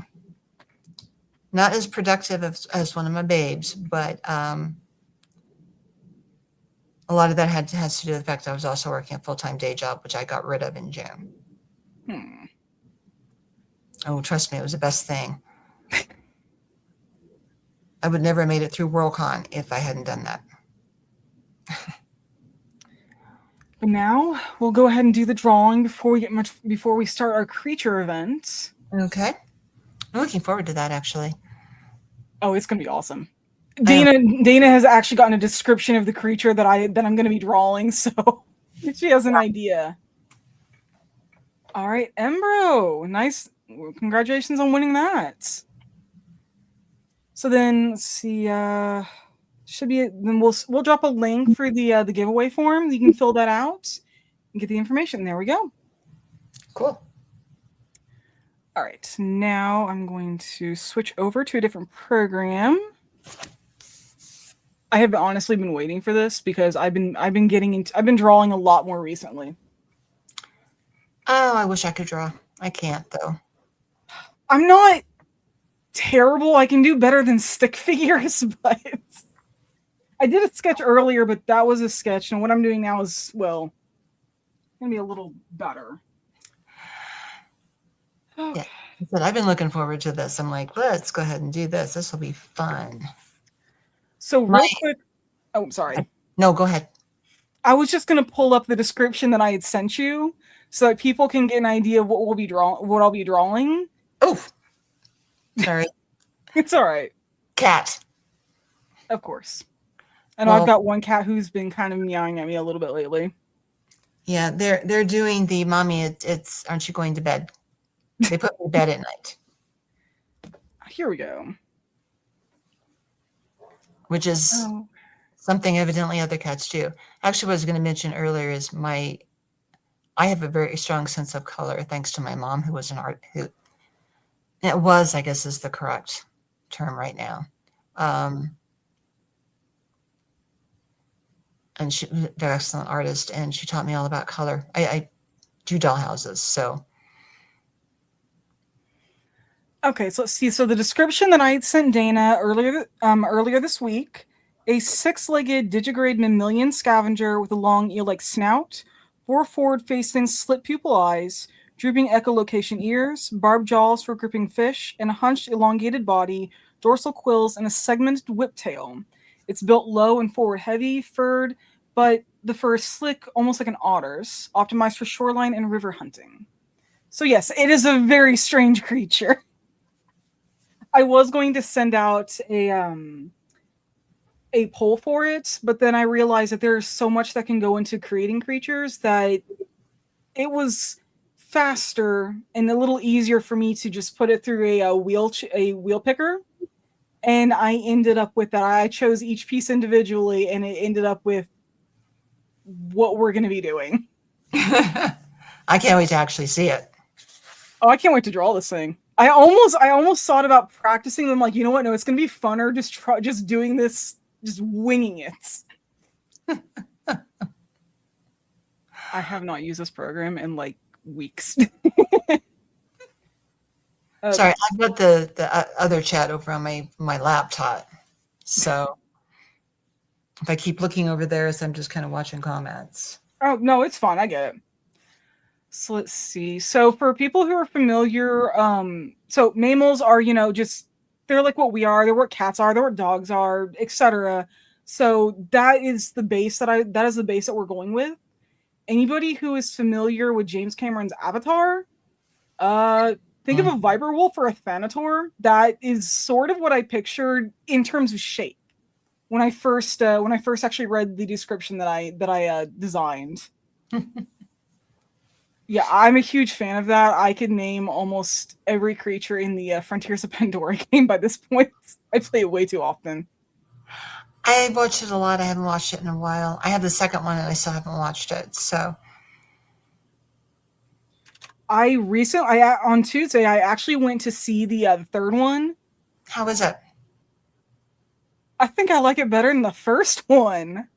Ooh, they're just promising. There was so much action. We got to see Torok again.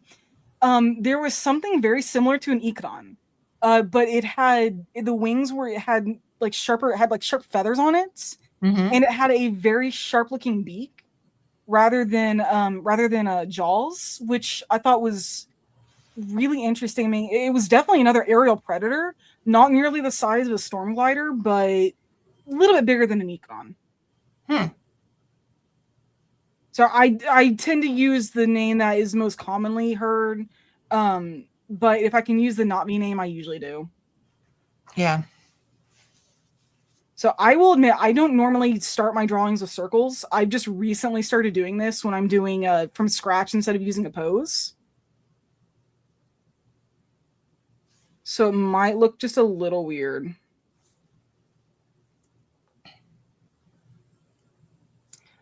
Oh, I remember all that kind of stuff from my mom.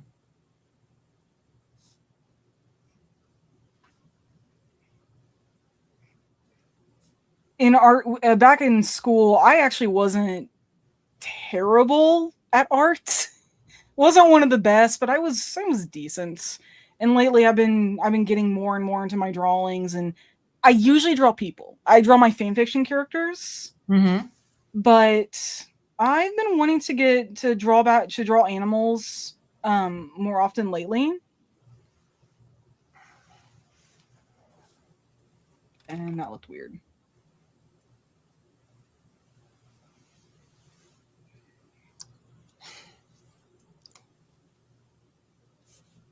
You're gonna have to wait. So this is just the base pose line that I'm gonna be going with. And I'm gonna turn the opacity down on that.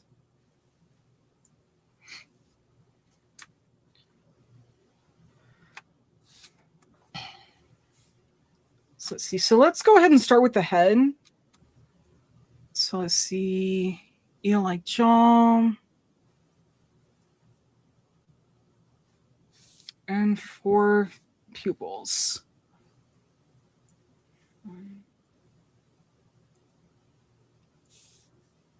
That is way too big. And that is way too thick. I will go back to that.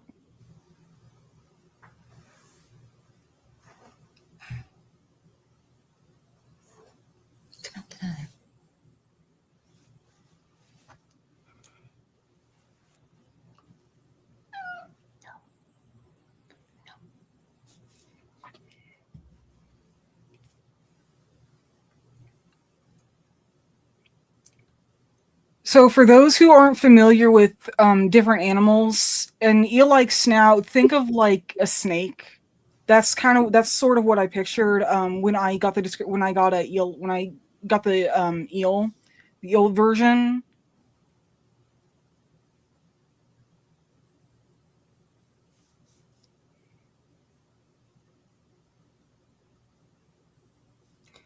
Well, if you think about it, eels really are a type of snake, so. True. But you know, I am going to do something I don't normally do, and I'm actually going to try to give this thing an expression. Might actually be useful since we are going to be seeing it, since we actually know what kind of teeth it has. So anybody who has ever dared to look inside the mouth of a penguin, that's kind of what I was thinking. Those kind of barbed hooks where once something's hooked on it, it's not going to get out.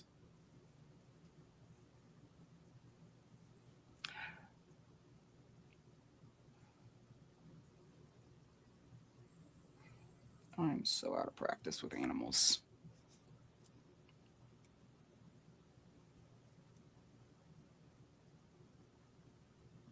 Well, at least you can draw them. Like I said, I'm a horrible artist. Got a great sense of color, but in balance. I know how to do balance in a picture. Oh, no. Sorry, guys. I have a very insistent cat here. No, it's okay. I mean, anybody who has cats knows that they can be, I think needy is the right word. Well, I'm his person. I belong to him. And normally about this time, I'm usually headed upstairs. Sometimes. Not all the time, but sometimes. And I really can't pick up anything that weighs anything right now, so.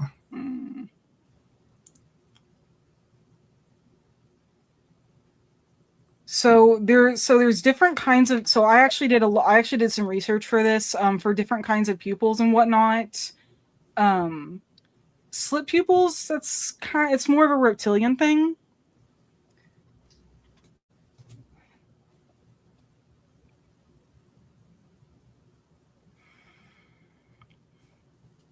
So I'm thinking.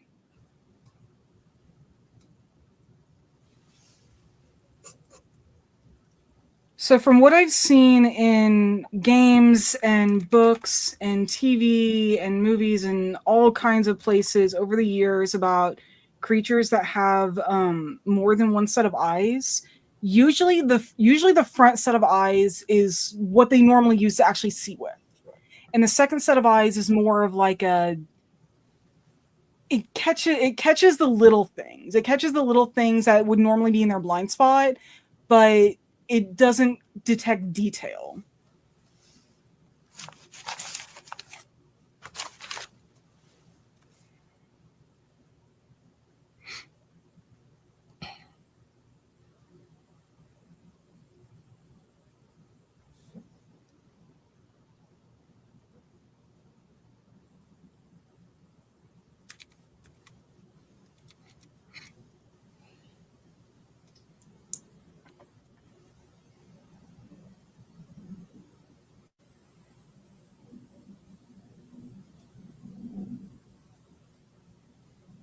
So I'm not going for like super detail, but just enough to give an idea of what that would look like.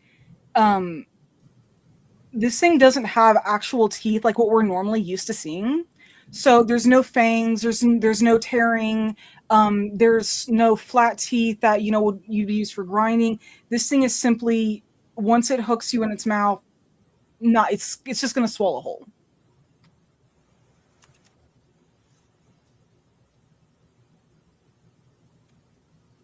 And so let's see. And then I'm going to do another layer with that. I always do these in layers. It is easier to like hide things as I need to. Mm-hmm.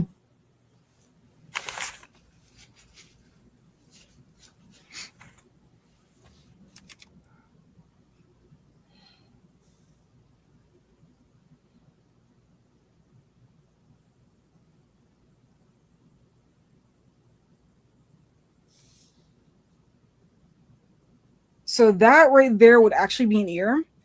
These things, this thing is kind of designed for echolocation. For land-based, for a non-marine animal, it seems like ears are usually what they use for echolocation. So like a bat, basically. And with this thing actually having decent eyesight, I figured a longer ear could actually be more useful than something that stands upright like a cat or a canine.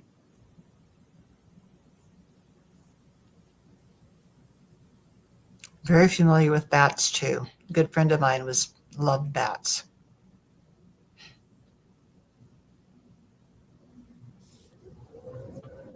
We took her with us to a presentation of bats. She was thrilled. Oh, I don't blame her. I'd be thrilled with that too. Bats are neat. I don't think people give bats enough credit. I mean, I've seen them at Mammoth Cave National Park, like on the wall. Just that alone was so neat. Actually watching how they grip there, just even that little bit was like enough for me to be like, oh, these are actually really neat. Yeah, they eat mosquitoes. That's all I care about. I'm allergic to mosquitoes, so. Fair point there. Yeah, I'd be excited about that too.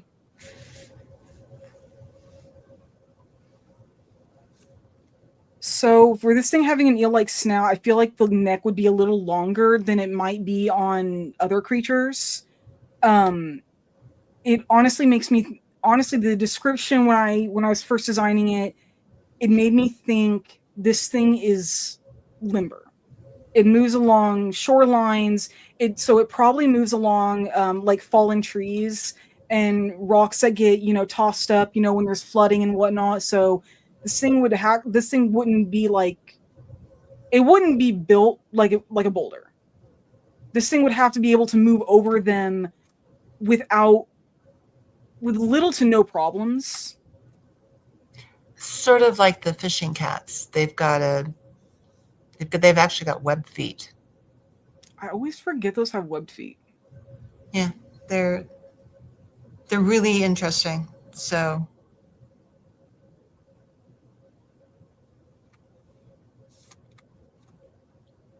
and then I will zoom out when I get more of this. When I get more of this, the body done.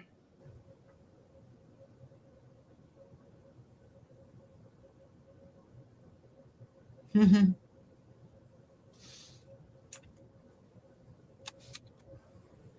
So from studying the creatures of Pandora, 6 legs, it doesn't always mean that it's going to be like super elongated like this, but you do need extra space if you actually want space between the front 2 sets of legs or the back 2 sets, however you want them situated. Considering this is a scavenger type creature, yeah, it's the two front sets are going to be closer together, and then it's going to have a gap for its hind legs.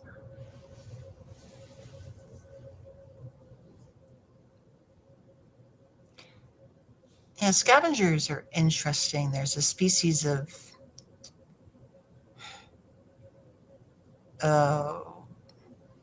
vulture that is actually completely and totally bald on their head.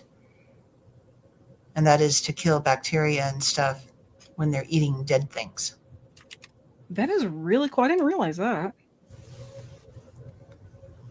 And don't ask me where I picked up that little fact. I'm not going to ask, because if you're anything like me, you just pick it up from somewhere and it doesn't matter where. As long as it's a fact, you remember it. Yep, that's exactly what I'm like. I have people who argue with me. You need to be able to document everything. Oh, go look it up yourself.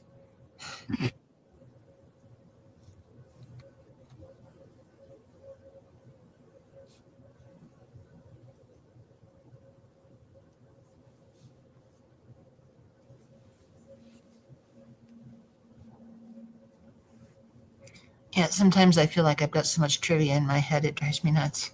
But that trivia comes in handy. Yep, I hear you there. You never know when you're going to need to know something of, well, anything. So it's like anything you learn, don't forget it, because you never know when never going to know when you need it. Exactly. So most creatures most mammals, I've noticed, the hind legs are always thicker than the front legs. Whether it's one set or two set of front legs, the hind legs are always going to be thicker. They're usually the ones that are stabilizing, used for pouncing, propelling, whatever you want to call it. They're always going to have more muscle there.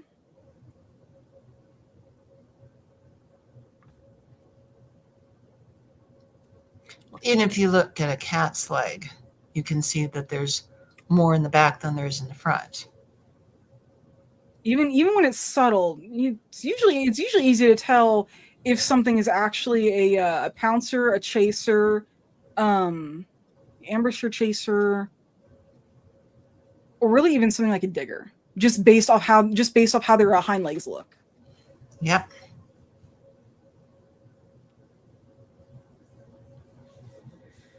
Let me think. I've noticed if something is an ambusher, its back legs are incredibly powerful, because it's not using its hind feet for propelling itself. It is simply, like over long distances, it needs not stamina, it needs power. But then when you've got chasers, so like wolves are a good example. Yeah, they're going to be a little thinner because they need to be able to push them further. And if they're too muscled, not going to be able to. They're going to be too heavy at some point. And that stamina is not going to do much if they're too heavy. Cheetah's a good example of a chaser because they can go incredibly fast, but it's only for a short sprint. Wolves usually hunt in packs to bring down prey. That's true. Sorry, again, too much. I've got all this information in my head. Oh, if you've got information about like any animal or whatever, just go ahead and drop it in. I actually had somebody arguing with me, telling me, cheetah gets hungry enough, they're going to eat a human. No, they're not. Humans are not prey. No, there's too much evidence out there that cheetahs will not hunt humans. Yeah, I've seen some of that. One of them coming, this poor photographer waking up and there's a cheetah laying next to him. Yes, I've seen that so many times. I love it every time because it's like, it could literally hurt you, and it's just, it almost looks like an oversized kitten. I mean, it's obviously not, but. And cheetahs purr. And they also meow like house cats. They're the only big cat species that cannot roar. Mountain lions can't either. I kept thinking they could. Nope. That's a false. Wait, no, they're not considered a big cat though. They should be. Yeah, no, I have to agree on that. I definitely agree they should be a big cat, but they are not actually part of the big cat family, which is just, considering if you actually see one, yeah, hard to believe. I mean, a lynx, yeah, I can understand that. Siberian lynx is the biggest of those, is the biggest of the lynx species, and that's still considered technically a small cat, but it's pretty big. Well, there's a couple of species of really, really small cats. One of them's down in South America, I think. I forget what it's called, but it says that thing kills more things in one night than any other predator. Black-footed cat. Black-footed cat, yeah, The that's it. black-footed cat actually has a 62% success rate, which for an animal that size, yeah, no, that is just amazing. Yeah, the size of my hand, as I put it.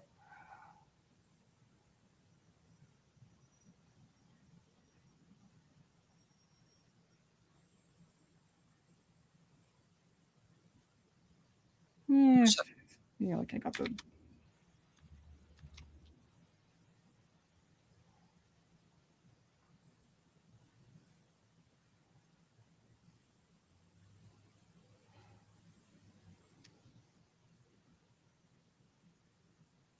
Yeah, this last anthology I did, I'm really looking forward to it because I think I saw a name in here that looked really familiar, and I think I accepted a story from her. So.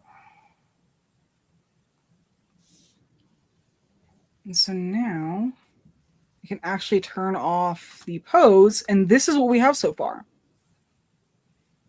Definitely kind of an alien creature. It's a little thinner in the body than what I was picturing, but I can easily change that.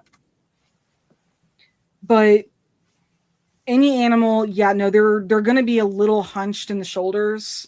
Mm-hmm. There we go. So I don't always name my layers, so, and that is going to take way too long. So I'm just going to do this.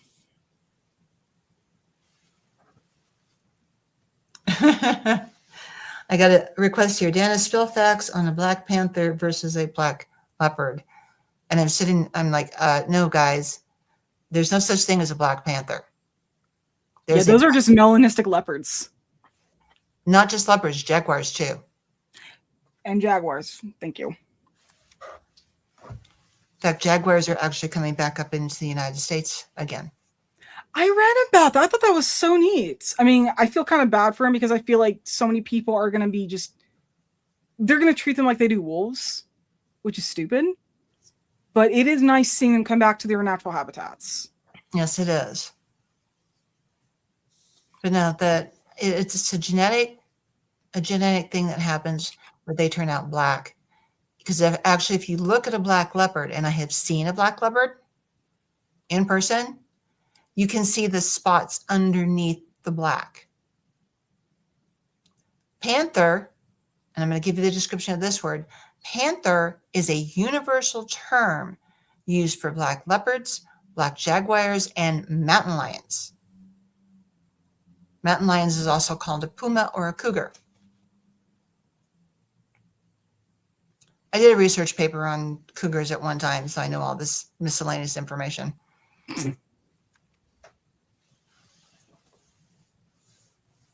But there's no such cat as a black leopard.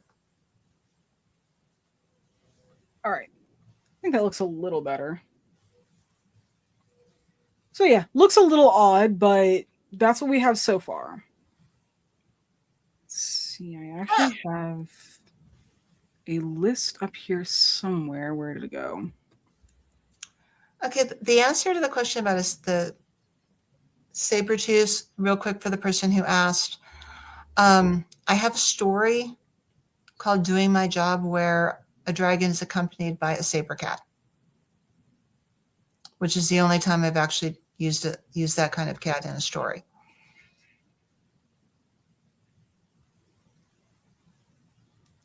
What I suggest that you do, there is an old TV show that was done on the Discovery Channel called Prehistoric Planet. Please hunt that down and watch it.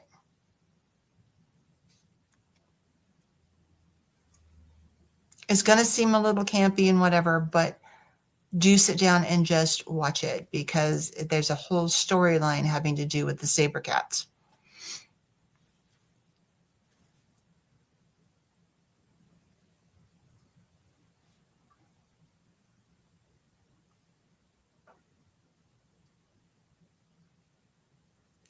I've also used a saber cat in one of my pieces of fan fiction. One of my Terra Nova fan fictions, in fact. I have wanted to use a saber cat in a fan fiction, but since I work pretty much just in One Piece, I can't. I don't use devil fruits that are already being used. And well, the character that uses the saber fruit, yeah, no, he's still alive as far as I know. But I have worked with but I actually have been planning on working with cave lions, not a saber tooth, but from the same kind of time period. They're both Ice Age animals.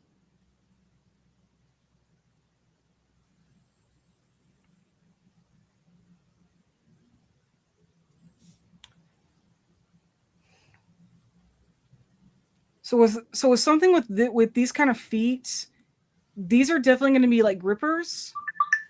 At least the front set is. Mm-hmm. So basically, think of like raptors. So think of any kind of bird of prey, and that's sort of what this thing would look like if it was gripping something.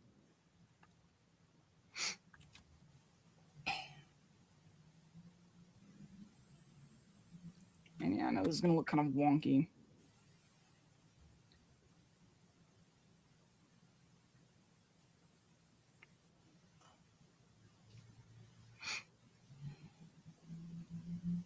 But I will admit, when I was actually trying to think of this, I actually wasn't thinking that all 6 feet would even be the same.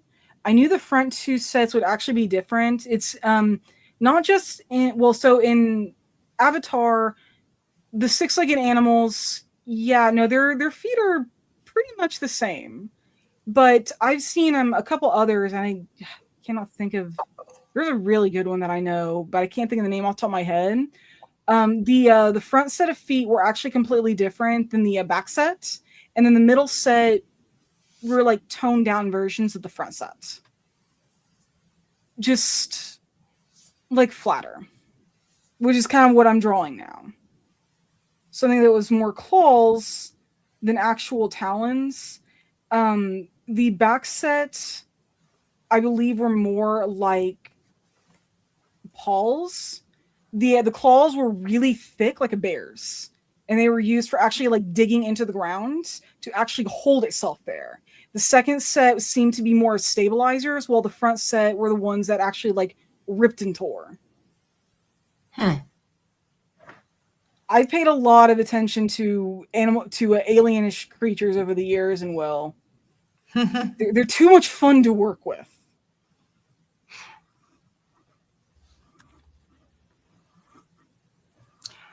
Oh, don't I know that one?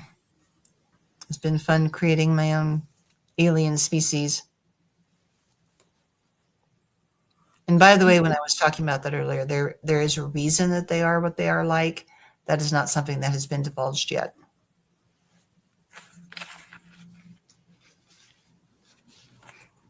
And I actually figured that out after I had written and published the first book.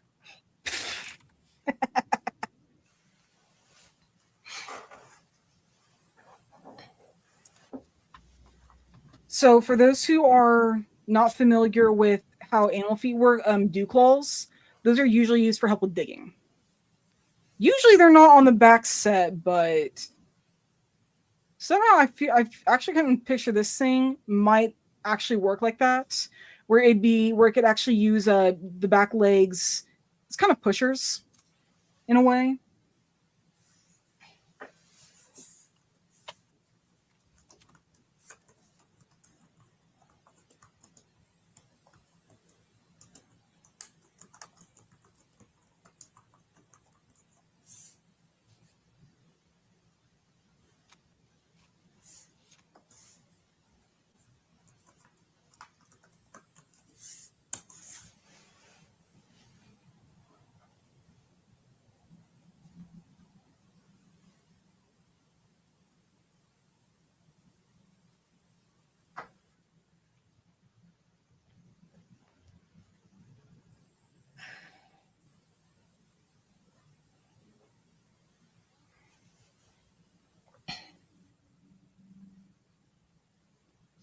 And that looked weird.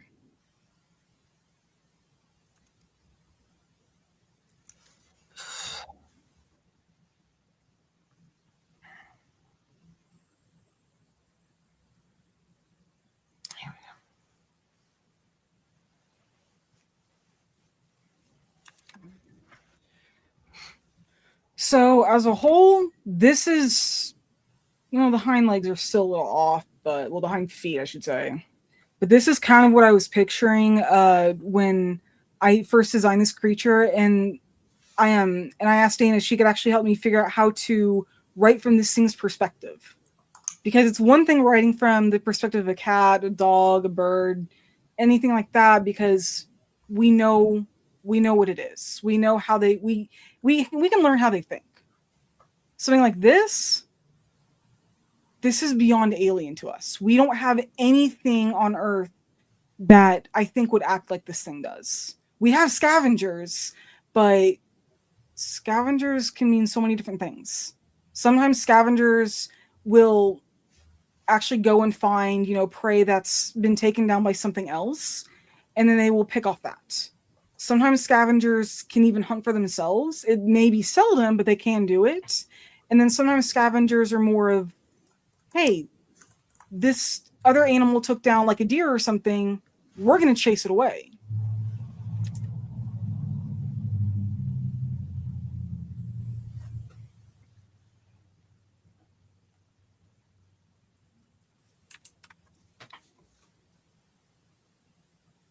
So let's see the details I have for this. Okay, so let's see.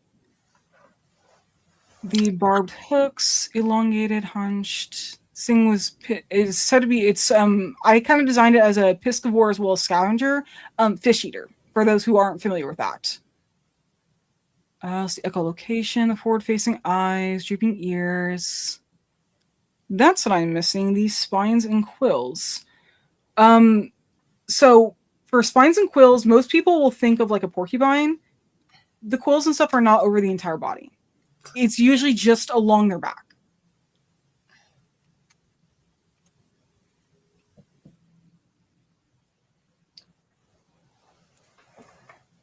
I need to name these layers.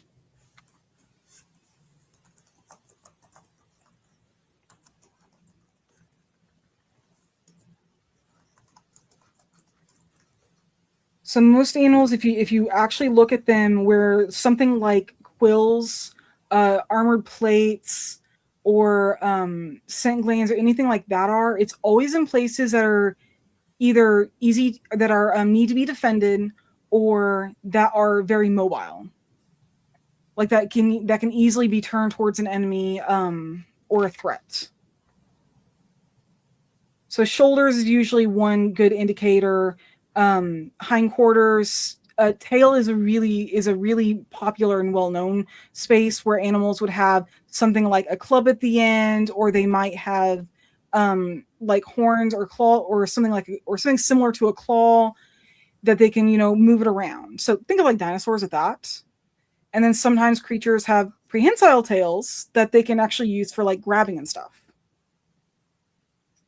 And yeah, I know these quills are not very like defined, but I'm not going to go like super detailed. And also, this is something that I knew this, but it was nice to be reminded of it when I was researching like the function of quills on different creatures. Quills cannot be shot out. That is actually a complete and utter myth. And I had to laugh at that. It's like, I understand why people thought that, but did people actually really think that? Actually, when I first learned about porcupines, that's what they were saying, and then learned much later that's not true. You have to get really close to a porcupine to get a quill stuck in you. I actually had a run-in with a porcupine when I was young. I didn't get close enough to it to get to me, but it scared me to death. I can imagine. I was at my grandparents' house, and this thing's running around, and I'm terrified.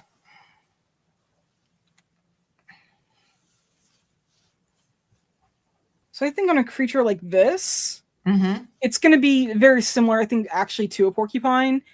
Shoulders and hindquarters are pretty much where the quills are going to be. I think that's where they would be most concentrated, because for the shoulders, even with the neck that limber, how easily can it actually get around and grab something if something is latching onto its shoulders? So that would actually need to be a defensible position. So it makes sense that there would be armor or quills or whatever you have there to protect it in case it can't get its jaws around. Same thing with the hindquarters.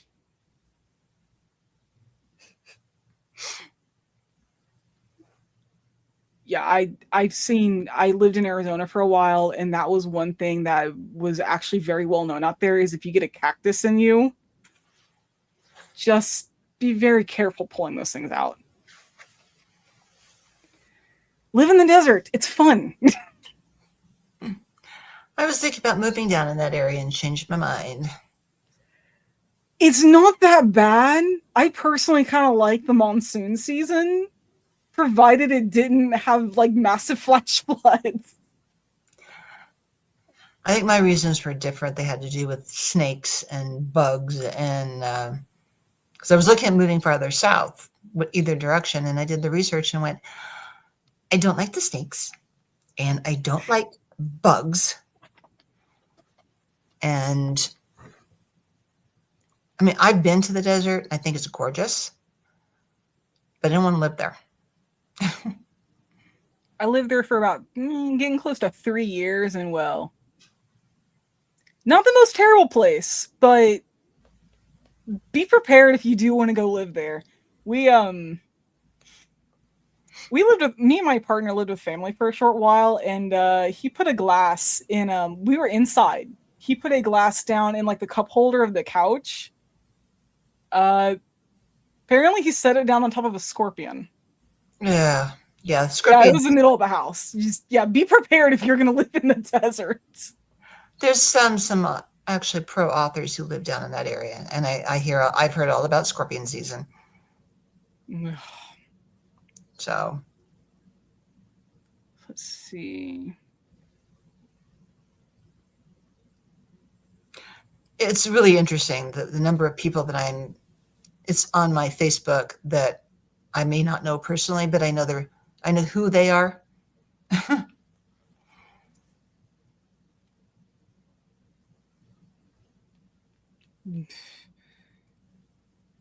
I've traveled out kind of that way, and I didn't get quite that far, but it got buggy enough. And I've heard Florida is like horrid for mosquitoes.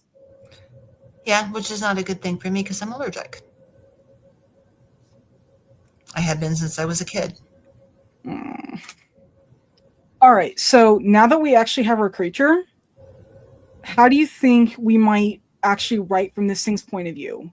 Because we know it's a scavenger. It's something that probably lives along riverbanks, has slick otter-like fur, echolocation.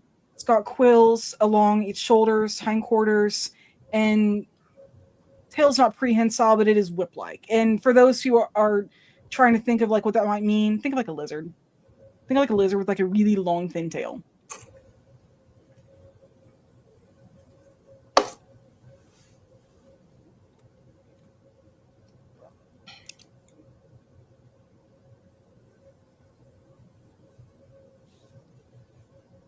It's interesting looking. That much I'll say for it. Not the weirdest thing I've seen in the world, but definitely the weirdest thing I've ever drawn. Oh, I've seen some really weird things. I've seen a couple of different species of sea dragons that are like maybe 6 inches long, 4 to 6 inches long.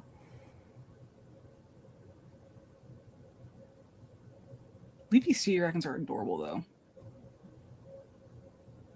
Well, there are seahorses, but there are also little sea dragons.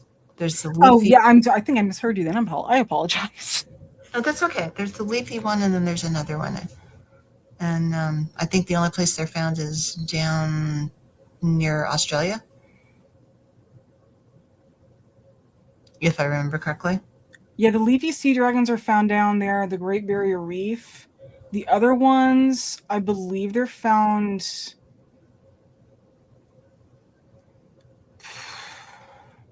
God, where was that? I actually knew it. It wasn't Australia. It wasn't the Great Barrier Reef. I almost want to think around Hawaii, but I feel like that's wrong. I went to an aquarium recently and they had some there. And there was like those little plaque thing. Yeah, sometimes you remember things, sometimes you don't. I'm the same way. It's like, oh gee, didn't I just look at that? And now I don't remember. I'm unfortunately that way with names too. And as an author, I get approached by people all the time and they act like they know me and I'm sitting there going, I have no idea who you are, but that's okay. What does your badge say?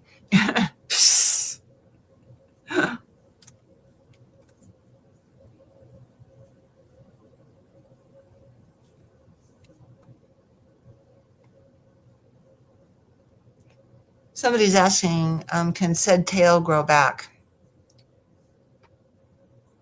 I don't think so with this thing. That seems to be something that is reserved for. What the heck was that? Seems to be reserved for reptiles. This thing is not a reptile; it's a mammal. And well, as far as we know, there are no mammals that can regrow missing limbs of any kind. That would be cool, but no. Mm-hmm.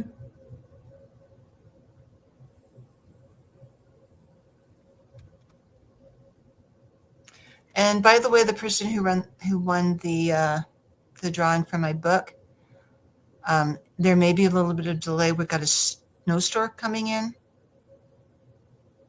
and due to the fact that I fell a couple of years ago and badly injured myself, I do not go out during snowstorms. Just more than understandable. Yeah, I was out of work for 6 weeks, so it might be a little while, but you will get it.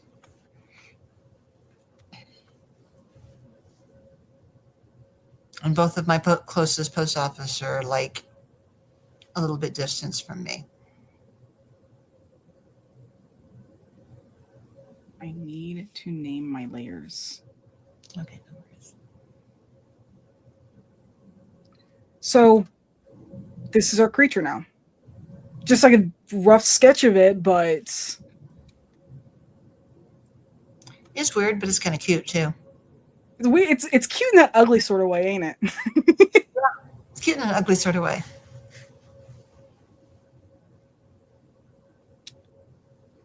So yeah, I think with something like this, trying to think about how to write it from this thing's point of view,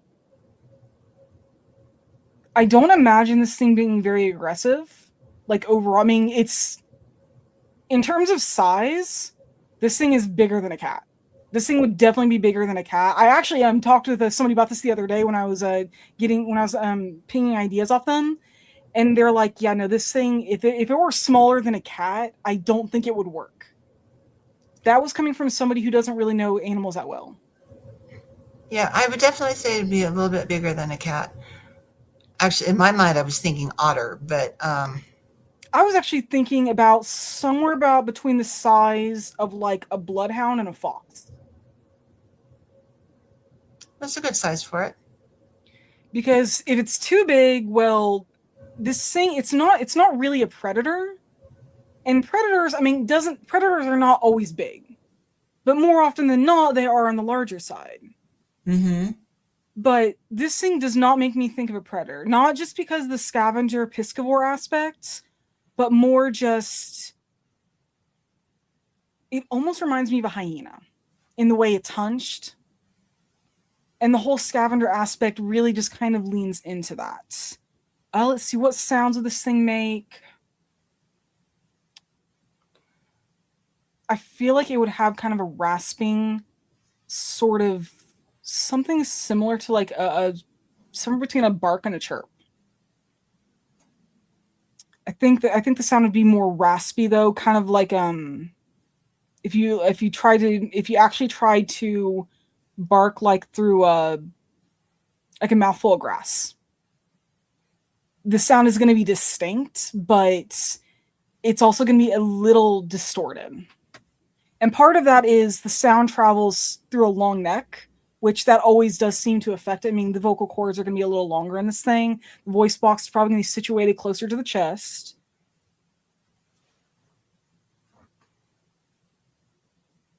I can imagine this thing also making kind of like smaller kind of like chirping sounds when it's younger, or maybe to like talk to its young. I would say probably talk to their young, because here's the thing. In the wild, the quieter they are, the safer they are. That is true. Which is why it amazes me that any kittens are ever rescued, because the kittens are noisy. Man, if a kitten wants your attention, you're gonna get its attention. They're gonna get your attention. I haven't had a kitten in a long, long time, so. I've got 5 cats, and one of them still acts like a kitten. 2 of them actually, and one of them is, oh my god, he's like 9.5 now. Yeah, my boy cat will be turning 9 here in the next couple of months, and my girl cat will be 5. That's where it. Okay, so this thing being a good hider, I don't think so. I think it's a little too big for that. This thing, if it moves, since it's moving over, it's moving over like riverbanks. It's definitely going to be limber. It's going to be able to move over debris that's washed up from like floods and stuff. But I feel like it would be a little on the bulky side in terms of hiding. That maybe like in terms of a den, it'll hide in that. But it's not going to be like a fox where it's going to squeeze into like a small space. I think its shoulders are going to be a problem for that. In home zone, I think that would actually depend on exactly where it's found along the riverbank. I think this thing could actually live in caves, but it could also be one to be like a beaver and, make a home within, like piled up logs or something.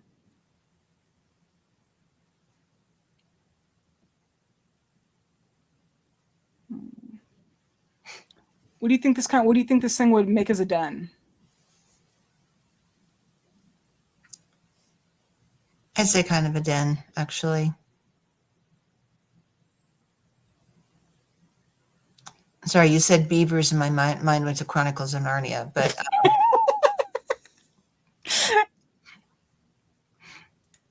the way the science fiction mind works. Gotta love that, right? All right, then one last question, and then we're going to go ahead and get ready to transition into the next chapter. Transition based off seasons or change fur color like rabbits. I think its fur would get a little thicker in the winter and probably shed like, for the summer, but I don't think it actually changed color. And the coloring, I think, actually would be probably similar to an otter's, be kind of like a barkish brown. Something so it can blend in. Yeah, like a bark brown, grayish brown, maybe, depending on the exact location.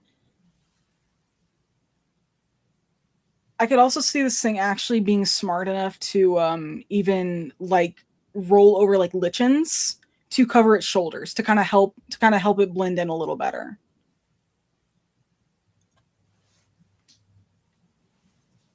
All right.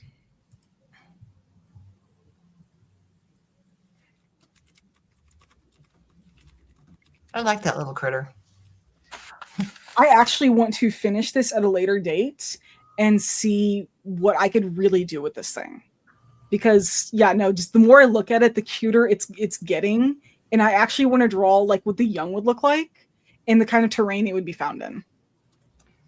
All right, and when you do that, shoot me a copy. Oh, definitely. I definitely will. No way I'm not going to share this thing off. I know. I attend irregularly, even though I'm now semi-retired. So, semi-retired. Yeah. Gotta love the semi, right? And yes, it will go in the Discord. I'll send Dana. I'll send you a picture of this. I will probably share it on my Facebook. So, this thing, I will share this thing off. All right, but it was awesome that you could join me for this, and loved your talk on writing from an animal's point of view. It's always so neat to learn about. I'm sorry, what? So, I'm very glad that you could join me for the creature creation, and I'm so glad that you did a talk on writing from an animal's point of view because that was just awesome. Thank you. It was always fun to learn about.